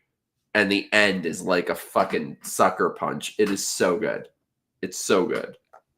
What? So it's just like a murder mystery type thing? It's like a comedy. It's a murder mystery comedy, but that has I hate when they do like mystery comedy or horror comedy and they always neglect one of those elements. So it's a mystery comedy that has ample parts of both. All right. It went to shit after the season though. Grover Cleveland was the first gay president. That's your sobriety test, River, trying to say Grover Cleveland. Grover Cleveland was the first gay president. I heard Buchanan. I heard Buchanan actually was the first gay president. I don't know. I think Obama was a little light in the loafers. Who? Obama is a little light in the loafers. What do you think that he got like blown by that guy in Yes, I do. Bernie, Indiana? I think he could do better. I think he could do way better. Like that guy, the toothless crackhead in Bernie. Yeah, that was like a teeth optional situation. I mean, that guy doesn't give head; he gives gum. It's a PMP type situation. Yeah. Yeah, that guy gave him gums. Yeah. No, I think he could do better. Yeah, he could. No, but I heard Buchanan was the first gay president. Which I kind of believe because he was like, who would it be? We ask the important questions on this show. Who should be gay? No. If you had to fuck a president, who would it be? At the time that they were president or like young? Either. Grant, pretty hot. Really? Have you ever look him up? Google Ulysses S. Grant. When he was young or as president? I think even as president, he was pretty hot. I'm looking it up. He looks like J.D. Vance. I thought you were. Aren't you into that? I mean, I am. I didn't think you were. I'm not, but he's J.D. Vance. Not quite. Not quite. I by the way, Joan Rivers is a national treasure. I don't like. I mean, obviously, the Biden presidency was a flop, but young Joe Biden was hot. He was okay. His meth head son is also fucking hot. Sorry, I'm gonna say it. Hunter Biden. I've seen the leaked videos. It's a wood for me. Okay, you know what fucked me up for me? You know what's a wood for me? And this is fucked up. This is fucked up. This is some sick shit. Are you ready? You know who was hot when they were young? Who? Karl Rove. Really? I'm gonna find. I don't think I've ever seen a young Karl Rove. I'm gonna find a picture. Young. He was hot. Rove. Okay, maybe I imagined him being hot. I think this was a hallucination. He looks like. Never mind. He looks like Jeffrey Dahmer. Yeah, he does. I was about to say that. I take it back. Yeah. No, he looks like he's about to roofie a black guy. and drill into his skull. No. Not for me. I take it back. I wonder. I mean, Obama's kind of. Obama is like, okay, sure. You know, oh my God, not that he's a president, but you know who is the hottest man to ever walk the face of the earth? Steve Buscemi. Like a young Buscemi? Have you ever seen young Steve Buscemi? Let me find it. It's a little methy for me. That's my type. Well, that's why you moved to Florida. No. Like I said, like guys who look like junkies without actually being junkies. Sure, right. If they grew up in juvie, sign me up. Look at this. Oh my God, here we go. Look. Oh my God, he was so hot. I get it. He was so hot. I get Dahmer it. could take a chunk. Dahmer was kind of hot. I get why all those guys got Remember- lured down. I could have been a victim. I'm gonna be Oh, honest. I would could have been a victim. especially if it were Evan Peters as Jeffrey Dahmer. I'd be Right. fucked. I would be dead. Right, yeah, I'd be dead. Yeah. By the way, this is why I love my show, because like, where else are you going to be having these conversations? I would be a victim of Jeffrey Dahmer. Yeah. Me too. No, I Evan mean, Peters, Dahmer, you know, I especially.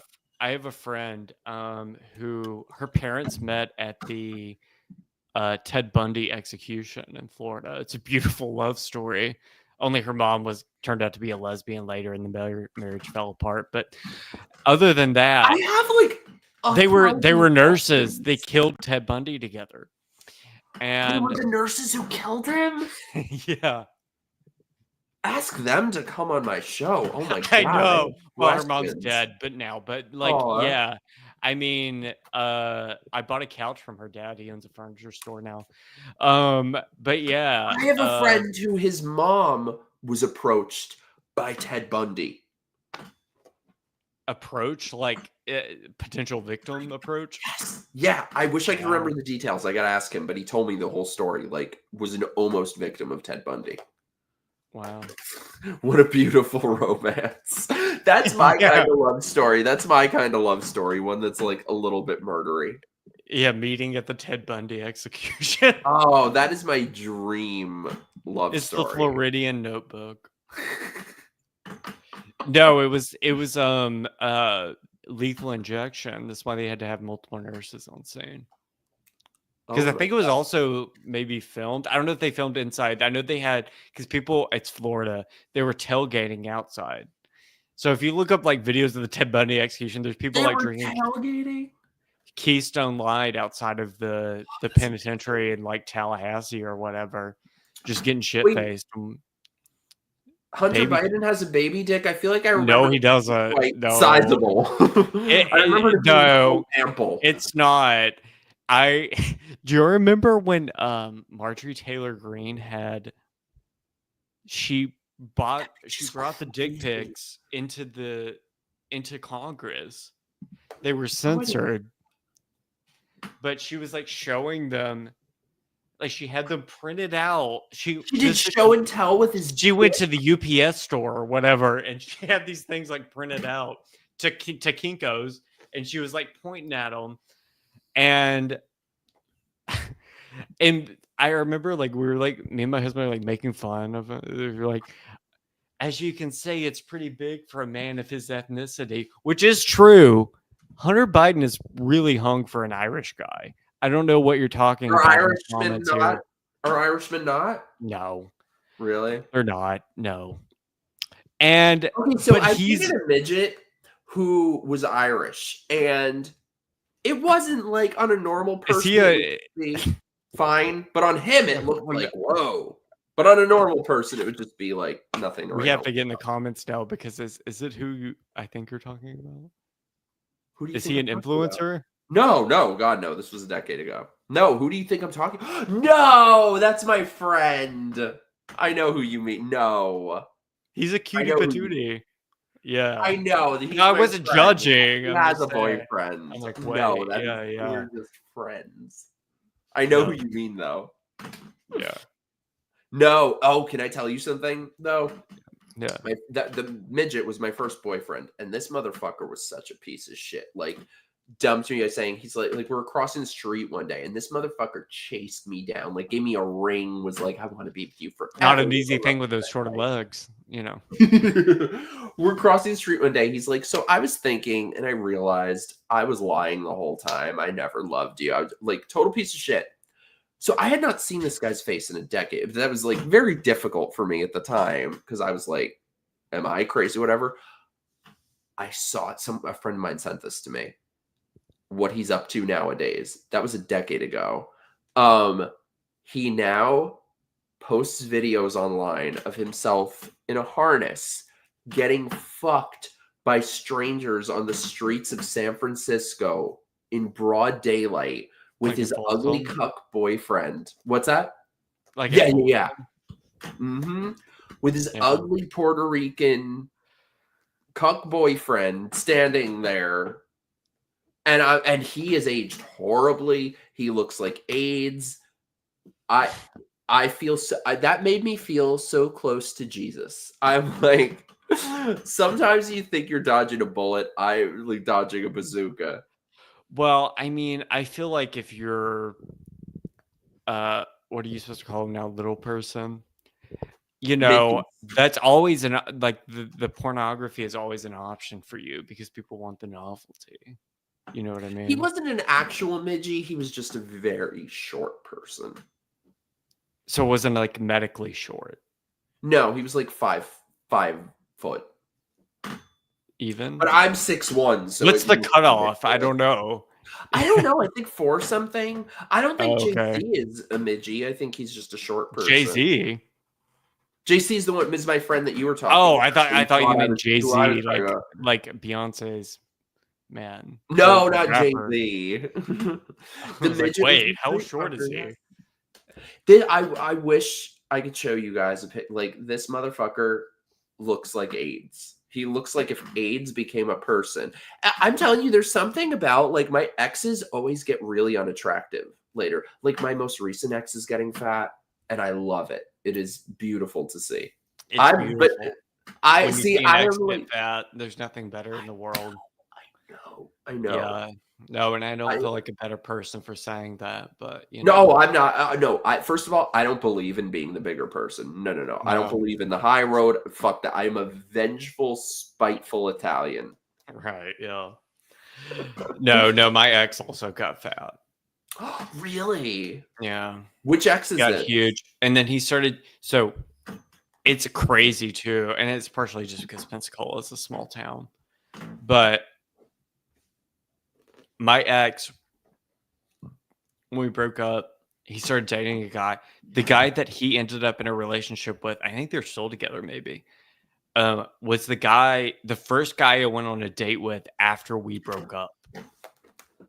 And I think it was just like a coincidence. It was like really weird. We only went on one date. We didn't like it never went anywhere beyond that. Like we went and got coffee, and then it was like the vibe was like weird. Like we just didn't really. It was like, and it was actually like at the time I was saying I was like, this guy reminds me way too much of my ex. Like I shouldn't. And they ended up together, and they both got really huge. And I was like, I love it. Revenge. But you know, I mean, I don't know. That was like 5 years ago, and it's now. I'm like, I wish you the best. I wish you the skinniest. I wish you whatever. Yeah, you're married. Fuck you. Like, Yeah, I feel yeah. like you can only be petty and vengeful if you're fucking single. Yeah. I feel like I'm a little bit. I feel, you know, I typically, especially when it comes to dating, like, never have things to feel proud about. But I'm a little proud of myself. This dude I went on a couple dates with. Because typically not just with relationships, just in general, like a big struggle for me is learning to not ignore red flags. Like it's one thing, like I notice the red flags, I just never act on them. Sure. So this one dude, I'd met him in my neighborhood. I was wearing a Scream shirt, and he was this hot guy, like comes running over to me and starts asking me like Scream trivia. And I'm like, oh my God, this is like porn for me. Holy shit. So we hung out that night. We hung out all trivia? night. Scream. Oh yeah, I'm like a horror movie nerd. Scream is my jam. Right. So he's like, who's the incestuous sister in August Osage County? 5 seconds ago. August Osage County. I love it. No. He comes running over to me and he's like, who is the killer of Friday the 13th? And I was like, bitch, you think you're going to trick me on the Drew Barrymore question? No. It was Jason's mother. Who do you think you're talking to? Anyway, though, we end up hanging out all night. Like, he went home. But we exchanged numbers. We're talking for a minute. He goes home. He lives like an hour away from me. And we're texting. And we're talking about, I was talking about No Doubt or something. And he'd never listened to them. And he was like, oh, you should play them for me. I was like, yeah, totally, sometime. He's like, no, like, I could drive back to you and we could listen to No Doubt in my car. And it's like midnight at this point. I'm like, okay, I'll bring snacks. So we end up hanging out all night. So that was the first date. Amazing first date. Second date, I was like, oh, you should come over to the house sometime. We'll have a pool party. You'll meet my friends who I live with. And I don't know what it is that this happens sometimes, I guess. But like sometimes. Wait, was this Billy Eichner? Is that who you're talking about? Ew! How dare you? I am You're so talking. You're like, league. oh, a gay guy who ran up to me on the street and started quizzing me about movie trivia. He was walking his dog. He was at his friend's house. No. How dare I am way out of Billy Eichner's league. Fuck you very much. Well, maybe not anymore. He's very skinny now. He's gross. No. But I guess it's just a thing that happens sometimes. It's sometimes people are super cool on a first date and insufferable on a second date. Sure. So he comes over to meet my friends and stuff. And immediately he just starts talking about like how much money he has and his 10 credit cards and his cars and all this shit. 10 credit cards. This sounds like debt to me. So anyway, my friends who I live with are like Jeep people. I didn't know this before, but Jeeps are like a cult. They are in the Jeep cult. Yeah. So this guy says to them, he's like, oh, I saw the Jeep outside. And my friend, she's like, gets super excited. She's like, oh my God, are you a Jeep person? Blah, blah. And the guy goes, how frugal. For a Jeep? How frugal. And my friends just looked at me like, you better not ever fucking go out with this guy again. And I did not. I went out with the Jeep guy one time. They're very into their Jeeps. I've never been that much into a car. I'm like, I don't know. I don't super into their Jeeps. I'm like, I've never been. I used to work for a car. Like, I do know a lot about cars. Like, for a gay guy, like I know how to fix a car in most cases. I know, whatever. But I've never been like that. Good for you. Yeah. Well, I'm like, I don't. A car is a car. Like, if it gets you from point A to point B, like, who gives a shit? Like, it doesn't, like, the specifics don't matter. But the Jeep people are they're like, I have a Jeep. I'm like, that just means that you're going to die in a car accident. Those things are so top Don't say that. I ride around with them in it. There's the Cherokees or whatever. Those are fine. But the Jeep Wranglers are dangerous as fuck. Don't say that. That's the car I'm always in. They're lifted. And you're so top heavy. You turn a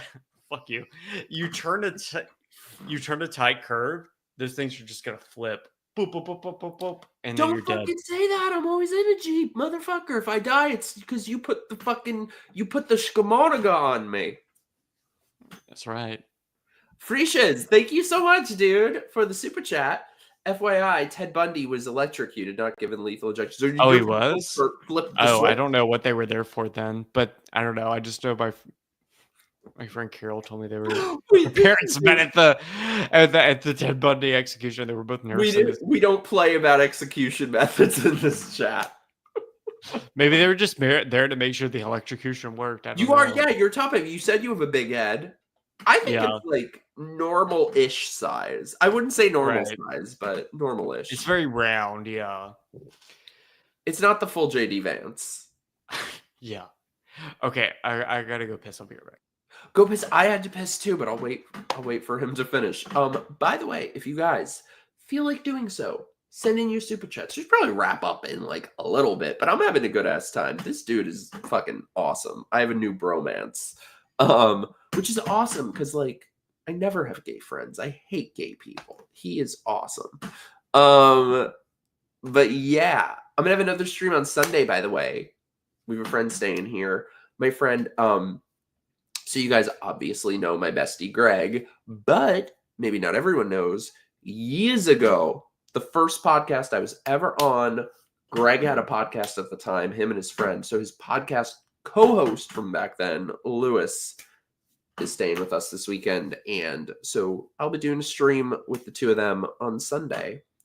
I had to do more videos. I'm trying to do more videos. I'm trying to.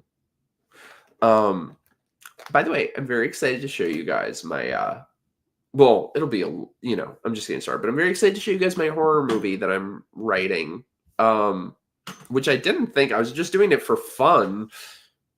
And I got a call today that I'm like, might actually get made. So I don't know. We'll see. I'm in the very early stages of writing it, but it's called The Final Boys. I'm very excited to. I'm excited. I love when I'm like taking on a new writing project and I fall in love with what I'm writing. Thank you, my love. I'm trying to, I have like a mental block about it that I need to get the fuck over. So I'm going to do it. Because I always end up like writing videos and then not filming them or like, yeah. I need to do it. Snow White video is definitely happening. I'm going to the first fucking showing that is happening of that shit. And I'm going to run home and make a video. Is it about the gays murdering the girls? No, it is a romantic slasher. And it's sort of a parable. So I want it to work on different levels where on one level it's like a fucking roller coaster ride. You just have fun, but there's social commentary and it's sort of about love overcoming the degenerate culture, which is why I'm ass deep in research right now, researching the most horrific shit. Cause I got to make the one side of that super degenerate. How do you write without second guessing yourself, feeling that you're too stupid? I have that problem. This is a great question. This is exactly what I'm dealing with right now. Sea Striker, trust me on this. You got to get over yourself. You got to put your ego aside. You have to write the bad version first. That's what I'm doing now. You got to write the bad version as a roadmap and get that roadmap down, and then you can write the good version. That's what I'm doing now, and it sucks, and it's really difficult because I'll hate, like, the basic shit that I have for some things, but you got to know how to get from point A to point B. Just write the bad version. That's what I'm doing right now. I'm like halfway through my bad version, and then we'll go back and write the good version. It is not autobiographical. I don't know about that. We'll see, but I have some options. Hi, darling. Yeah, Dylan, you got to do your horror channel. I had to pee too, but I'm gonna wait. I'm still drinking alcohol. Dude, I was saying when you're gone, I feel like we are a full-fledged bromance right now, and that's awesome. Boom, bitch. I pulled a tendon in my Okay, you No, are. I really did. I really did. I I know. It made me feel so fucking old. It's the only like sports related injury I've ever had. And what like sport? What sport? Fisting? I don't know, like going to the gym. But it no, like I pulled my I was doing like you know where you get dumbbells and you're doing like the shoulder exercise where you pull the That is the gayest thing I've and that is the gayest thing I've ever seen in my life. You're like, you know this thing that you do. yeah. No, well, I was doing like shoulder exercise and I like fucked up my rotator cuff. And so I haven't been able to go I can go to the gym, but I can only do like legs and abs. And because everything else like fucks up my shoulder because I've like the only thing that you can do is like really rest it. And so it's been fucking me up. And I'm like, well, now I'm gonna feel like I'm gonna like lose any progress I made on like my upper body. Hey, at least you made progress. Also, yes, what was that gay elbow thing? Is that a new gay gang sign? I think it should be. Other way, bitch. No. I missed that at the news. Hey, at least you're making progress. I'm not.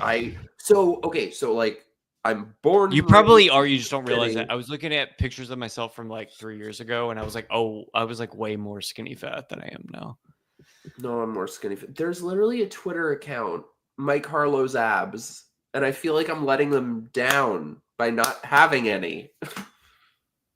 I don't know. I think like abs are like, well, like I kind of have the thing. So like my body, I'm gonna be like annoying.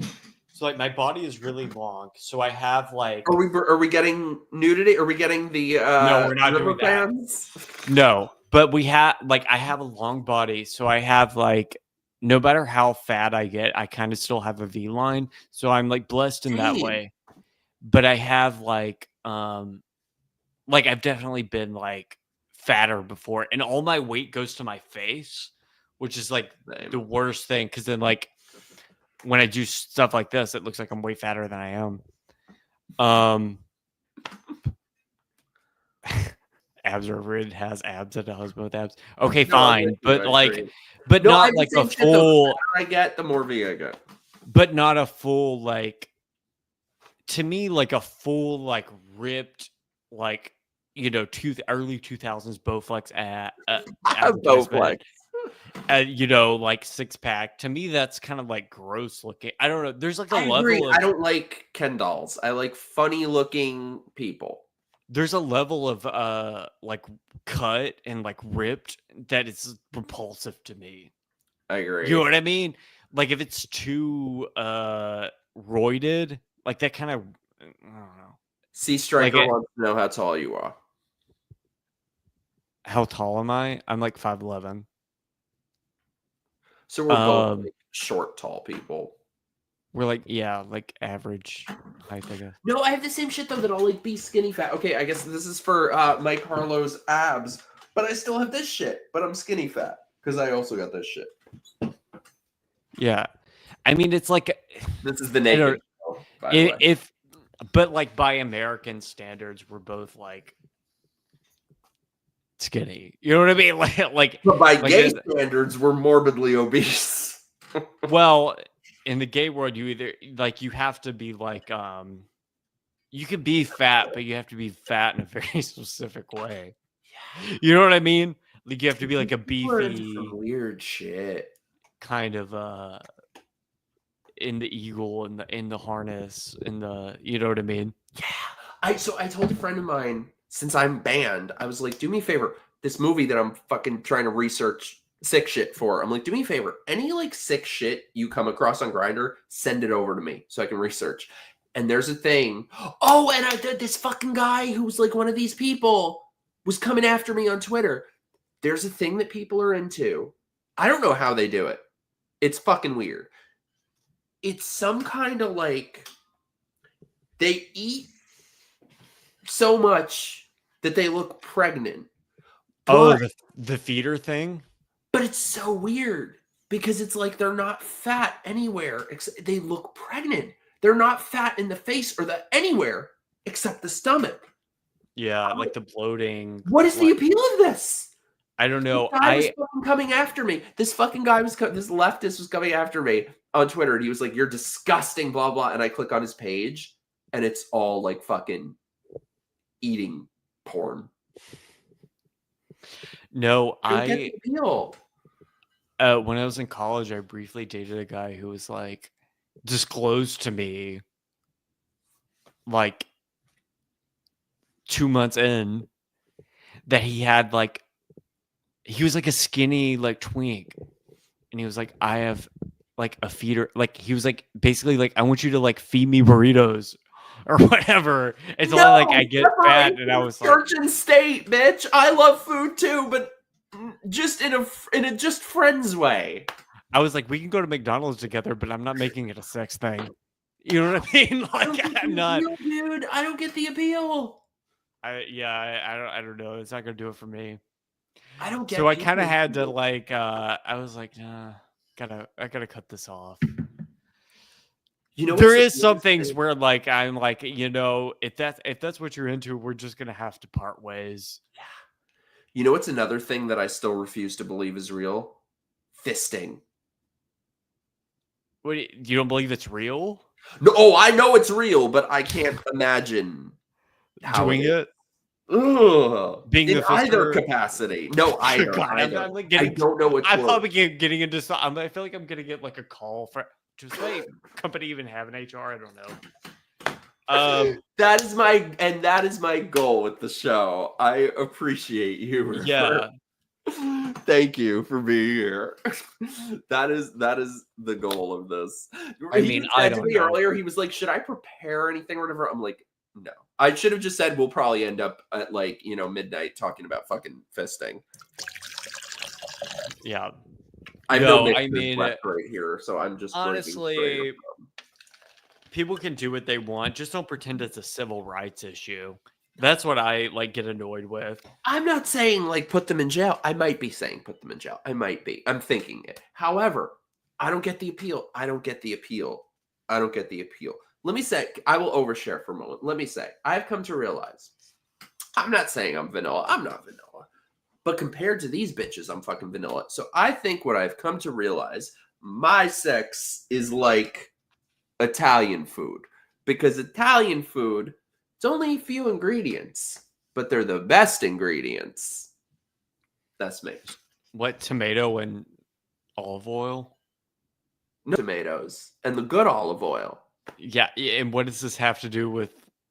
Because I think all these people who need all the fucking accoutrements, they're just bad in bed. And it's to cover up that they're bad in bed.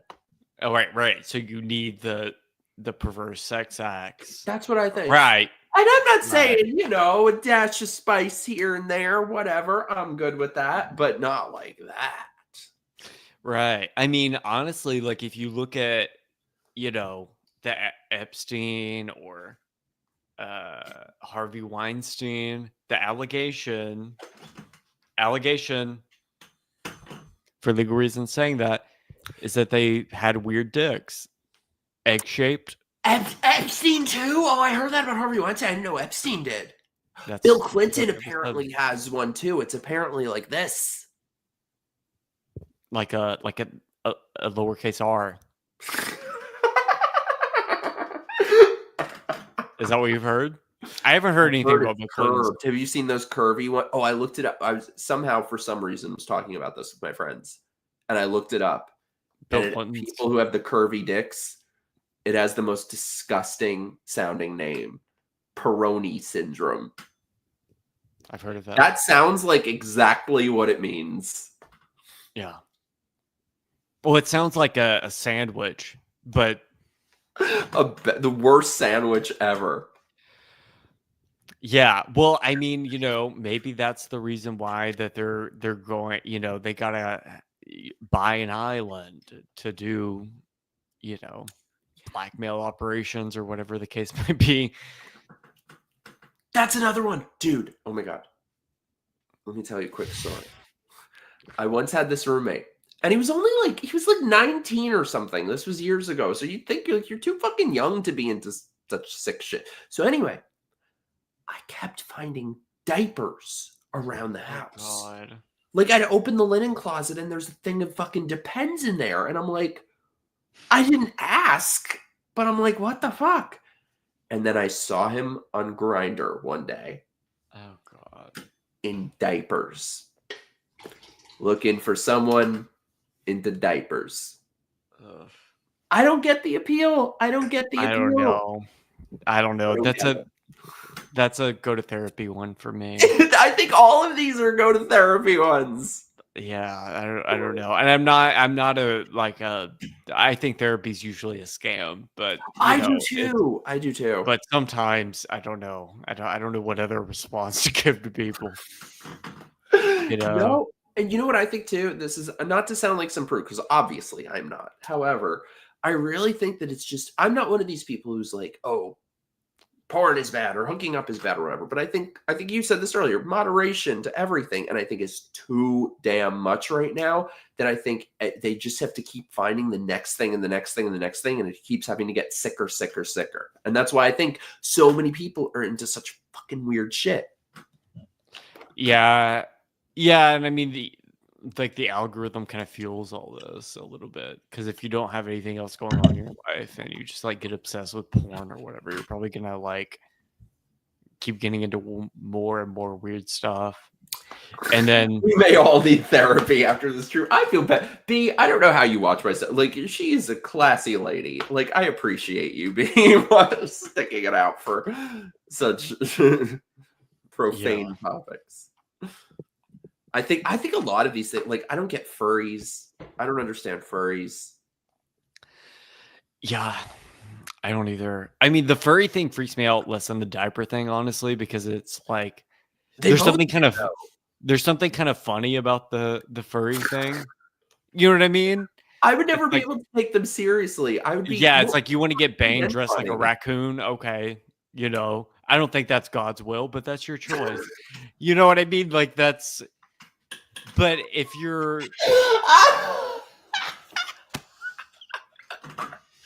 But if you're into the diaper thing, that means that I feel like maybe you should be placed on a list. I don't know. Yeah, I agree. You I know, don't think that's God's will. That's so true. No, you know what I find super creepy too? The fucking Yeah. dog mask people. Like, Right. objectively, it's not as bad as the other shit we're talking about, but it's fucking scary. I don't get the appeal. Yeah, no, a friend of mine one time he's like a gay guy who's older than me. And he's like, I remember when the dog thing first came out, the dog masks first entered the scene. And he was like, I was like looking at this guy at a gay bar in New Orleans, and he had the dog mask on. He came around with like the tongue like wagging out, like, and he was like, what are you looking at? And he was like, you motherfucker, what are you doing? And it's just, they're everywhere now. The dog people are I everywhere. don't get it. I don't get it. I don't like. What's that? I don't like a costume. It I don't feels like the too. costume. It's corny to me any way it goes. I Yeah. don't care. Even you're dressed like a sort of Tom of Finland, leather daddy Nazi. Don't like that. Corny. You're dressed like a dog or a chicken or a possum. Corny. No, not possums. I have a possum phobia. Gross. You're dressed like the Gerber baby. Corny. It's all corny to me. That's the scale of the costumes. Is they range from corny to scary. Yeah. What the fuck, Duke? My ex of 8 years left me for an 18-year-old dressed in that leather dog shit. So fuck that guy. It's his fucking loss. What if a you're douchebag. 18 and already into the leather dog stuff, you got a hard life coming. I agree. You know what I mean? Hey, If you're putting on the dog mask at 45, fine. I say fine. But if you're putting, you know what I mean? No disrespect. If you're putting it on at 18, oh, I agree. oh, I know. bad things coming in your future. Dude. Diseases, meth. There's a lot of things coming in your future. None of them pretty. Dude, so like when I first moved here, so I got dumped right before. So I ended up in Florida a little bit by accident. That like I was in a relationship. I was the only person who was blind to it. All my friends, family, everyone knew what was up except me. So like we were long distance and we had plans and stuff. And 6 days before my moving, that's when I got COVID. I'm sick in bed. Dumps me. So anyway, I moved, and then I'm like, guess I'll go to Florida now. So anyway, I'm like rebounding, heartbroken, whatever. So I went to a bar with my friend. This hot Marine comes up to me. He recognized me. He knew who I was. And is like flirting with me and shit. We exchange numbers. So we hang out one night. And he's like, come over, we'll watch a movie, whatever, blah, blah, blah. So I do.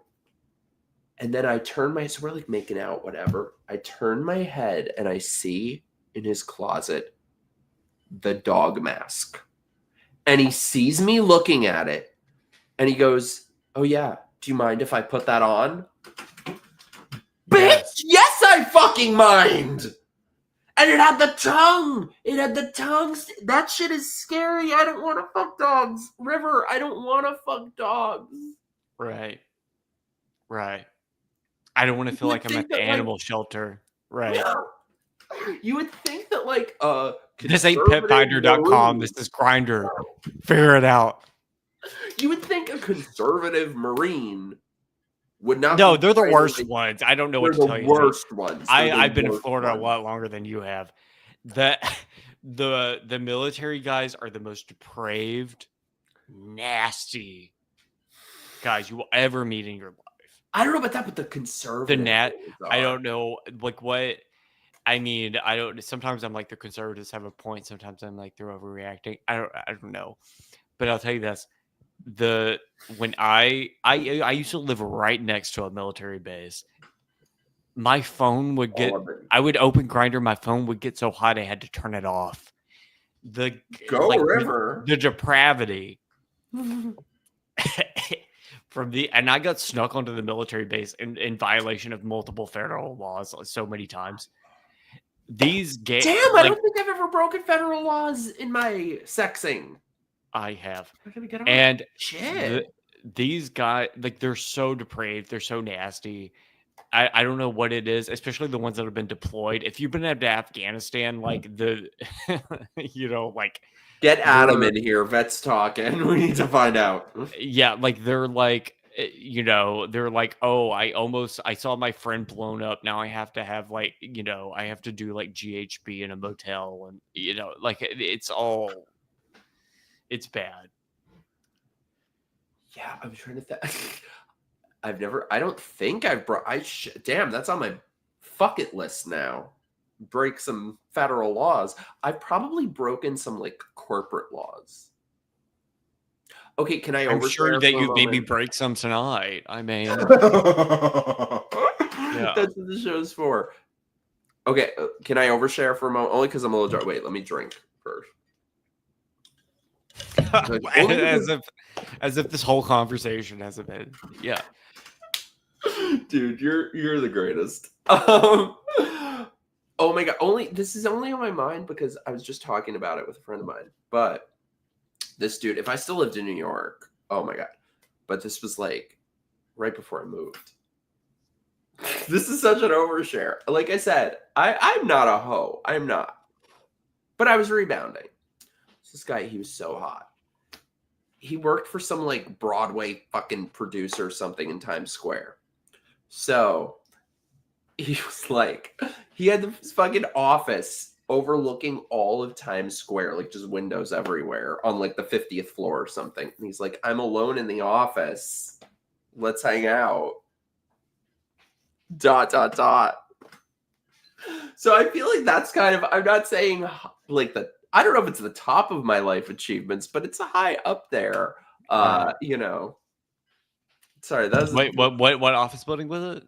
Sorry, repeat that. That's my Senate. It could have been my Senate chamber story. It was my like conference table overlooking Times Square story. Right. Well, he already told me the Senate. Well, I don't think that guy's in the Senate. Hopefully, not ever. I think he's on OnlyFans now, but he was a little late for that. The guy we were talking about earlier? Oh, I thought you meant the Senate twink. Who are you talking about? No. Who are you talking about? I'm putting it in the private chat.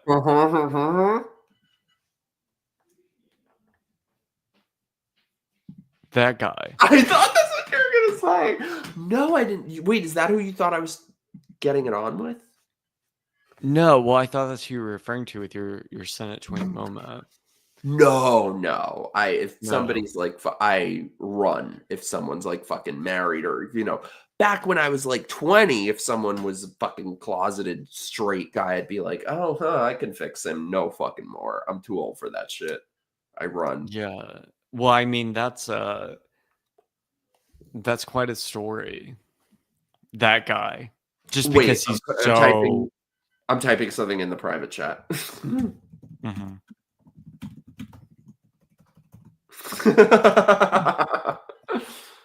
Not anything I did, just a little anecdote. Who is that? The one you mentioned. Oh, the Oh, really? At the same event? No. We just compared notes. Ah. Courtney, I love you. I love you, Courtney. I am. It's true. I'm turning 22 soon. Damn. Oh my god. I know. You're so lucky I'm not a gossip reporter. What? Fuck you. Oh, sometimes I wish I worked for TMZ. No, I think I'd be good. No, you know what my dream job is? I want to be for like Project Veritas or one of those kinds of things. I want to be the honey trap. I feel like I would be guys. really good. I would be so good at it. I'm really good at getting people to talk. I am too. I mean, I'm not going to reveal anything, but I mean, reveal. No, I'm not going to. No, like reveal. I mean, I'm very good at getting people to talk if I have enough time with them in person. That's the great thing about reporting. The best, like the thing, it's actually like an occupational hazard. It's like so many reporters are alcoholics Because because they drink while trying to get people to reveal shit. yeah, you go and you have drinks with somebody because like nobody's more honest. So like drunk people are the most honest people that you'll ever Mhm. encounter. You know what I mean? Why I don't buy these straight guys who are like, oh, I was like, I'd mentioned before when I was like, I don't know, maybe like 18, 19, this friend of mine, we'd gone to high school together, the one with his family or Broadway people. And he Yeah. was like, oh, I'm not gay. I was just drunk. This motherfucker literally he had been hitting on me for a long time. And then he made a move. And this motherfucker, okay, overshare. I'm going to overshare for a second. This motherfucker literally during was like, I'm not gay. And I'm like, bitch, then get my dick out of your mouth. Yeah. No, I've never done anything drunk that I didn't want to do. I've done things Same. drunk that I think drinking brings out regretted. the truth. You know what I mean? Yeah. Yeah. I've done things drunk that I shouldn't have done that I wish I hadn't done. I've never done anything drunk that I didn't want to do. No, same. Yeah, You know. it might be like, yeah. I Um, just don't believe that alcohol turns you into a totally different person. No, will change no. your Everybody who says otherwise is lying. I think the only drug that I've ever really seen that like has actually changed people's personalities and Bath salts. sexualities, meth. What does it do? Everybody who's done so, like, a few years ago, I worked for a company called Pirate Wires, and I did a That sounds scandalous. yeah. I wrote a piece about the r/meth subreddit, and I like interviewed one of the mods, and he was like cool, but he was like clearly on meth because he was like moderating the meth subreddit, and he would like send me these like these long ass emails, and like he was like talking to me, and we're going back and forth, and he was like, yeah, like everybody who's on meth is like heck gay sex because you're like so like you've been awake for like 3 days, you're not like thinking coherently, you just want to like feel something, and so like you'll do anything, and so like he was like he was like, I've had gay sex, and he was like was straight gay with like 3 kids, and like I actually don't think that he's gay. I think he was just a meth addict. Like, Oh, and so I shit. think it actually does like change people, like that specific drug, because people get like you kind of lose. I mean, there's all these like when I was in kind of like getting into this, like or like researching the subculture, like people there's all these posts about like, Researching. well, no, literally, I was like on the subreddit, No, I'm kidding. and there's like the shadow people, which is like It's the shadow this big people. on the subreddit, and they're all like discussing what the shadow people are, and are the shadow people You real? see and, like, that when you are on the meth? yeah, because it's like realistically, it's like a byproduct of sleep deprivation. But they're like, are they angels? Are they demons? Or I'm scary. I'm and it's scared really of just because drugs. these people are so like high, and they're so sleep deprived because they've been up for like 100 hours or whatever, This is why I'm that scared of they're drugs. like hallucinating, and like it really does like make you lose touch with reality. Homeless people often get their drugs through prostitution. Yeah, they do. The streetwalkers. Yeah. Can I overshare for a second? Yeah. Okay, let me just. Hey, Maddie! I love you, Maddie. That's my boy. Okay. Chat, River, whoever like that. What is your record for the longest sexing?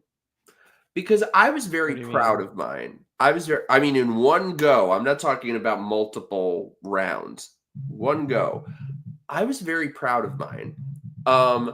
My phone is ringing, and I really hope it's not. I really hope my dad is not watching this. Dad, if you're watching, turn this off. I was very proud of mine. My record for the longest one-round sexing. Mine was 9 hours. This dude, he was so. Were you on meth? No, no.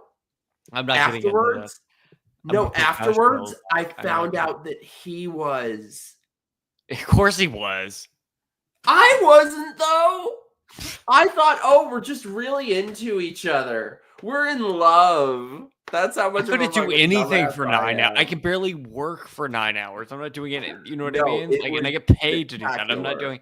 No, I'm not engaged. It was methy on his. It was methy on his part, not mine. Of course, there's nobody's. I thought we're in love. We're gonna get married after this. This was, the Super Bowl. No, he was already married. He was just on meth. He already had a wife, Tina. Oh yeah, he was straight too. He was straight. That's right. I forgot. Yeah. Secondhand meth. Is that a thing? No, that's not a thing. That's not a thing. No. I was the pitcher, not the catcher. Well, but was he like blowing? No. Was he smoking meth while you were with No, him? No. Nothing like that. I found out after the fact that he's a meth head. Duke, I love this. Thank you. Mikey is the most wholesome slut I've ever met. I'm not a slut. I wish I was a slut. I would see. This is the problem. I'm like all romantic and shit, and I try to suppress it so hard. I try to kill that part of me. I try to drive a stake through my own heart, and yeah, I wish I could just be a slut. I'm a bad slut. I just want to like fucking get married. I just want to live your life. I just want to get married and like fuck off to an island and no one will ever hear from me again.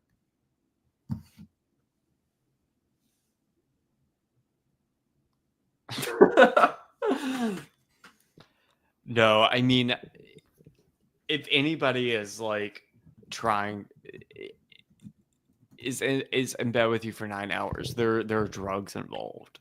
Not for me, there weren't. I swear to God, not for me, there weren't. But I literally thought we were gonna get married after that. I was like, oh, it's like what you said before. Like something is good. You're like, let's go on a date. I was like, oh, let's go on a date. Let's. Yeah, but that was like 30. That was like 45 minutes. It wasn't 9 hours or whatever you said. I'm proud of that. If it were 9 hours, I would have been like, oh, this guy's a drug addict. I would have been like, let's go get coffee. Mikey is the slut. He's classier than that. Like a courtesan. Thank you. All romantic with meth heads and nasty midgies and Broadway hoes. I've overshared too much on this stream. You have, and you're in Orlando now. Orlando is a lot of Puerto Ricans. You could find one of those. There's a lot of. Dude, I've not had sex in like 2 years. The Disney like, gays. If you're into that. Never. No. I feel like it's been this long that I'm gonna I'm like a reborn virgin. I'm like the next one will be someone that I'm dating. Like he's a Delulu romantic. That's his category. It's true. Yeah. I don't know. I mean, my advice, like, because people ask me for advice all the time because I got married at like 25. Which I want advice, bitch. Give me fucking advice. I don't know, because my advice is so bad because I was just like, I was like whoring around on Grindr and that just worked out for me. But I mean, you're like an urban legend. You're not fucking real. That doesn't happen. Yes, it does. You just have to. If you like somebody, just ask them out on a date. I did, and then he was on then you cut out the middle, because what if you go on a date and then the sex is bad? Yeah. See, okay. If you have sex, this is not advice to straight people, by the way. It's different rules for you. It is. But if if the sex is bad, then you'll already know. And then, then it's, if they have a good personality, then it's not going to, whatever, you can be friends. But like, if you like the sex and you like the personality, ask them out on a date. And if you can talk, there's the thing. If you can talk to somebody for a few hours and like have a good time, and the sex is good, and you have like some sort of shared worldview or like outlook on the world or shared interest or whatever, it'll probably work for you. You just have to like be willing to be vulnerable enough to be like, I actually like you. And if you're not, then it's not going to work for you. Again, it's just. But I think the problem with a blowing lot of up in gay my guys face. is like they worry about like seeming cool, and like they want to be like, oh, I'm like above it all or whatever. Yeah. And it's like, I don't know, you have to be a little bit, you have to be willing to be a little bit corny and be like, oh, I like you. And I don't just want to like, I don't know if I could do that again, because what always happens to me is like I would never be the one to like admit that, but it's like what always happens to me is like whether it's literal or basically like a dude will basically be like, I like you, and I'll be like, oh great, I like you too, and then they're like, oh never mind. That's always what fucking happens to me. So I'm just like, I don't know. Here's the thing that sucks is like I've had 2 relationships where I was in love with them, and both of them were kind of like I left feeling like I got played. Like the first one literally said that I was lying, and the second one just I don't know, would say the most horrible shit to me, like I liked my ex better, I have to try to like you, I don't like you as much as you like me, all this shit. And I whenever that happened, I'd be like, okay, well, fuck you, I'm done, goodbye. And then he'd cry and he'd apologize. And so I don't know. I don't know. I feel like it's not. I feel like I'm chronically unlikable. I think that's probably like your. We don't, Maddie. To use a RuPaul term, your inner saboteur. It's not. It's just reality. I am like. I think I'm like just destined to be a lone wolf. But that's sad to me. No, you can figure it out. You just have to find somebody that like you vibe with, and then if you do, like I mean, if they tell you things like, "Oh, I like my ex better" or whatever, like that's a crazy person thing to say anyway. Even if you feel that way, like it's a crazy thing to say out loud. Yeah. So like that's just like, oh, this person's like antisocial and like doesn't know how to communicate. So, yeah. See, I'm stupid. I don't know. I loved the bitch. I don't know. My thing is like there's so many gay people, and really we're not all that different. You know what I mean? Like there's not like I'm gonna say all gay people are basically the same, but like we're all very similar in a lot of ways. I feel like I'm not, and I like that's my struggle. Oh, shut up, you are. What do you mean? What do you mean? What do you mean? All gay guys find the same things funny. We all kind of have in many cases, very similar tastes. Very often, very similar senses of humor. And here's the thing, River. You've been married. How long have you been married now? 3 years? 3, 4, something like that. See, you've been married too long. I think a lot of them are so used. Yeah, but I'm around gay people all the time. I go to the gay bar like every weekend. I work with a lot of gay people. I'm like around gay people. Well, introduce. And they keep these gay boys. They keep running into the same thing, which is that they think too. This is a problem, I think, that also applies to straight people. Honestly, is that people have been trained to like think about themselves too much and to think about like you need to find yourself. You need to figure out who you are. And so like people overanalyze and they keep thinking about themselves and like trying to figure out who they are. And then when they have this like image of who they are, they keep comparing that to other people. And if there's like anything, any kind of difference, any kind of like thing that like doesn't quite mesh, they freak out and they're like, no, I can't do this. So it's like like you hear all these like straight girls on like social media being like the ick, like, oh, if your man like does whatever, it's like the ick if he is is in like a car accident and he like yells or something. It's like the ick. I don't know. People are getting the ick too much. Where like if you find like one thing about somebody that like you don't like or that no, I doesn't don't do that quite to a mesh with fault, you, but I you ignore have red flags. people lean into the ick. You don't have to necessarily lean into the ick. You have to stop taking the ick so seriously. It's I like think I do that to a fault that I just let like the things I just said with my last ex. Like I let these things go by. yeah, and sometimes you have to think about like, oh, is this person just talking out loud? Oh, is the thing that they're actually talking about like actually that big of a deal? Like me and my husband like don't have like the same exact interests. We don't have the same opinions on everything. We don't like, but we have enough in common. We get along. It's somebody that like I can talk to every day, and it's like I don't want to date somebody who's exactly like me. That would drive me insane. No, same. It's just what sucks is like I don't know, like dates I go on, like I just feel nothing for them, and then like I don't know. Like my ex that had mentioned, like the thing that makes it so difficult, like that this motherfucker still fucking hits me up and was so fucking shitty, is that like I don't know, the good things were so fucking good that it's hard to like it kind of looms over your future relationships, and the bad things were so fucking traumatic that it also looms over your future relationships. So I don't know what my point was with that. Well, I mean, some of my like past relationships were like they failed because in part they were like so dramatic and like you kind of get addicted to that.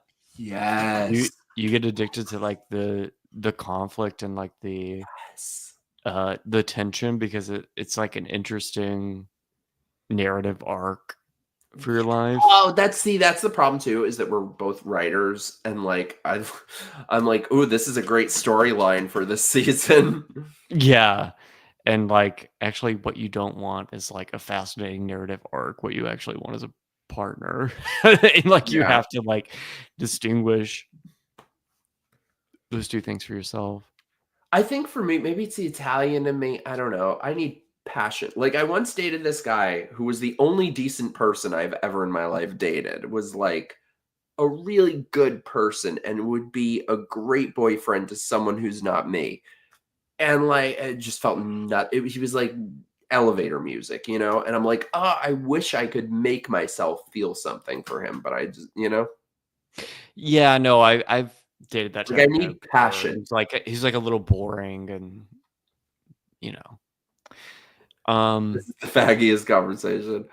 I'm Italian too, like Dip. I didn't know you were Paisan. That's not an excuse. No. I don't think it's an excuse. It's just it's like a prerequisite.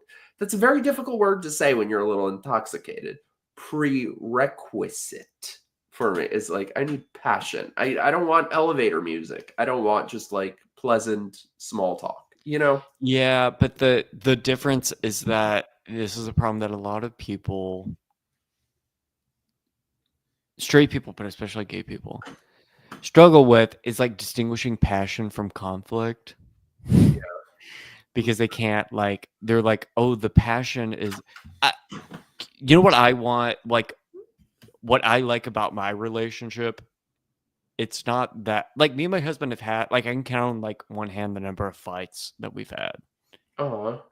And like the fights that we've had, like they always end like dramatically, like it's like. But then we make up. You are gay. It's like my husband, I'm like, oh, I want a divorce, but then like 5 minutes later, it's fine. You're an honorary Italian.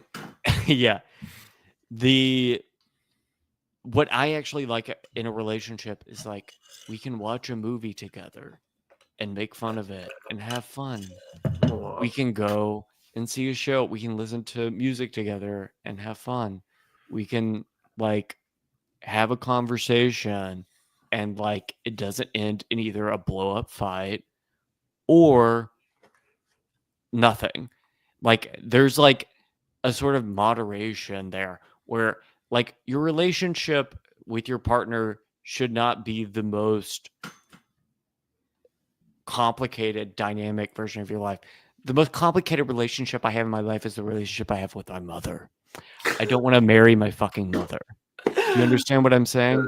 I already have the dramatic tension, whatever. I already have that fulfilled in my life. Maybe that's like the gift that, all the fucked up religious shit or whatever that I have in my past, like maybe that's the gift, is that like I don't go looking for that somewhere else. I don't go looking for like this this conflict and like this need for like me to examine myself from an existential perspective. I don't go looking for that in a romantic relationship because I already have it. See, I think I've realized, I was thinking about this yesterday. I think my parents gave me very unrealistic expectations about love because they are disgusting. They've been together 50 years. My mom is 70. My dad is 94. And they act like fucking teenagers. They will make out in front of people. They're disgusting. And I feel like that's given me false expectations of like that being attainable for most people. I mean, you can still make out in private. I don't know. Like, I don't know. You don't have to have like it's like what drives you to that. Is that like, there are some people who like start fights just to like feel something, That's my thing. I feel something with somebody and I don't with anyone. Most people are just so fucking boring. No, I mean, you have to find somebody who's like smart enough to have a conversation with, but you don't have to find somebody who, you are like in conflict with, and like the conflict is like gets transmuted into some sort of erotic like, experience or whatever. Like you don't need that. You just need somebody who's like smart enough to keep up with you. I think maybe that's your problem. I don't know why this is like turned into like a therapy, like radio advice. You're really good at it. Maybe this is my future calling.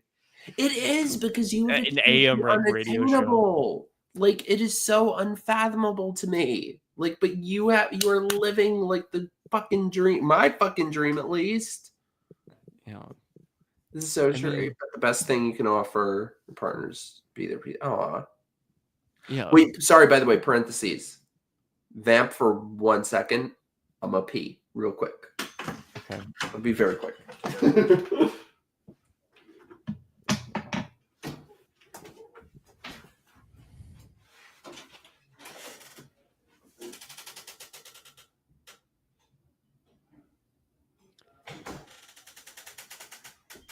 I can't deal with the screeching in gay bars. It's like a pack of hyenas. Well, that's what, you're walking into. So you got to deal with it.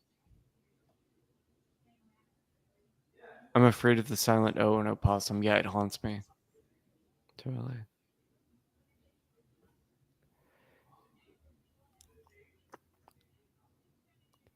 I'm German. We don't do passion. Last time things didn't go very well. Yeah, fair enough.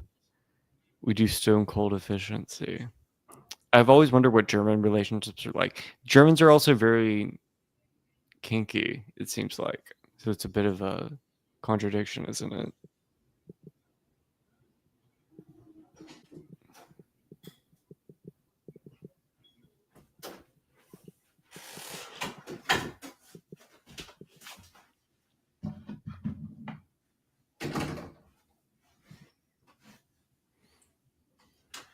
Hey. Sorry. I'm saying there was a quick peeing. All right. What did I miss? What did I miss? Efficiently kinky. What did I miss? We're talking about Germans, and they were saying, well, like Germans are overly efficient as opposed to passionate. And I was like, well, Germans are like famously like kinky, right? Are they? With, like, fucking... well, like Berlin is like Wundersix.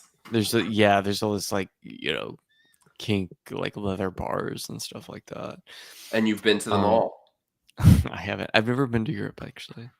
Really? You seem worldly. Yeah, no, I'm not though. Really? I've been to South America. I've never a been little there. bit. Yeah, I did a semester. Maddie! Ooh! I'm sorry, Jeff. I'm going to see the monkey. I'm so glad you were here. I love you. Come on my show soon. We got to talk horror movies. I think you'll like the monkey. Have you seen the monkey, River? I haven't. I'm going to see what is it called? Not The Omen. The first Omen? No.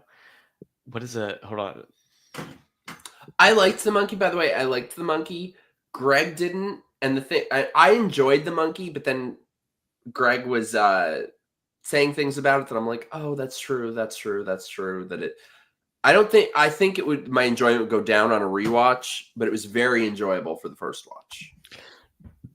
No, I'm going to see Opus tomorrow. It's like that A24. Oh, I didn't even know that. I saw that Horror trailer so movie. long ago. I didn't even know that was out. I gotta go see that. There's this one that's out now too called The Something. What the fuck is it called? The Something of Someone.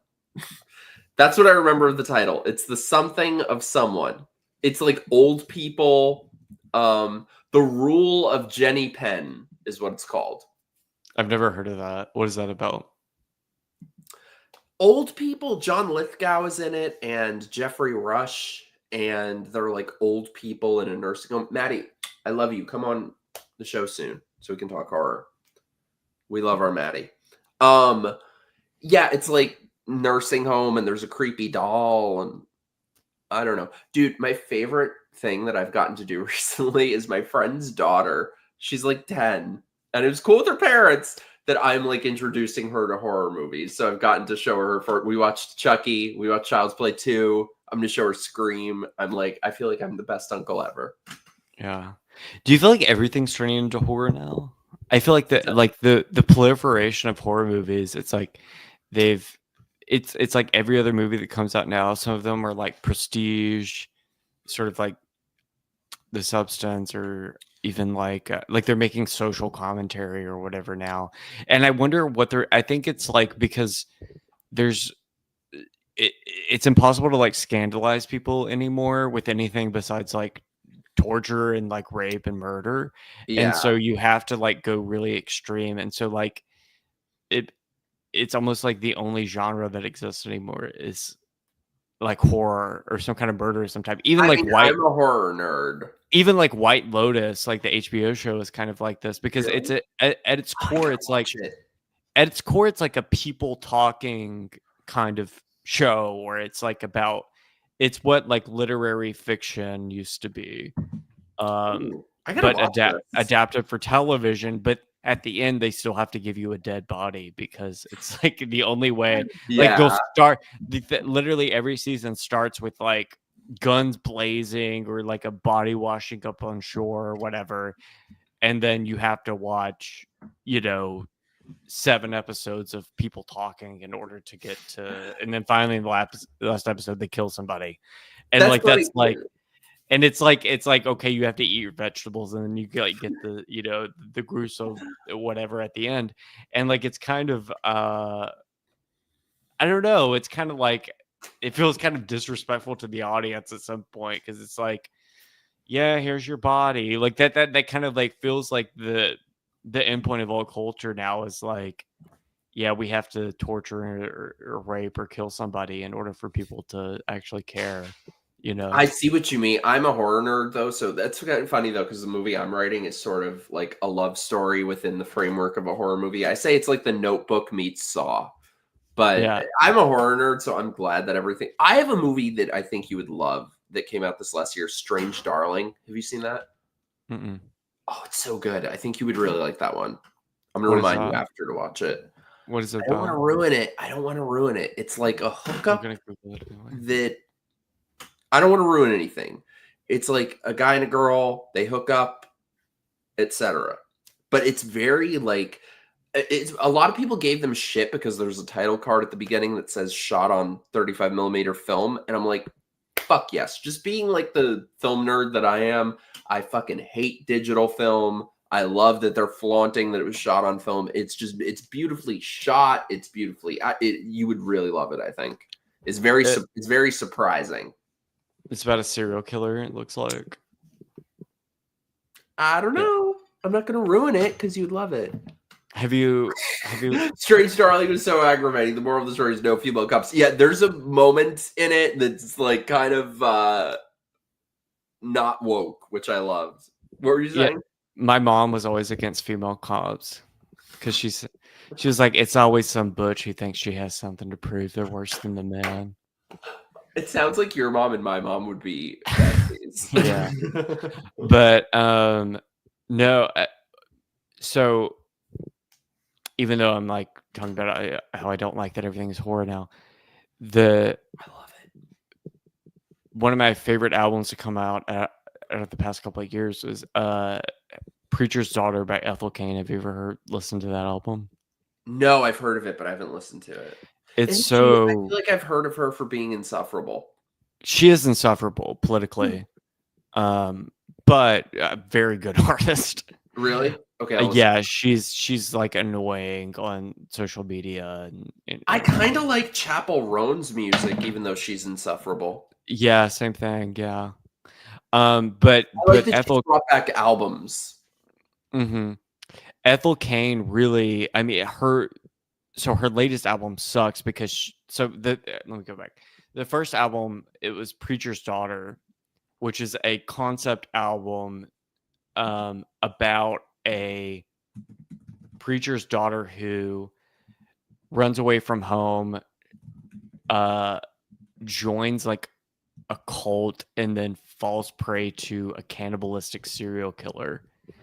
And I am on board. That is my jam. And it's a beautiful album. And like Ethel Cain is a trans girl who like grew up as like a gay guy in like the Southern Baptist Church.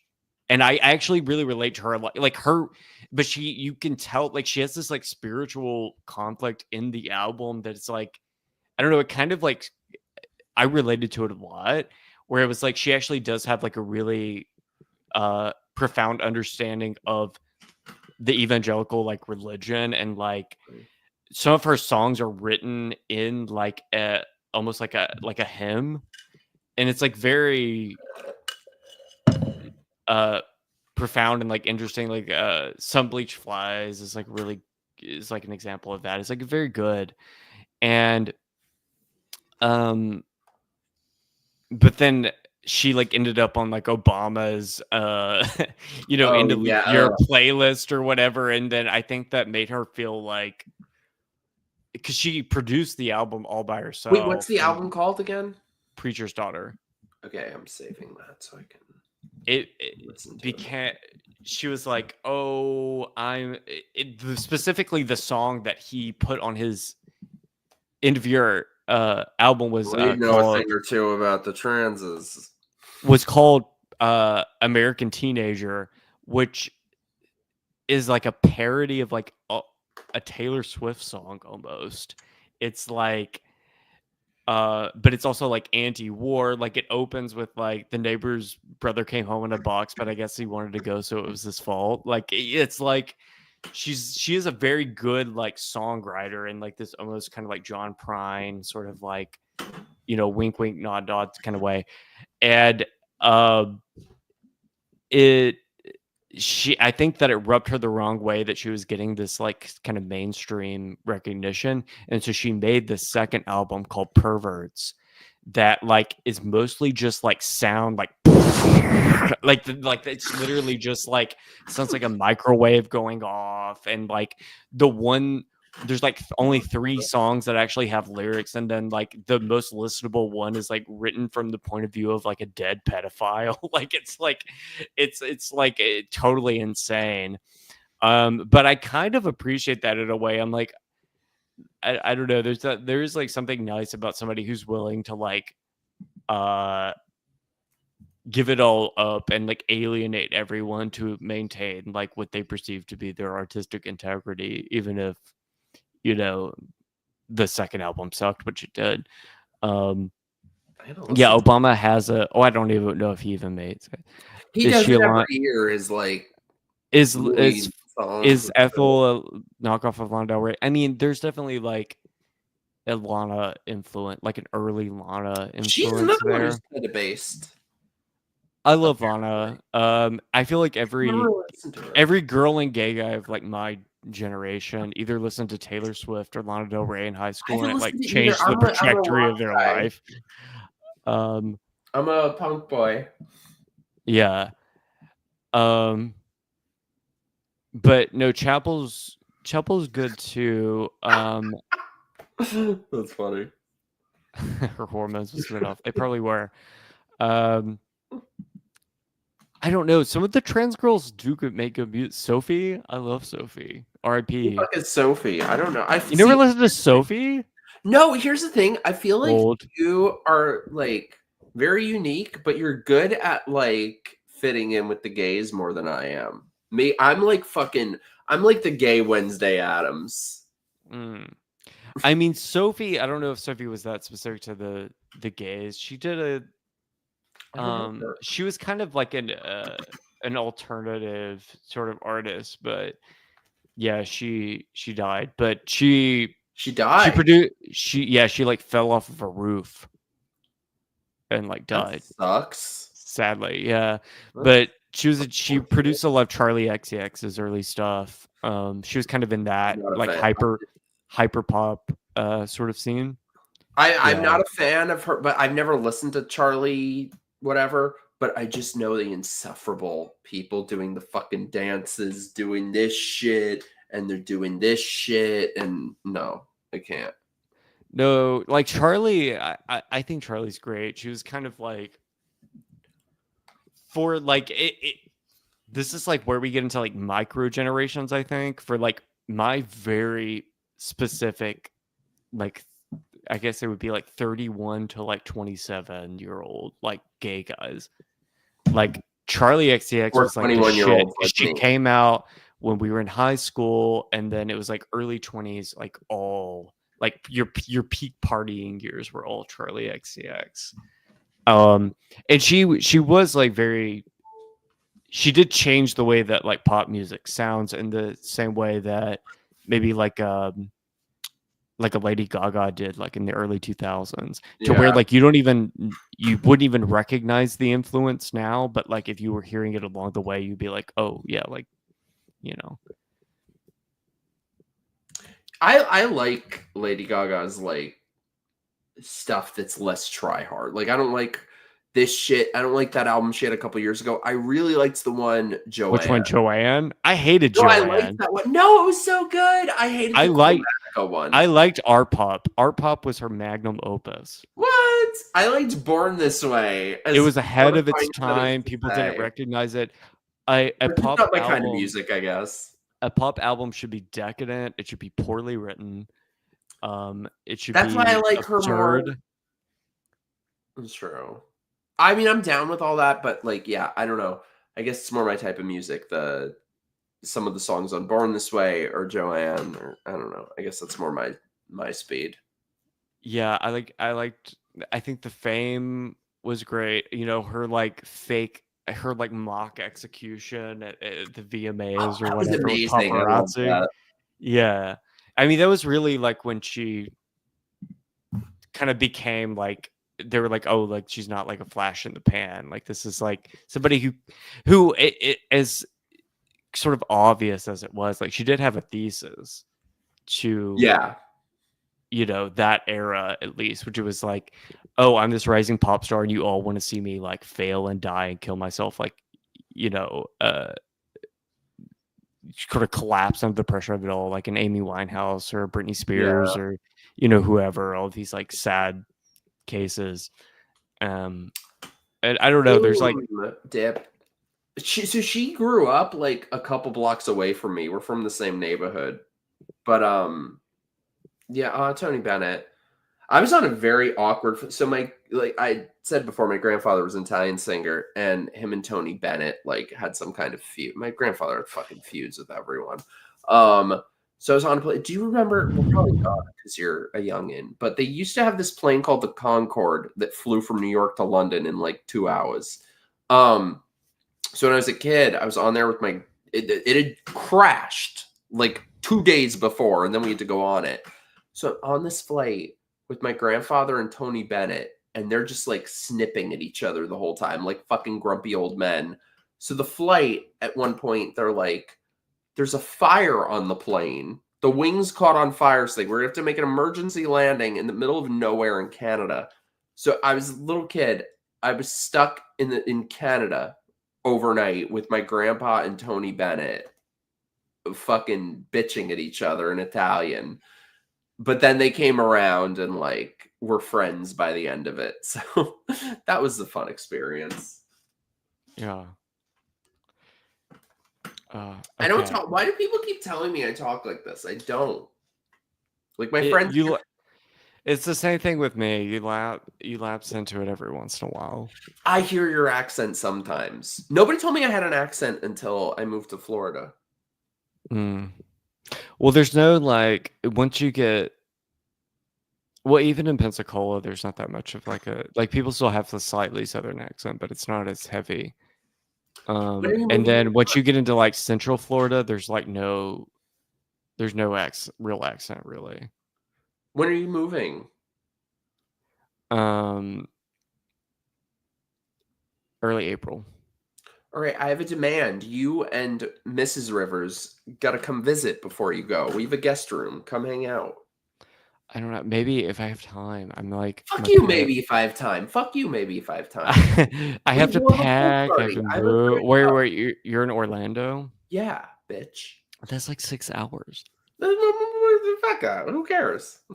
Yeah, I don't know. Fuck If you. we have a weekend, Get a sure. weekend. You can also come to Pensacola. The beaches are nicer here than they are on the Atlantic coast. Oh, I want to see the bitch. Yeah, I need to explore more around. I'm kind of down to do that. I want to see more beaches. Yeah. Beaches. I did not know you were from Queens. That was the last place I lived in New York. I'm Astoria. I did not know that. Yeah, I want to explore. I went to Miami because I was on this podcast there. Miami is the most.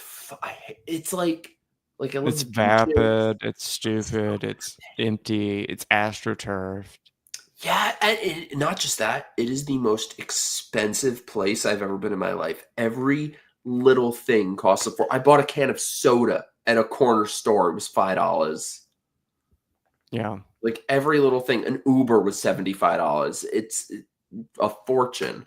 Yeah, and it's funny. When I was in Miami for like a couple days, my dad was like, "Don't walk around at night," and I was like, "Oh, whatever, Dad." And then so I walk around at night, and I'm like, "Fuck, I should have listened to him. He was right." Like the bums there are scary. I got completely lost. Dead phone, everything. Lost in Miami at night. I couldn't find my way back to. And not. I just heard your accent. I couldn't find my way back to the parking garage where I left my car. Even though I was like way too drunk to drive. I was just like trying to find the parking garage so I could charge my phone to call an Uber to take me home. And it was like you'll be in this like astroturfed place where they're trying to make it look like Brooklyn in 2014. And then you'll go out and then it's like straight up you're in a homeless encampment 1 block away. It's awful. I wasn't going out for trade. No, I was like, what was I doing that night? I think that was the night that I was having an orgy. No, I was like having dinner with Jamie Kirchhoff, who writes I know that name. He writes for like the New York Times and stuff. He's like a media guy. Oh yeah. And I went to dinner with Christina Pashaw when I was there. DeSantis's I love press her. gal. She's secretly a No Doubt super fan. We had No Doubt sing-alongs. She kind of looks like Gwen a little bit. She does. I'm gonna tell her you said that. She'll be happy. Yeah. How is she? Because she's gotten in a lot of trouble, hasn't she? I mean, we all get in trouble. I love her. She's a great person. Yeah. We all get in fucking trouble. People are pissed. People are like, I don't know. A lot of these people annoy me who are still trying to relitigate the primary, and it's either Trump or DeSantis. I'm like, shut the fuck up. Like, we got the best governor. You know, he did not run a very good presidential campaign, and that's fine. But it all worked out. Like, I'm just not gonna participate in this pitting them against each other. Yeah, well, I mean, I think it was dumb for him to run against Trump anyway, because I mean, obviously Trump was going to win. Yeah, Like, there's no like. I didn't feel that way. He was like, I'm doing Trump, but like intellectual. I'm like, that's not what people want. See, at the time I was on board with it because I was fucking furious at Trump for going along with the COVID bullshit. But it was, yeah, in retrospect, you're right. Yeah, like no people. What people like about Trump is like a lot of it, anyways. Like vibes. Like he is actually funny and like charming. Oh, yeah. In a way that DeSantis is like. Yeah, like DeSantis, like whatever you think about his policies, is not like a personally charming person in the way that Donald Trump is. Like Donald Trump is uniquely charismatic. Like even people who don't like him think he's funny. You know what I mean? So can I say DeSantis policy? Everything is computer. Like the thing that, like he's just like so much of our language is just completely like directed by Donald Trump at this point. Yeah. Especially online. You know what sucks though? So like I said, I'm researching this movie that I'm writing, and I'm, you know, I gotta make one side of it very degenerate. So I'm researching all this sick shit about like fucking sex cults and satanic porn and all this shit. And apparently there's a law now in Florida where you have to put your ID in for anything that's 18 plus. And I'm like, I don't want to give my ID for looking at Satan porn. Yeah. I'm like, I'm not looking at it for my own enjoyment. This is research. No, I wrote something about that. It was like I feel like all of these like porn bans or whatever, they're not bans. They're like you have to show your ID. I feel like it's inevitable. And first of all, they don't work. Like if you're in Florida, even if you don't have somewhere worse, is what I even think. if you don't have a VPN, like first of all, you can just get a VPN and then you can do whatever. Well, but even if you don't have a VPN, like you're just gonna end up on like if you start looking for porn, you're just gonna end up on some like sketchy. That's like, what I think too. Website hosted from, you know, Russia or like whatever. Or I think it'll make minors more vulnerable to predators. If they can't see like that, they'll find shit elsewhere, probably somewhere. I mean, like fucking Twitter. There's there's a lot of porn on Twitter. Like you don't really see it if you're not looking for it, but it's there. You know what I don't understand, by the way? You know what I don't understand? Okay. And like that's really easy for people to get groomed on because it's like you can directly DM whoever's posting the porn. Like I got heart groomed. I got relationship groomed. My last ex was a follower of mine who was trying to get my attention forever, and I ignored, and then I finally didn't. And yeah, I got emotionally groomed. No, you know what I don't get? Okay, I guess now there's monetization, but even that, I don't get it. I don't get these people who it's like they have porn Twitter accounts of themselves. Like if you're going to be a whore, at least go to OnlyFans, at least make money for it. I don't get the point. I mean, I think a lot of it is marketing for OnlyFans. But the ones who don't even have it, I don't get it. Oh yeah. I guess it's like an exhibitionist thing. I don't know. Probably. I have a friend who is a porn star, and he told me something I didn't know, which is that like apparently most of the people who do porn, like you don't actually make that much money from porn. It's all like escorting. So like everybody is an escort. Oh really. Shit. And so what I they went actually into the wrong field. I would have been a great escort. And so like, you know, you'll have your OnlyFans or, you know, whatever. You'll do some studio stuff that redirects and it's all about just building a brand so that you can go on Twitter and be like, I'm going to be in whatever city. And then you charge like $1,000 an hour or whatever to like escort. They post that. Dude, oh my God, dude. You know what sucks too? It used to be that you could spot the whores from a mile away. Like you could have, you know, like if gaydar, you could have whoredar. You can't anymore because like I hate that it is encroached upon my type, because my type are like funny little things, you know, like nerdy, weird dudes, whatever.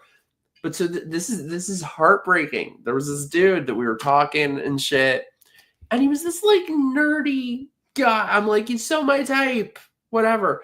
And then I looked up his social media and I found out he's an OnlyFans whore. And I was like, okay, maybe let me not judge. Let me still keep the date, whatever. Oh, no. It turns out he found my social media also and canceled plans with me because I'm transphobic. Yeah, see, this is the problem. Everybody's on like social media now. You have to like, well, I mean, I guess it would have come out sooner or later, but yeah, I mean, I don't. The OnlyFans thing is like, I guess that would be probably a red line for me. Same. You know, because I'm like, if you've whored around or whatever, everybody has passed. You know, like that's present. I can get over it if it were the you know, past. I mean, I met my husband on Grindr, so like, obviously, I'm not that much. No, but you guys are like two whores who found each other. That's beautiful. Right. Yeah. But like, I don't know if he was like, I want to start OnlyFans, it'd be like divorce. You know what I mean? Oh, fuck right. No. Fuck yeah. no. Yeah. So because it's like that's a whole different arena when you're doing it publicly for financial reasons. No, I could never. I could never. Yeah. No. There's so many whores. Yeah. It's depressing though. I feel like there's I feel bad for the straight people too, because like now they're all living in the gay guy's world, you know. Right? I'm always saying that. It's so true. Yeah. That And is they can't deal with it. They're not equipped. They're not ready. equipped. They're not ready. It's depressing. I should probably let you go soon. Sorry, I'm like keeping you for fucking ever. We've been no, it's okay. Like no, it's fine. No, I'm beefing up. I'm for my future advice column. It's a gay guy's world. You're living in it, you know. So ask me relationship questions. It's like that dumbass Katy Perry song. It's a woman's world, and what a bad, awful song. Horrible. I do like how she does like the Looney Tunes like gags or whatever, where she's like getting hit over the head with a mallet. She's so corny. Does that? Yeah, like all of our music videos are so. It's like Tom and Jerry. Yeah. She had one or two good albums at the beginning, and then never made anything good again. Yeah, Teenage Dream is like a perfect pop album, but everything after that was like horrible. Yeah. And she chopped her hair off. She looks at Yeah, she went that weird, like where she was like, I'm Susie Ormond. I'm a lesbian telling you how to open a 401k. I have not heard the name Susie Ormond in probably a decade, and that's exactly who she looked like. Yeah. I loved her first album or two. Yeah. Well, I should let you go. We've been on for 5.5 hours. Yeah, that's crazy. Dude, okay. This was so much fun. You are my new bromance. Dude, you're amazing. All right. We'll do another show sometime. Please, anytime you would like. Where can people find you? You can find me on Twitter at river_is_nice, or you can find me at The Free Press. I do our newsletter most days of the week. So if you subscribe, you'll see me in your inbox pretty much every day. So his Twitter link is below. Dude, this was so much fun. I'm gonna talk you into coming to visit us. Okay. Ignore the Disney adults around here. There are too many Disney adults. Yeah. But whatever, you know. Deal. My beautiful, beloved chat friends, I love you guys. Thank you for hanging in with us for almost 6 hours. That's crazy. This was amazing. I love you guys. I'll be back on Sunday with the show. Love you guys, chat friends. Love you, motherfucker. Thank you guys for being here. All right. Bye.